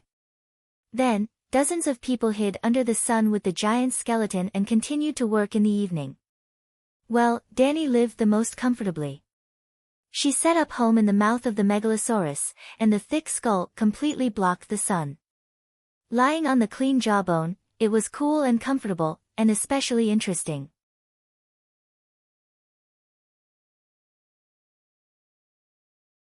Chapter 34. Calixi, there's a situation. In the evening, the furnace that roasted the earth rolled below the horizon. The centaurs crawled out of their sleeping bags, ate some dried meat with milk, and started digging again. First, they had to clean up the ashes left behind by the burning of the ancient Dragon King's body. At first, it was nothing. Whether it was the demon's body or the cursed Dragon King of Valeglia, they were all charred black by the flames. Even if there was the virus that Danny was worried about, it was most likely roasted to death by the high temperature. After jumping into the pit, the centaurs saw that it was no different from Zhuojiyi's cremation ruins. They were even bolder and directly used their hands to dig at the ashes. After a while, a centaur raised his arm that was covered in black soot. He held a palm-sized black metal plate with both hands and shouted to Danny, "Calixi, I found a piece of metal. I guess it's a relic left behind by the Dragon King." Cora took it and used sand to wash away the stains on it. He checked it carefully before handing it to Danny. "This is Valeglia steel. It has the dragon-shaped emblem and ancient Valeglia runes. Our previous guess should be correct." This metal plate should be like an identity card, like the hand-shaped brooch of the hand of the king. The prime minister of the Westeros kingdom was called the Hand of the King. The Hand of the King could design their own prime minister's emblem. It could be a brooch, a cloak pin, a necklace, but there would always be a small metal palm on the emblem. The metal plate was slightly heavy in her hand, barely covering Dany's small hand. It reminded her of the 6.5-inch Huawei phone that she had just gotten. It was about the same thickness and weight, but only 1/3 of the surface area of the phone. Valeglia steel was also a kind of steel. If it was brought to the laboratory for elemental analysis, it would be found to be no different from normal steel. However, during the forging process, it was added with the unique magic of the Valeglia civilization, making it almost indestructible. Right, weapons forged from Valeglia steel also had powerful anti-magic effects, such as killing deviant ghosts. Ignoring the thick material, the carvings on the iron plate were also very exquisite. On the front was a megalosaurus with wings that were about to take flight. The megalosaurus claws were holding a large sword that was shining with a cold light. It was very exquisite and very lifelike. One could feel the majesty of the megalosaurus face and distinguish the gemstones on the crossguard of the sword. There was a circle of runes around the megalosaurus. Dany could read the most authentic Valeglia language, but she could not understand any of the runes. Dany also couldn't understand the other side of the iron plate. A mountain peak was carved on it, which was different from the rough technique on the front side. Gently stroking the mountain pattern, he could clearly feel the convex and concave engravings. There seemed to be wisps of smoke at the top of the mountain. The engraving was too rough. Dany was not sure if it was black smoke or a big tree. If the pattern on the front is really the family emblem, the megalosaurus is holding a sword. The megalosaurus might be hinting at the Dragon King himself. Everyone, look carefully. There might be a Valeglia steel two-handed sword buried in the sand. Dany was very excited and encouraged the people in the pit. It turned out that she was too optimistic. The moon was high in the sky. The horsemen dug through the sand nearby, 4 or 5 meters deep. Water seeped out, but they found nothing. Chola shook his head and sighed. In that situation, it was hard to escape from Valeglia. He didn't have time to go home and get the family sword. If the sword that Megalosaurus is holding is real, the weight and volume of the sword must not lose to Stark's family sword Ice. Then the knight described Ice to Dany. Its body was wider than a palm, dark as black smoke, and it was a head taller than Dany when it stood up. Dany was embarrassed. Although her body was only 14 years old, she was not short except for a little stunted, no chest and no butt. She knew without measuring that it must be about 1.6 meters. It was a head taller than her 1.6 meters. Even if it was less than 2 meters, it should be more than 1.8 meters. It's so long. Even if he could carry it, it wouldn't be convenient to swing it, right? She asked curiously. Ed Stark has to use that sword to chop off dozens of heads every year. After a few decades, he must be very skilled. Chola said with a tone full of resentment and mockery. He almost became the experience points for the healer druid's greatsword skill. In the end, Dany agreed with Chola's analysis. Under normal circumstances, the two-handed greatsword could not be carried around. The dead Dragon King did not have the chance to go back and get it.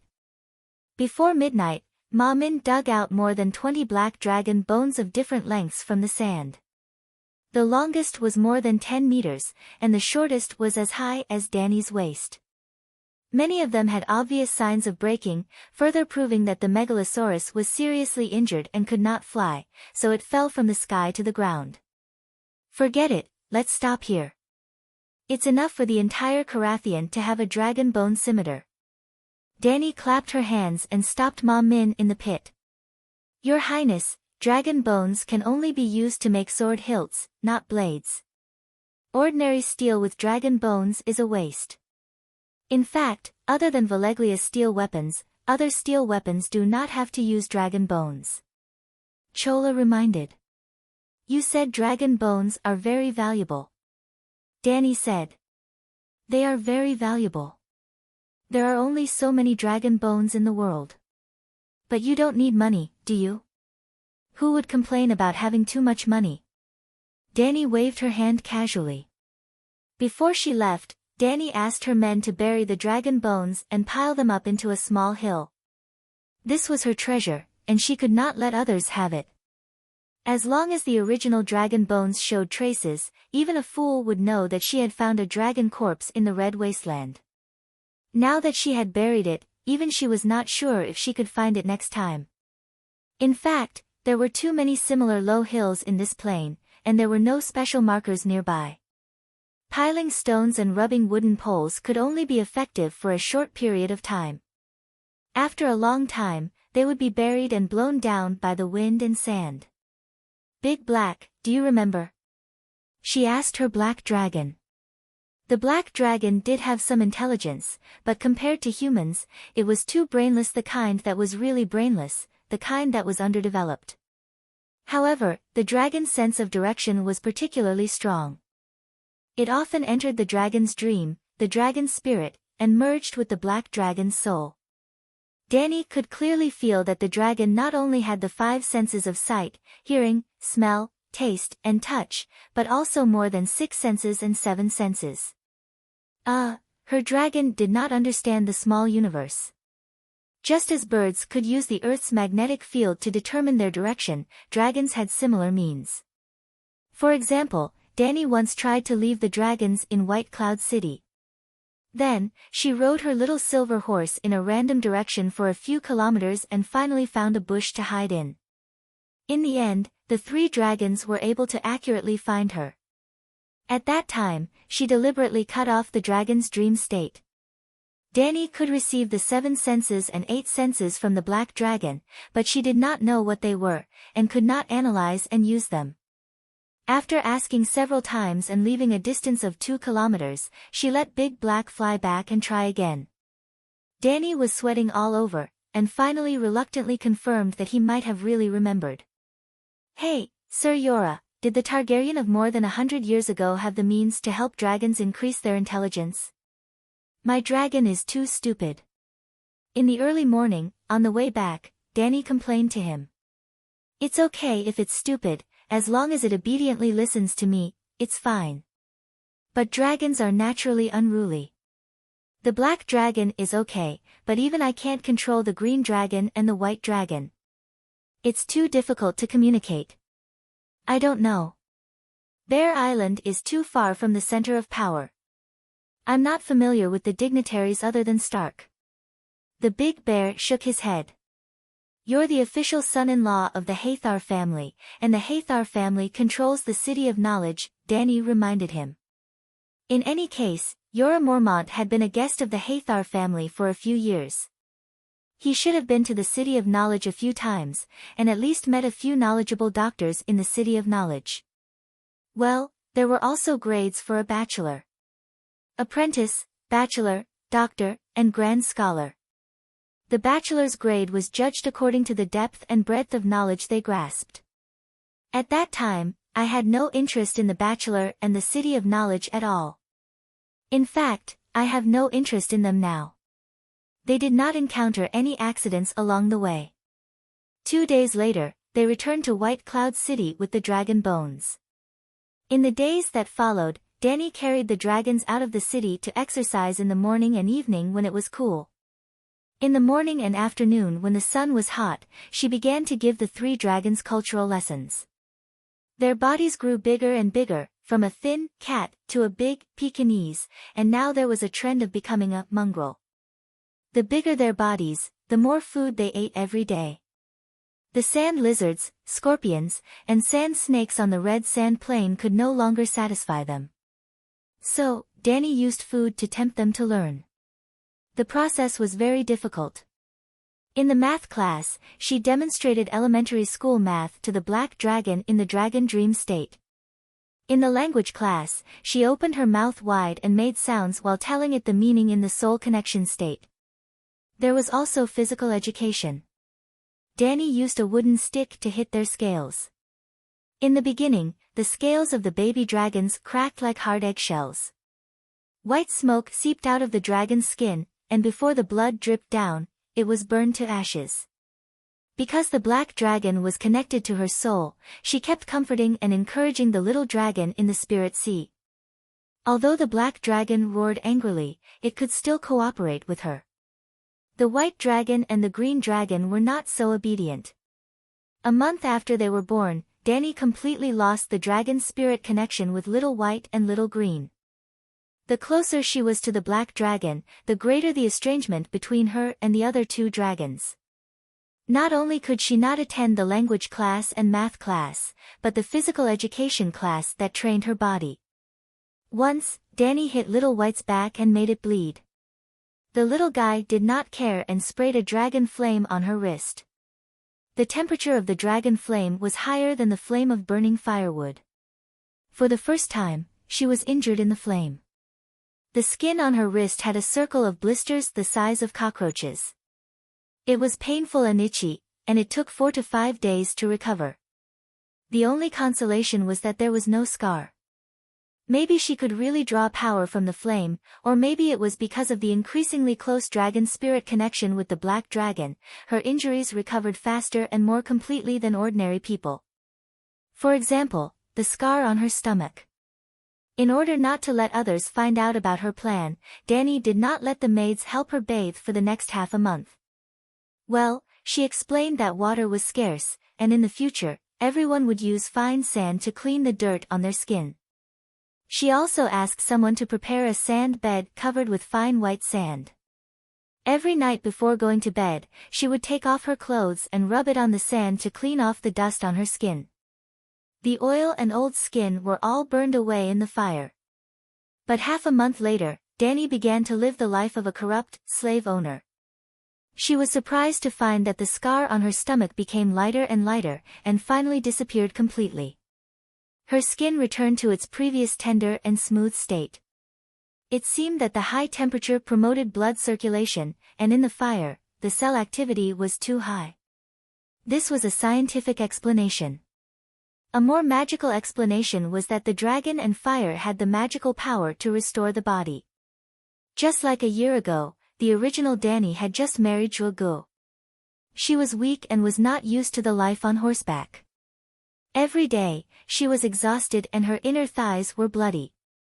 In the end, in just one night, all her injuries disappeared, and her body was as strong as a native centaur girl.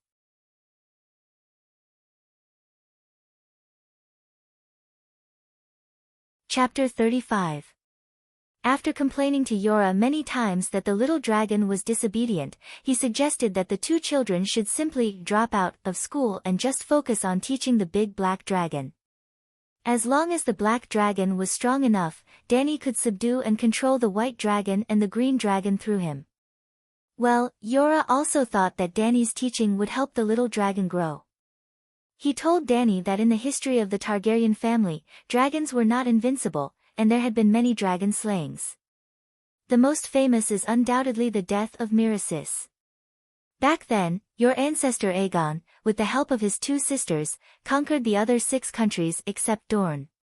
But in the process of attacking Dorne's prison gate, because of a moment of carelessness, Queen Rhaenys Megalosaurus was shot in the eye by a crossbow arrow, and Megalosaurus Miracis fell to the ground and died on the spot. Yora looked at the 3 little dragons flying in the sky looking for prey and sighed. The eyes, which are so narrow, can be hit, and the body and wings will often be attacked. No matter how you look at it, they're still too young. Danny accepted part of Yora's suggestion, and she did not completely give up on Little White and Little Green. In fact, in the face of such a situation, as long as one was a student of the great celestial empire, they would know what to do. Yes, classes, fast classes, slow classes, and rocket classes. Little Black was a top student, 1 dragon in the rocket class, and the other 2 were naughty and bad students. Being able to get a graduation certificate was enough to make Danny's mother happy. She was busy training the dragons, and her Khalasar was not idle. The old man and the woman took turns to plunder the wealth buried by the years of the three white cities. The young and strong men went hunting in the mountains in the west in batches, and in addition to the warriors' own food, they also brought back smoked bacon. Yora, at Danny's request, taught the Ma Min children the way of knights. To put it bluntly, the Dothraki roaring warriors were light cavalry. Light cavalry's poor ability to attack, even the military illiterate Danny knew. The Westeros knights in full armor undoubtedly had more impact and survival on the battlefield. The reason why the Ma Min only wore a sleeveless leather vest and fought with their lives was not really because they were brave as they said. It was mainly because they were poor in all aspects. Their civilization level and social system were very poor. They had no financial resources to buy armor, no ability to produce steel, and no technology to forge armor. In the Sea of Grass, the value of a set of armor far exceeded the value of a roaring warrior's life. But now it was different, the centaurs had Dany. She would certainly bring a more advanced system to the Dothraki, greatly increasing the centaurs' productivity. In the future, the centaurs would have the ability to produce a large number of knights, and in the future, Dany would also need a large number of loyal knights. After staying in White Cloud City for 3 months, Dany happily raised the turnip the size of a child's fist in her hand and announced to the people around her, "The first batch of food is about to ripen. We don't have to worry about famine anymore." This world was really weird. A 2-year-old turnip bore fruit in 3 months. Although it was a little small, it was still in such a hot environment. However, when she thought about the strange scene of the peach trees blooming on one side of the orchard and the peach trees dropping fruit on the other side, she understood. Isn't this eternal summer? In the eternal summer, the poor would eat until they were full. In the cold winter, the nobles would also starve to death. The centaurs did not give her any face and did not cheer loudly. Instead, Adger walked out and said loudly, "Calixi, we are centaurs, and centaurs are not cowardly farmers. I think we should give up on this city and go to the mountains in the west to hunt. We have too many people, and the main rations for nomads' lambs and fat cattle have been killed long ago. Only horses with very low meat yield are left. The uncertainty of hunting is too high. We need a stable source of food, and we need this safe and rich city." Dany glared at him and said, "There is no one else in the Red Plains. Where is the danger coming from?" Her blood riders were unconvinced. "Report." With a long shout, a handsome horse galloped to the side of the farmland. "Report, report Calixi, there's someone entering our city." The warrior on the horse shouted excitedly. Adger was slapped in the face by reality. "It's all your fault." Dany glared at him again and asked the knight, "Who's coming?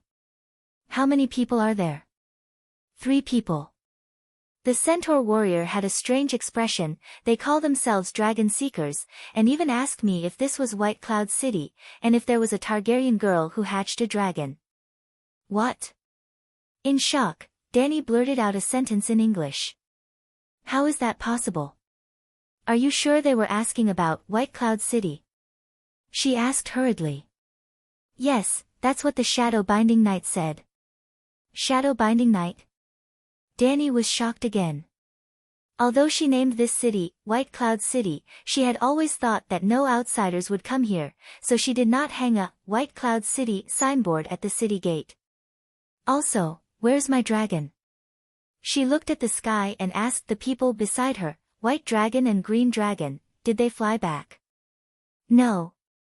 The centaurs shook their heads. The black dragon was in the rocket class, so his studies were even more important. He spent most of his time beside Dany.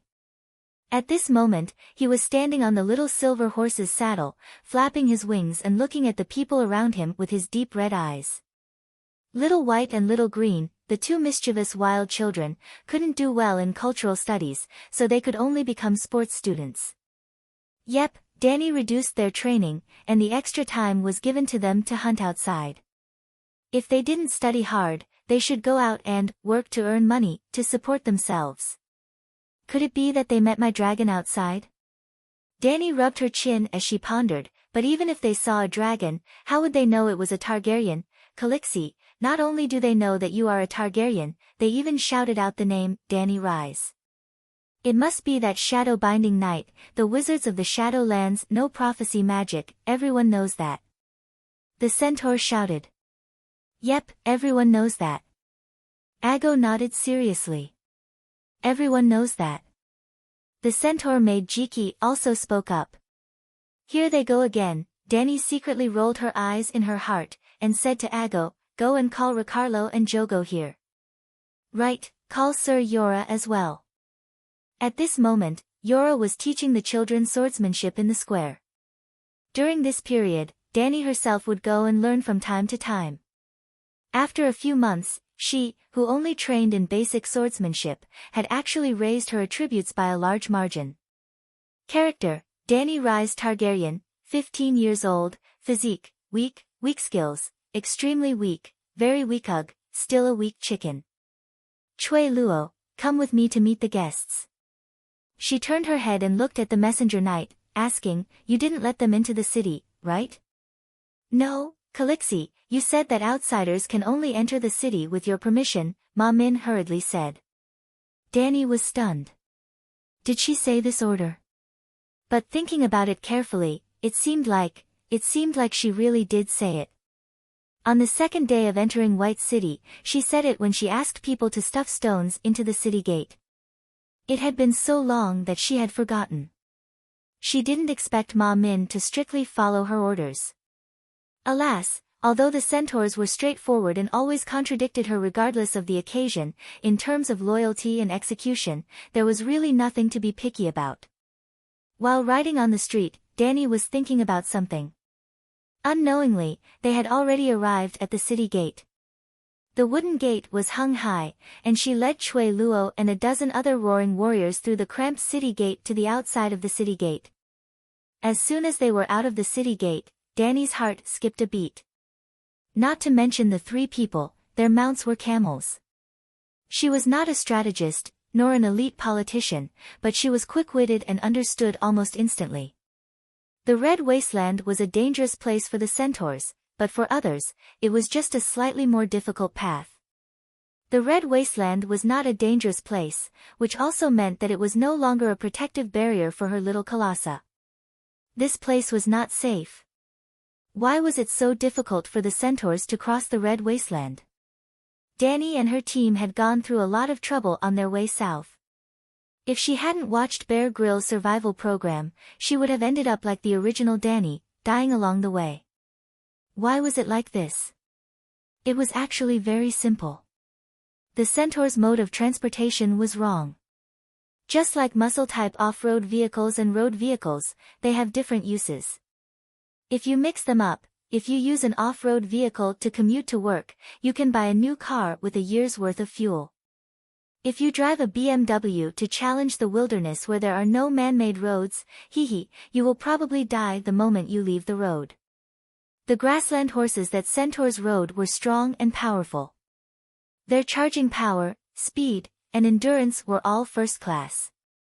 The Dothraki people had existed for thousands of years, and grassland horses had also been cultivated for thousands of years.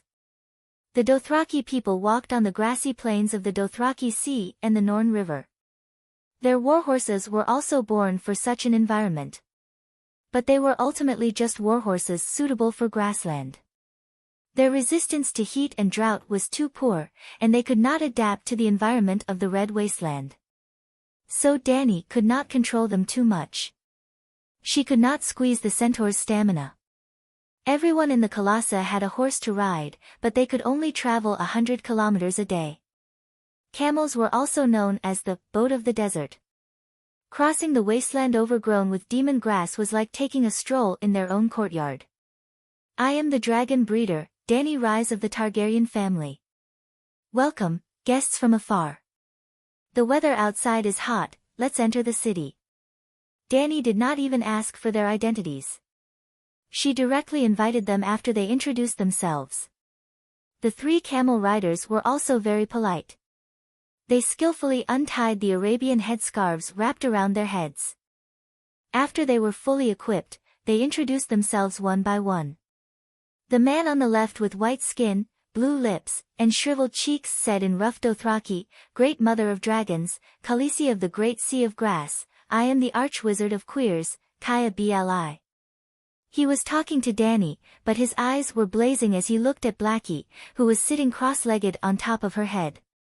The bald, fat man in the middle was also very white. His skin was milky white, whiter than Dany's white skin. One side of his nose, which was bigger than Jackie Chan's, was embedded with a thumb-sized green jade. He spoke in Valeglia, which was popular in the Free Cities. "Princess of Targaryen, thank you for your invitation. Your kindness is as conspicuous as your beauty. I am Zero Zanvan Dassus, one of the 13 princes of Queers." This fellow spoke of his admiration for Dany, but he looked at her as if he was evaluating the value of goods. But compared to the other two, Dany was more willing to deal with him, because he was the only one who did not have power beyond the mortal realm.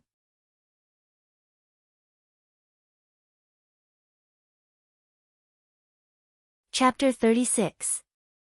The third person was a shadow-binding knight from Asha. She wore a wooden mask and spoke fluently in the common language of the Seven Kingdoms.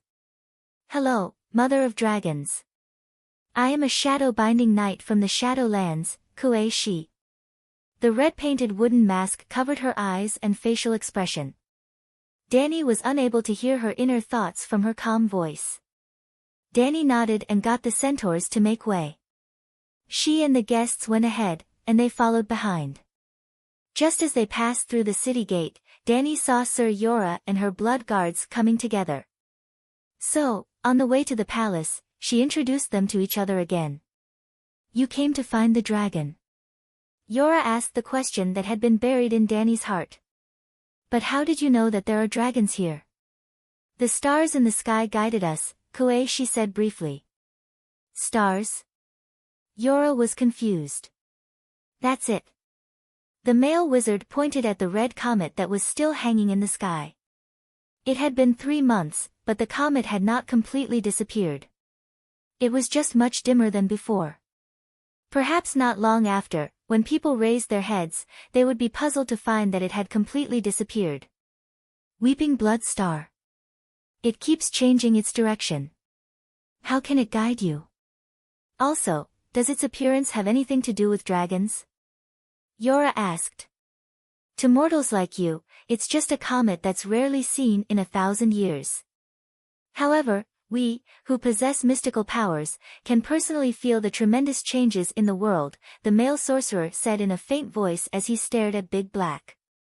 "Isn't that too exaggerated? It's not like there have never been dragons before. Although everyone has always said that dragons have been extinct for more than 100 years, that's only in Westeros. Taimin said that there are legends of sea dragons and ice dragons in the depths of the Sunset Sea. Even the Megalosaurus has news of them from hidden places in the world." Yora thought that the male wizard was boasting and was probably trying to deceive his princess. He. The male wizard's strange blue lips were clearly mocking. He did not even bother to answer the question of mortals. "TSK. This is a city full of sand and decay, completely unworthy of the honorable mother of dragons." The merchant, Queers, whose head was as round as a boiled egg, whipped the camel's buttocks and hurried to Dany's side. "Khaleesi, you were born to wear the most luxurious jewels, wear the most exquisite gowns made of Myrish silk, be surrounded by servants, and live in a magnificent palace closest to the gods," he said in an exaggerated tone. "Only Queers, at the center of the world, could satisfy all of this. And it just so happens that I have the ability and the most sincere heart to provide you with these services. Leave this wretched place, and follow me to Queers." "Ha, Mr. Dassus, you are a noble and generous gentleman, but I still have a large group of people to take care of." Dany smiled and declined politely. Ha. Zero, on the other hand, threw his head back and laughed. His laughter was filled with pride and superiority. "Khaleesi, you really should have gone to Qualls. This barren land has polluted your vision. Even the smallest room in the corner of my house can easily accommodate all of your subordinates. In fact, the kings and nobles from all over the world who come to Queers to visit me have more servants than you, and I once received 35 noble guests at one time. Well, it was easy to understand. Any toilet in my house is bigger than your entire house, and my house has 35 toilets. Danny wanted to say, I have 3 cities. Sigh, you might not know, but Khal Drogo is already dead. She sighed. Of course we know, Zero immediately said, the most powerful horse king has died, and there are a few more Khals in the Sea of Grass. The entire Urso continent knows. Danny was stunned. She was surprised by the strange speed at which information spread in this world. Actually, she would not be so shocked if she had seen the crazy abilities of the messenger crows with her own eyes. The problem is, the usurper has not let up on his pursuit of me. He even dared to poison me in the Holy Horse King city. Without the Khal's protection, what if he sends more people after I leave this place? Khaleesi, don't worry. The one who usurped your father's throne, Robert Baratheon, has been dead for almost half a year. Then, Zero began to tell her the news from the land of the setting sun similar to the plot of the TV series that Danny had seen. The old man drank Lancel's spiked wine while hunting, and was knocked to death by a wild boar in a daze. How great he was when he was alive, how cowardly he was when he died. Yes, Lancel Lannister, Queen Cersei's cousin, who was also a self-motivated self-defense rod. As for the old man, when he was young, he was a complete mess. His warhammer could be ranked 3rd in the Ice and Fire Weapons Manual, second only to the modified Magic Mountain and the Daybreak swordsman Arthur Dane who wielded the greatsword, Dawn. Red Viper, Horse King Drogo, and the Sea King's first court swordsman, Cilio, were all 1 level below the old man. Rhaega and the White Bull were 1 level below. Jorah Mormont, who was beside Danny, was a little embarrassed. He was probably 1 or 2 levels below the White Bull. This was not to flatter the old man. In the Ice and Fire book, he was the only one who had maxed out both his strength and dexterity talents.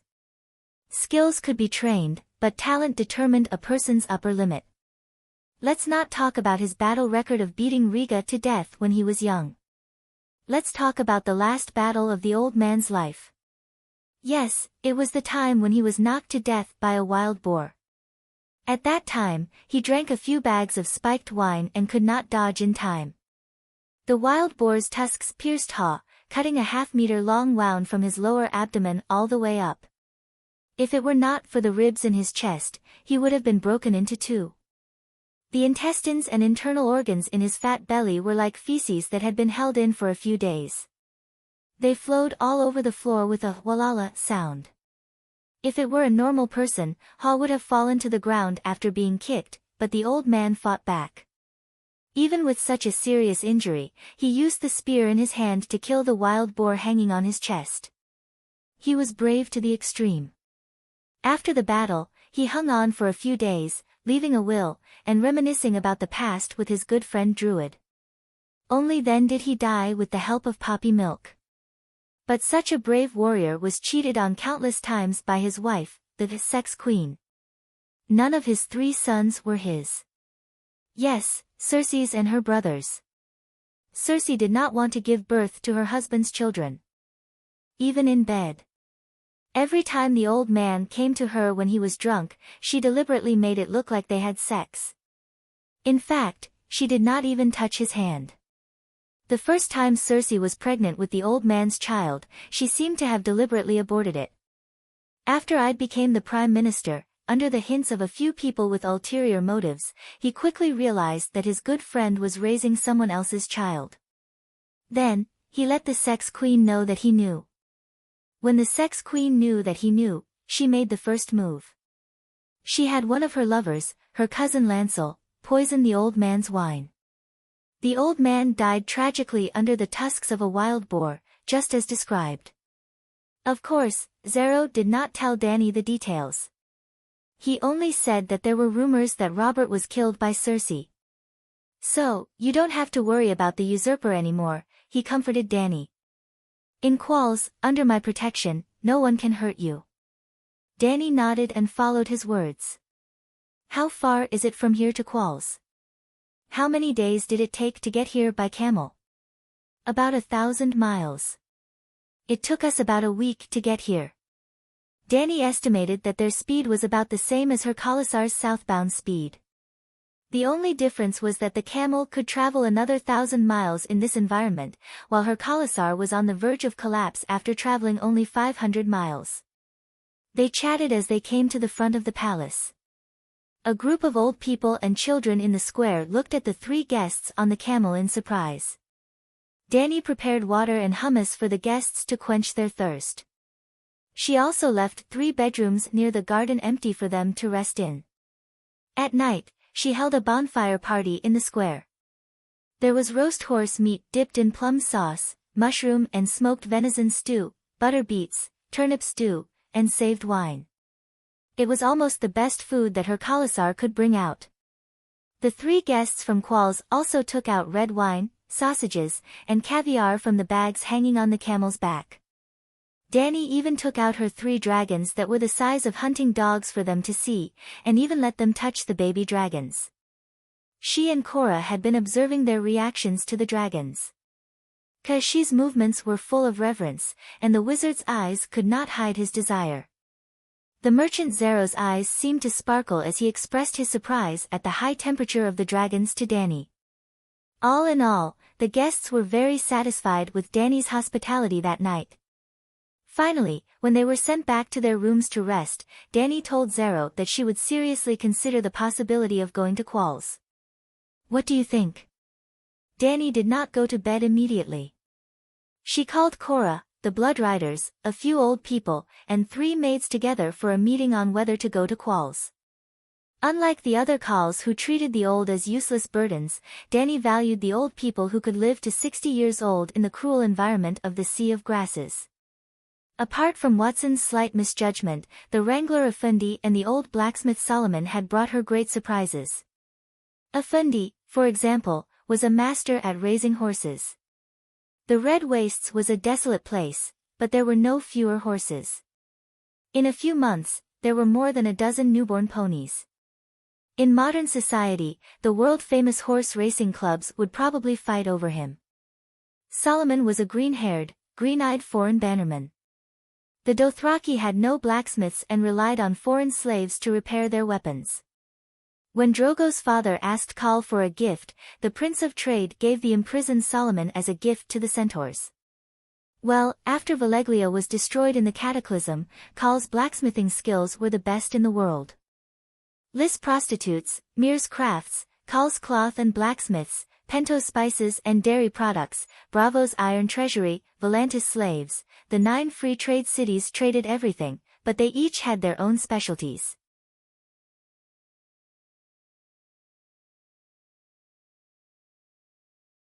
Chapter 37. Whether or not to go to Queers was actually like, whether or not to lead Khalasar south, back then. It seemed like the future was unpredictable and could not be decided easily, but there was no other choice. Your Highness, it is clear that they are here to search for the dragon. They also care about your dragon beyond interest. If one of them intends to take it by force, it will be more dangerous for you to stay here, Cora said after thinking for a moment. Oh. As long as it is a trading city-state, no matter if it is an ordinary merchant or a trading prince, they value profit over righteousness and have no sense of honor. However, there is one thing that everyone trusts. Cora's eyes flashed. That is the foundation for them to settle down and establish their lives. It is also the foundation for trading city-states to exist in the world. Trust. To put it simply, on the sea or on the road in the wilderness, any merchant can turn into a bandit and use force to seize what they want. However, in a trading city, they will skillfully use deceit, extortion, enticement and other means to profit, but they will never forcefully take the other party's property. Seeing Dani's thoughtful expression, he smiled and said, "The greater the merchant, the more sinister and gentle their methods are. However, this world is vast and information flows smoothly. If Zero and the other 2 sent you an invitation, theoretically, they also bear the responsibility of protecting your safety. It is not that they are noble, but their credibility in the hearts of other merchants is far more valuable than any benefits in front of them. Your Highness, you have been wandering in the various city-states of the Western continent for a long time. You should have a deeper understanding of this. Dany nodded. The usurper's bounty on the Targaryen siblings had never stopped, but every trading prince and governor who had entertained them did not chop off their heads and sell them for money. The benefits were not equal. However, there were only 3 dragons in the world. It was enough for anyone to voluntarily throw away their honor and credibility. Even the popular rights of guests in the 7 kingdoms have been trampled on, right? She said. Cora seemed to be stunned by her words. He widened his eyes and said in disbelief, other than the legendary rat chef, who trampled on the rights of guests. The stupidest, craziest, and most ignorant person would not take the initiative to destroy the rights of guests. In 2 years, when news of Robb Stark's death comes, you will not be so surprised. Who is the rat chef? She asked. Chef Rat is a night watcher. He works as a chef in Long Night Castle. He held a grudge against the king of Casterly Rock at the time, and when the king of Undulls led his son and vassals on a tour of the wall, the Night's Watch entertained them. One night, the rat cook found an opportunity to assassinate the king's son. Then, he made a large pie with onion, carrots, mushrooms and other condiments. He sprinkled it with pepper and salt, paired it with bacon and dark red Dornish wine. He presented it to the king, who ate his son's meat pie, exclaimed that it was delicious, and asked the cook to bring another one. Even the gods couldn't stand it anymore. They turned the chef into a white mouse that was as fat as a sow. From then on, he could only eat his own children. The rat chef has been wandering around Long Night Castle, driven by a hunger that can never be satisfied, constantly devouring his own offspring. Under the dim light, Cora's blurry face had an indescribable gloom. Dany's 2 centaur maids huddled together, their almond-shaped eyes filled with panic as they looked around, as if looking for a white mouse that would appear out of nowhere. Ahem, a great bedtime story, but isn't this a little too weak? Dany coughed a few times and said. This is true. In the north, even children know about it, Cora said unhappily. The first half of the story should be true, but the punishment of the gods at the end. Dany shook her head and asked him, which god do you think punished the rat chef? Cora immediately said, the gods are the gods. Of course, all the gods can't stand the rat chef's behavior of trampling on the guests' rights. The north, especially the area around the wall, is the territory of the old gods, and the Undulls believe in the 7 gods. Perhaps the humans will accept the reality of the 7 gods and the old gods coexisting because of political harmony. But the doctrine of the 7 gods only recognizes itself as the only god. If it is true, why would it cooperate with the old gods to punish a human? Cora sighed and said helplessly, Your Highness, the purpose of this story is to warn the world. A person has the right to revenge, but the gods will never forgive killing the guests under their roof and trampling on the guests' rights. Whether or not the gods exist, or which god punished the rat chef is not important. What's important is that we have to understand the principle of respecting the sacred rights of guests through this story, he concluded in the tone of educating naughty children. Sigh, the one who doesn't understand is you, Big Bear. Because the meaning of this story was too obvious, the authenticity of the story was greatly reduced.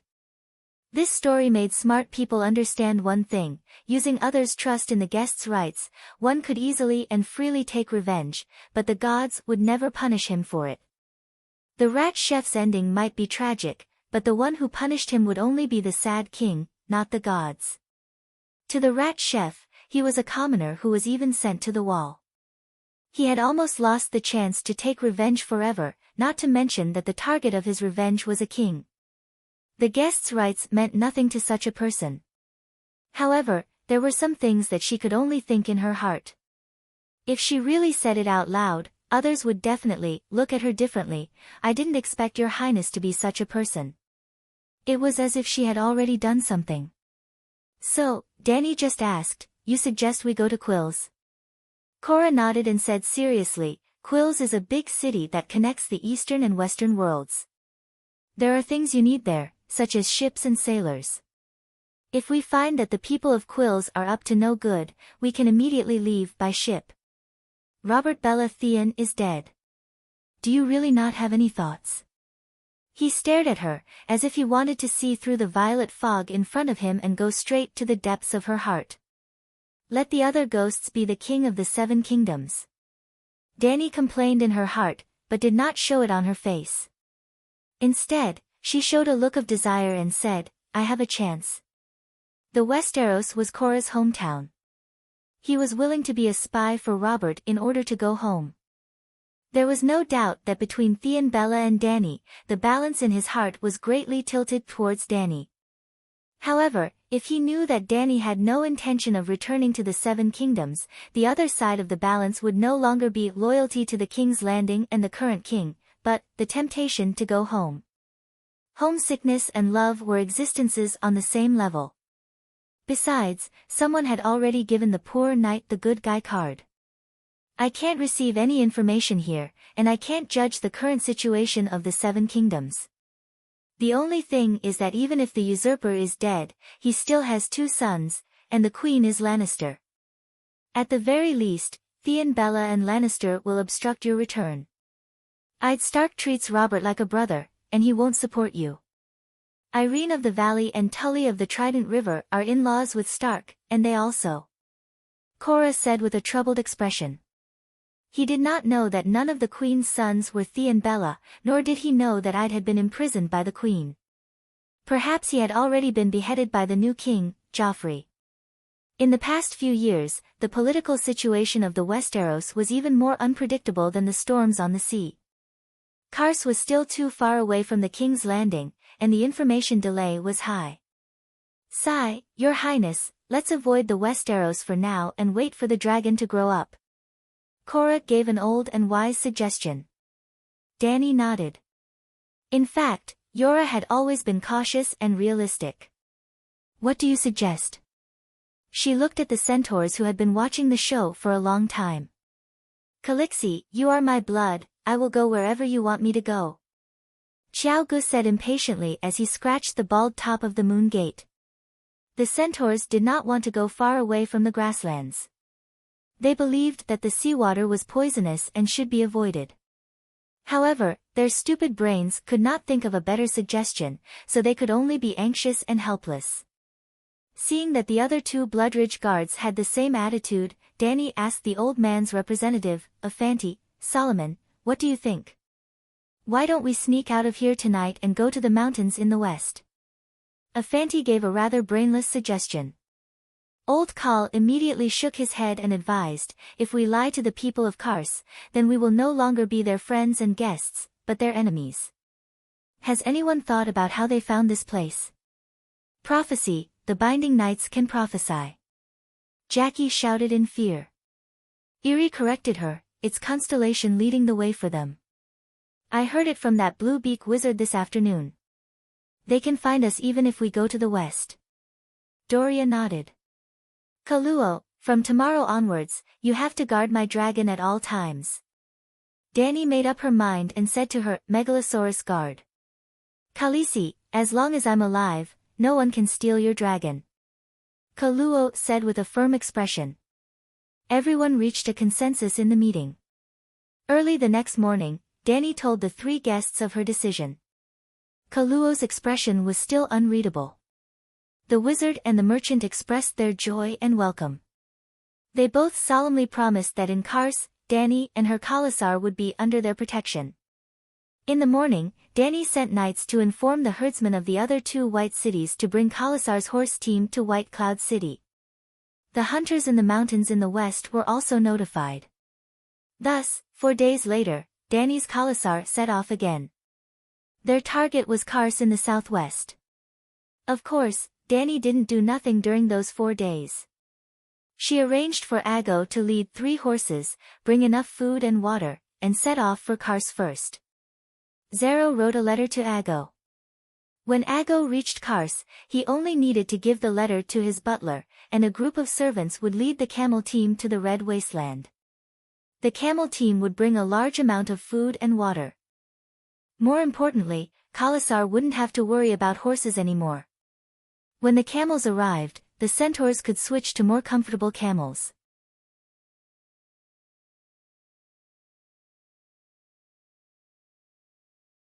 Chapter 38. Adjur did not care about the horses. 3 days later, they encountered a village affiliated with Quill's city. Before Danny and the others had even set off, 300 camels loaded with supplies had already set off for White Cloud City. The Khalasar traveled for 4 days straight. 70 to 80 horses had died, and the team had almost run out of water and milk. Finally, they met the scouts of the Camel Brigade. Just like that, the 1,000-kilometer relay race was finally completed. Danny was relieved and began to focus on her own problems. The sorceress Mealy and the prophecy of the Dragon Seeker had made Danny completely understand that other than dragons, this world really did have magic and witchcraft. She wanted to ask Kashi for advice. As for why it was not a wizard. Well, the merchant Zero had been bad-mouthing the wizards to Danny these days.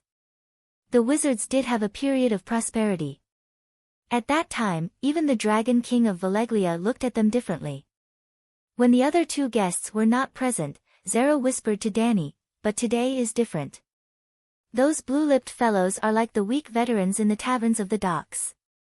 They only know how to brag about their past bravery, completely forgetting that strength and skills have long since left them.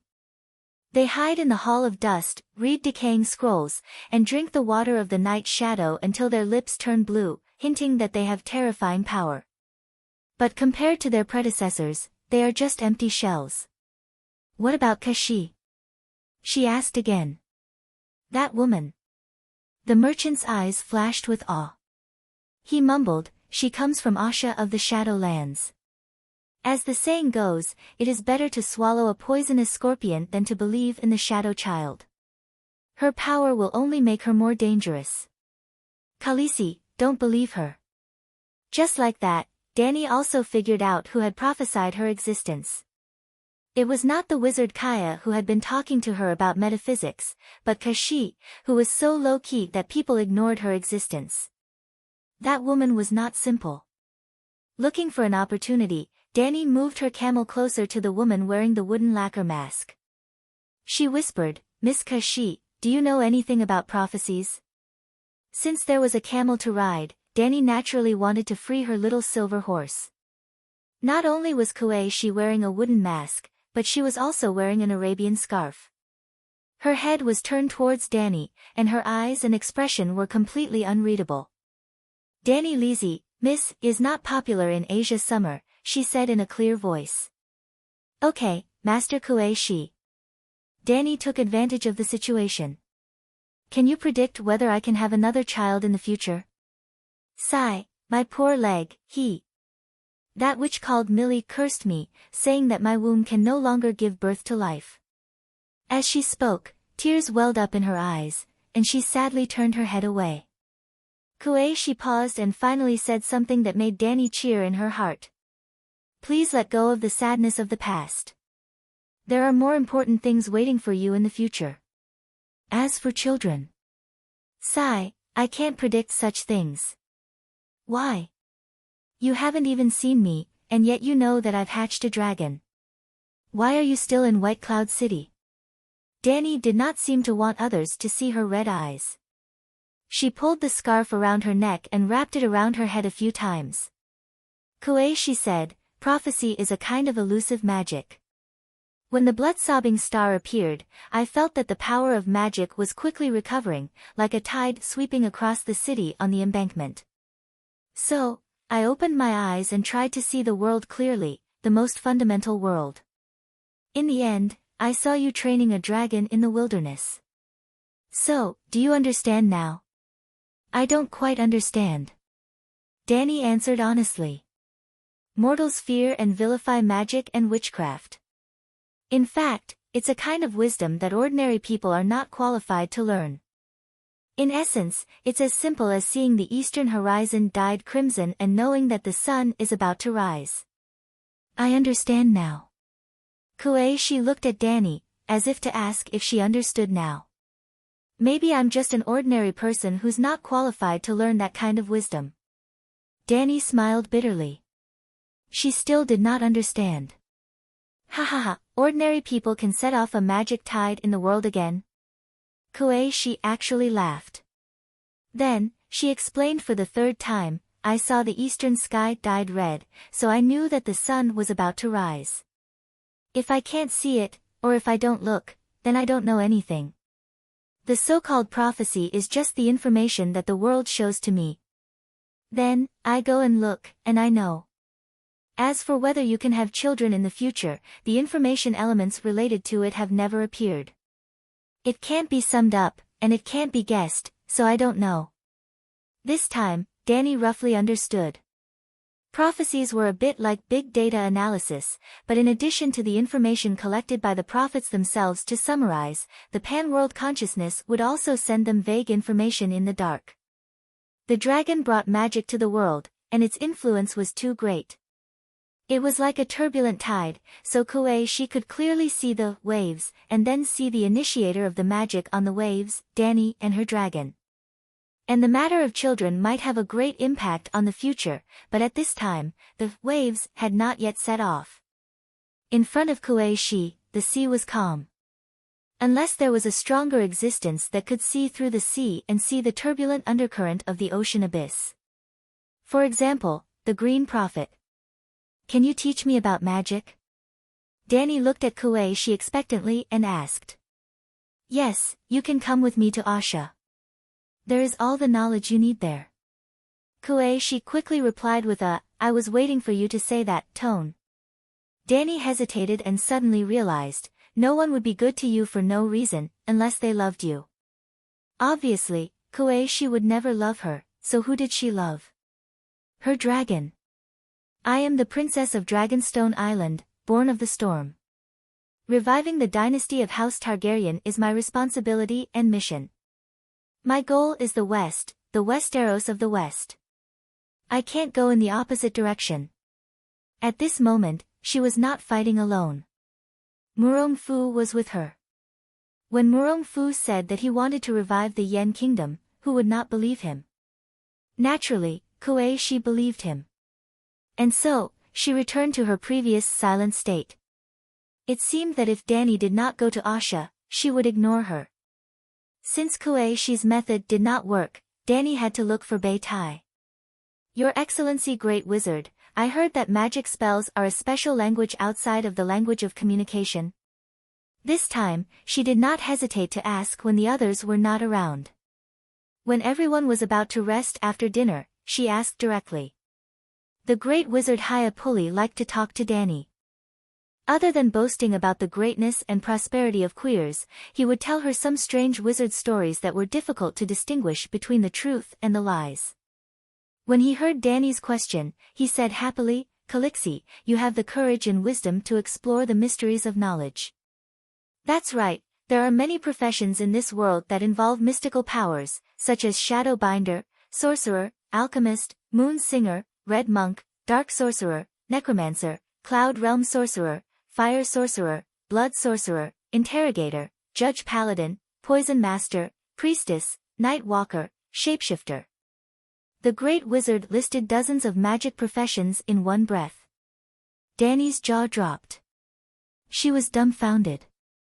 Was this a world of ice and fire with low magic and low martial arts, or was it at the Baldur's Gate that she came to the Faerun continent?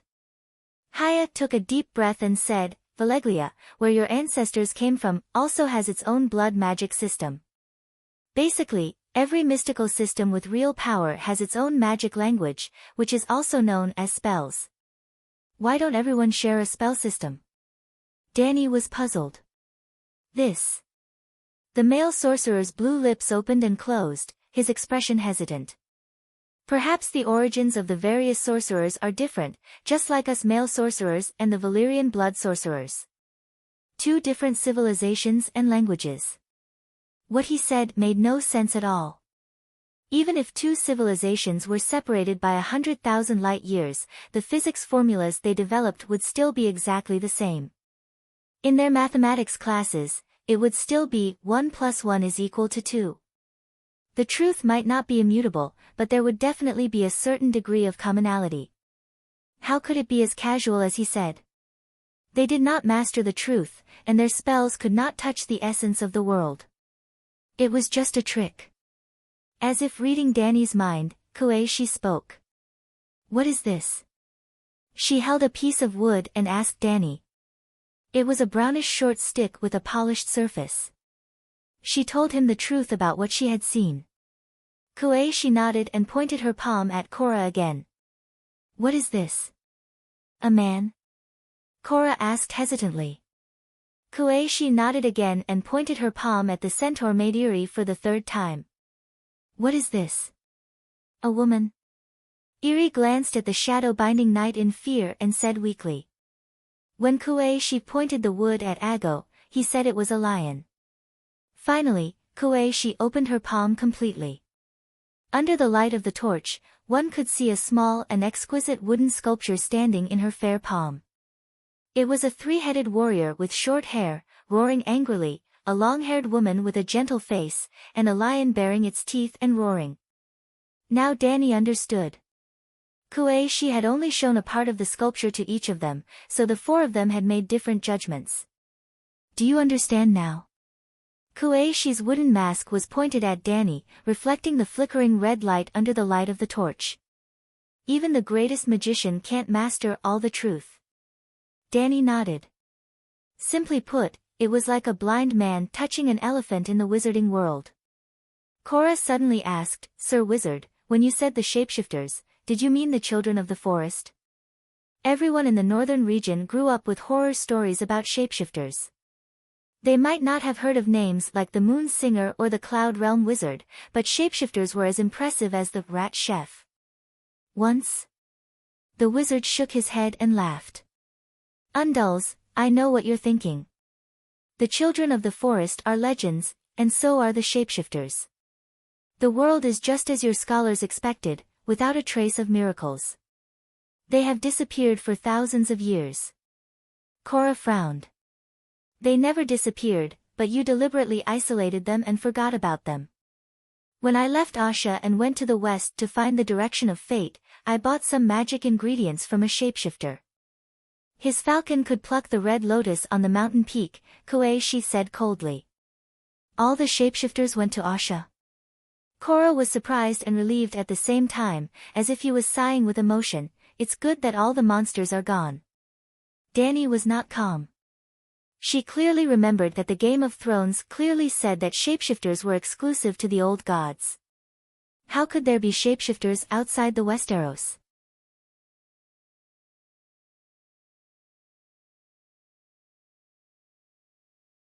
Chapter 39.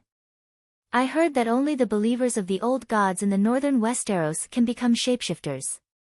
Does Yeshaya have weirwood too? You believe in the old gods too? Danny asked. Danny, do you know what the old gods are and what shapeshifters are? Kuei-shi asked. Danny looked at Yora. Is the old god a tree with a human face on it? That's the heart tree. The old gods are the collective name of many ancient gods, Yora said slowly. The old gods are a religion that believes that everything has a spirit. Shapeshifters who are believers can awaken the spirit of nature and become one with spiritual animals. Kuei-shi said to Danny. An old shapeshifter who was seeking wisdom told me this. He came from outside the Great Wall of the Sunset Continent. Savages from beyond the Great Wall? Yora exclaimed. How did they go to Yeshaya, which is tens of thousands of miles away? The savages you mentioned are also intelligent people. They have the desire to seek wisdom and civilization. But when he left the Great Wall, he felt a deep sense of despair because you people are so jealous of shapeshifters. So, he came to the Temple of Mystics, Yeshaya in the Land of Shadows, Kuei-shi said slowly, her wooden mask facing Danny. Danny, the Westeros of Undulls can't tolerate you, and your dragon. This sentence floated into Danny's ears, but no one else reacted. Secret sound transmission. Danny was shocked. For the next few days, Danny was anxious and did not dare to be alone with Kuei. She asked Yora and the wizard. Wizards and magicians could not make physical attacks like making fireballs or throwing icicles. They could only hurt people indirectly through spells, shadows, and blood. She was afraid that Kuei would secretly cast a shadow-binding spell on her, so she asked the maids to take turns sleeping with her at night. However, Danny seemed to be overthinking. After that night, Kuei did not talk to her again, nor did she try to find a chance to be alone with her. When they left the Red Wasteland and entered Queer's territory, Danny couldn't help but ask, "Mr. Wizard, do you know ancient Valeglia's spells? Do you want to learn?" Although Kuei did not take the initiative to talk to her, she had never rejected her either. "Sigh, the world is dangerous. I don't want to be hurt by evil sorcerers anymore." Danny sighed sadly. "I don't know Valeglia's spell because it's useless to me, but if you want, you can go to Asha. There should be someone there who can teach you." Kuei said faintly, "There are rumors circulating in the Shadowlands that the descendants of the ancient Valeglia blood shamans are still active in a certain place. It's too far. I want to go to the Westeros to be a queen." Danny shook her head. At noon the next day, Danny saw Queers, who had been described by Zero as the City of Heaven. Clang! On the sandstone city wall, which was the same color as the Red Wasteland, there was the sound of a gong being struck. "Targaryen, the Stormborn, the mother of dragons, Danny Liz, come!" Someone shouted towards the city. Even Danny, who was half a mile away from the city gate, could hear the shout.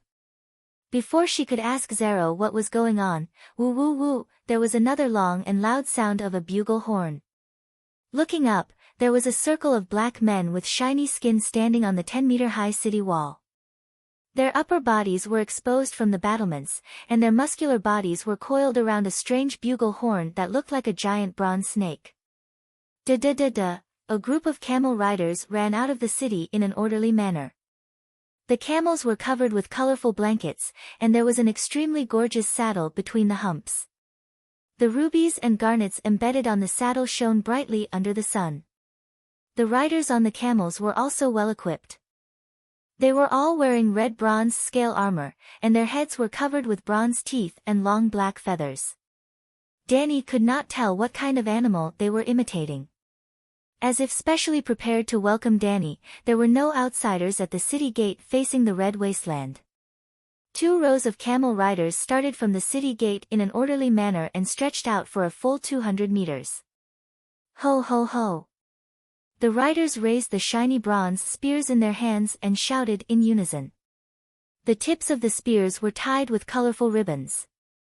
As the riders raised their arms, the ribbons floated like clouds. The people of Queers did not shout, "Welcome, Mother of Dragons," to Queers, or anything like that. They only used the most enthusiastic actions to welcome the guest. Danny rode the camel and walked side by side with Zero at the front. Korra, the Blood Brotherhood, the wizard, and Kashi followed closely behind. When they got close to the city wall, Danny found that there were all kinds of animals carved on the red rock wall. Snakes that slithered and crawled, kites that spread their wings, fish that glided and swam, wolves that howled at the moon on the hills, and even zebras and elephants. But when Danny got close to the city gate, the solid bronze wooden gate that was just closed opened with a creak. Queers had 3 city walls. After passing through the gate on the outer wall, a group of children immediately ran over. They carried baskets of flowers and smiled as they followed Danny's camel. They threw colorful petals at her, and Danny kept returning the sweetest smile. In fact, she had been complaining about the strange customs of the people of Queers.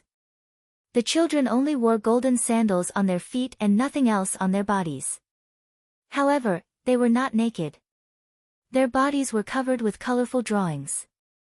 The middle wall was 12 meters tall and made of gray granite. There were also many carvings on it, but they were not of wild beasts. Instead, they were vivid and lifelike war scenes. Warriors crossed swords, contradictions struck each other, arrows rained down below the city, heroes were fighting, babies were being slaughtered, and burning crematoria, the iron and solid wooden gate opened wide, and the clamor and cheers were like a flood that suddenly rushed towards Danny, who had just entered the city gate. Those were the cheers and shouts of countless people. There was a long street between the middle wall and the inner wall. The street was filled with colorful buildings. There were dreamy rose-colored stone buildings, violet towers, bronze arches inlaid with green jade. The balconies of these buildings were filled with people of queers. The women wore toka robes that exposed one side of their breasts, while the men preferred silk skirts with beads. The fair-skinned people of queers were either throwing red rose petals, waving colorful scarves in their hands, or shouting at Danny, "Dang! Dang! Dang!" The bell on the city tower rang.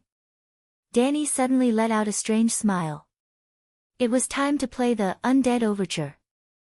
She was the Arthas who was receiving the cheers of her people while rushing to the palace to kill her father. The inner wall was 15 meters tall and made of black marble. There were scenes of men and women making love on the wall. Well, they were commonly known as erotic paintings. Part of the customs of the people of queers could be seen from this. As Danny approached, the gate of the inner city, which was inlaid with golden eyes, slowly opened like the mouth of a giant beast. Only the pedestrians on the street stopped and looked at Danny and her group with curiosity. There was no special welcoming ceremony in the inner city. Danny saw the miraculous towers of this world. The tall spires were as dense as a jungle. There was an animal-shaped fountain in every square they walked past. Under the noon sun, there was a small rainbow hanging in the sky. It was beautiful. The merchant Kaya said proudly to Danny, "Queers is the greatest city in history. It is the center of the world, the gateway between the north and the south, the bridge between the east and the west. It is ancient and has surpassed the memory of people. It makes all the cities in the world ugly and pale in comparison." This bragging. I don't believe it. When ancient Valeglia was still around, you would dare to say such things to the Dragon King. Yes, I have been to the 9 free trade cities, except for Volantis. None of them deserve to be mentioned in the same breath as the pearl of this strait. Danny complimented happily. She could not help but notice the statues placed on both sides of the arcades. The ancient heroes of the city stood majestically on white marble pillars.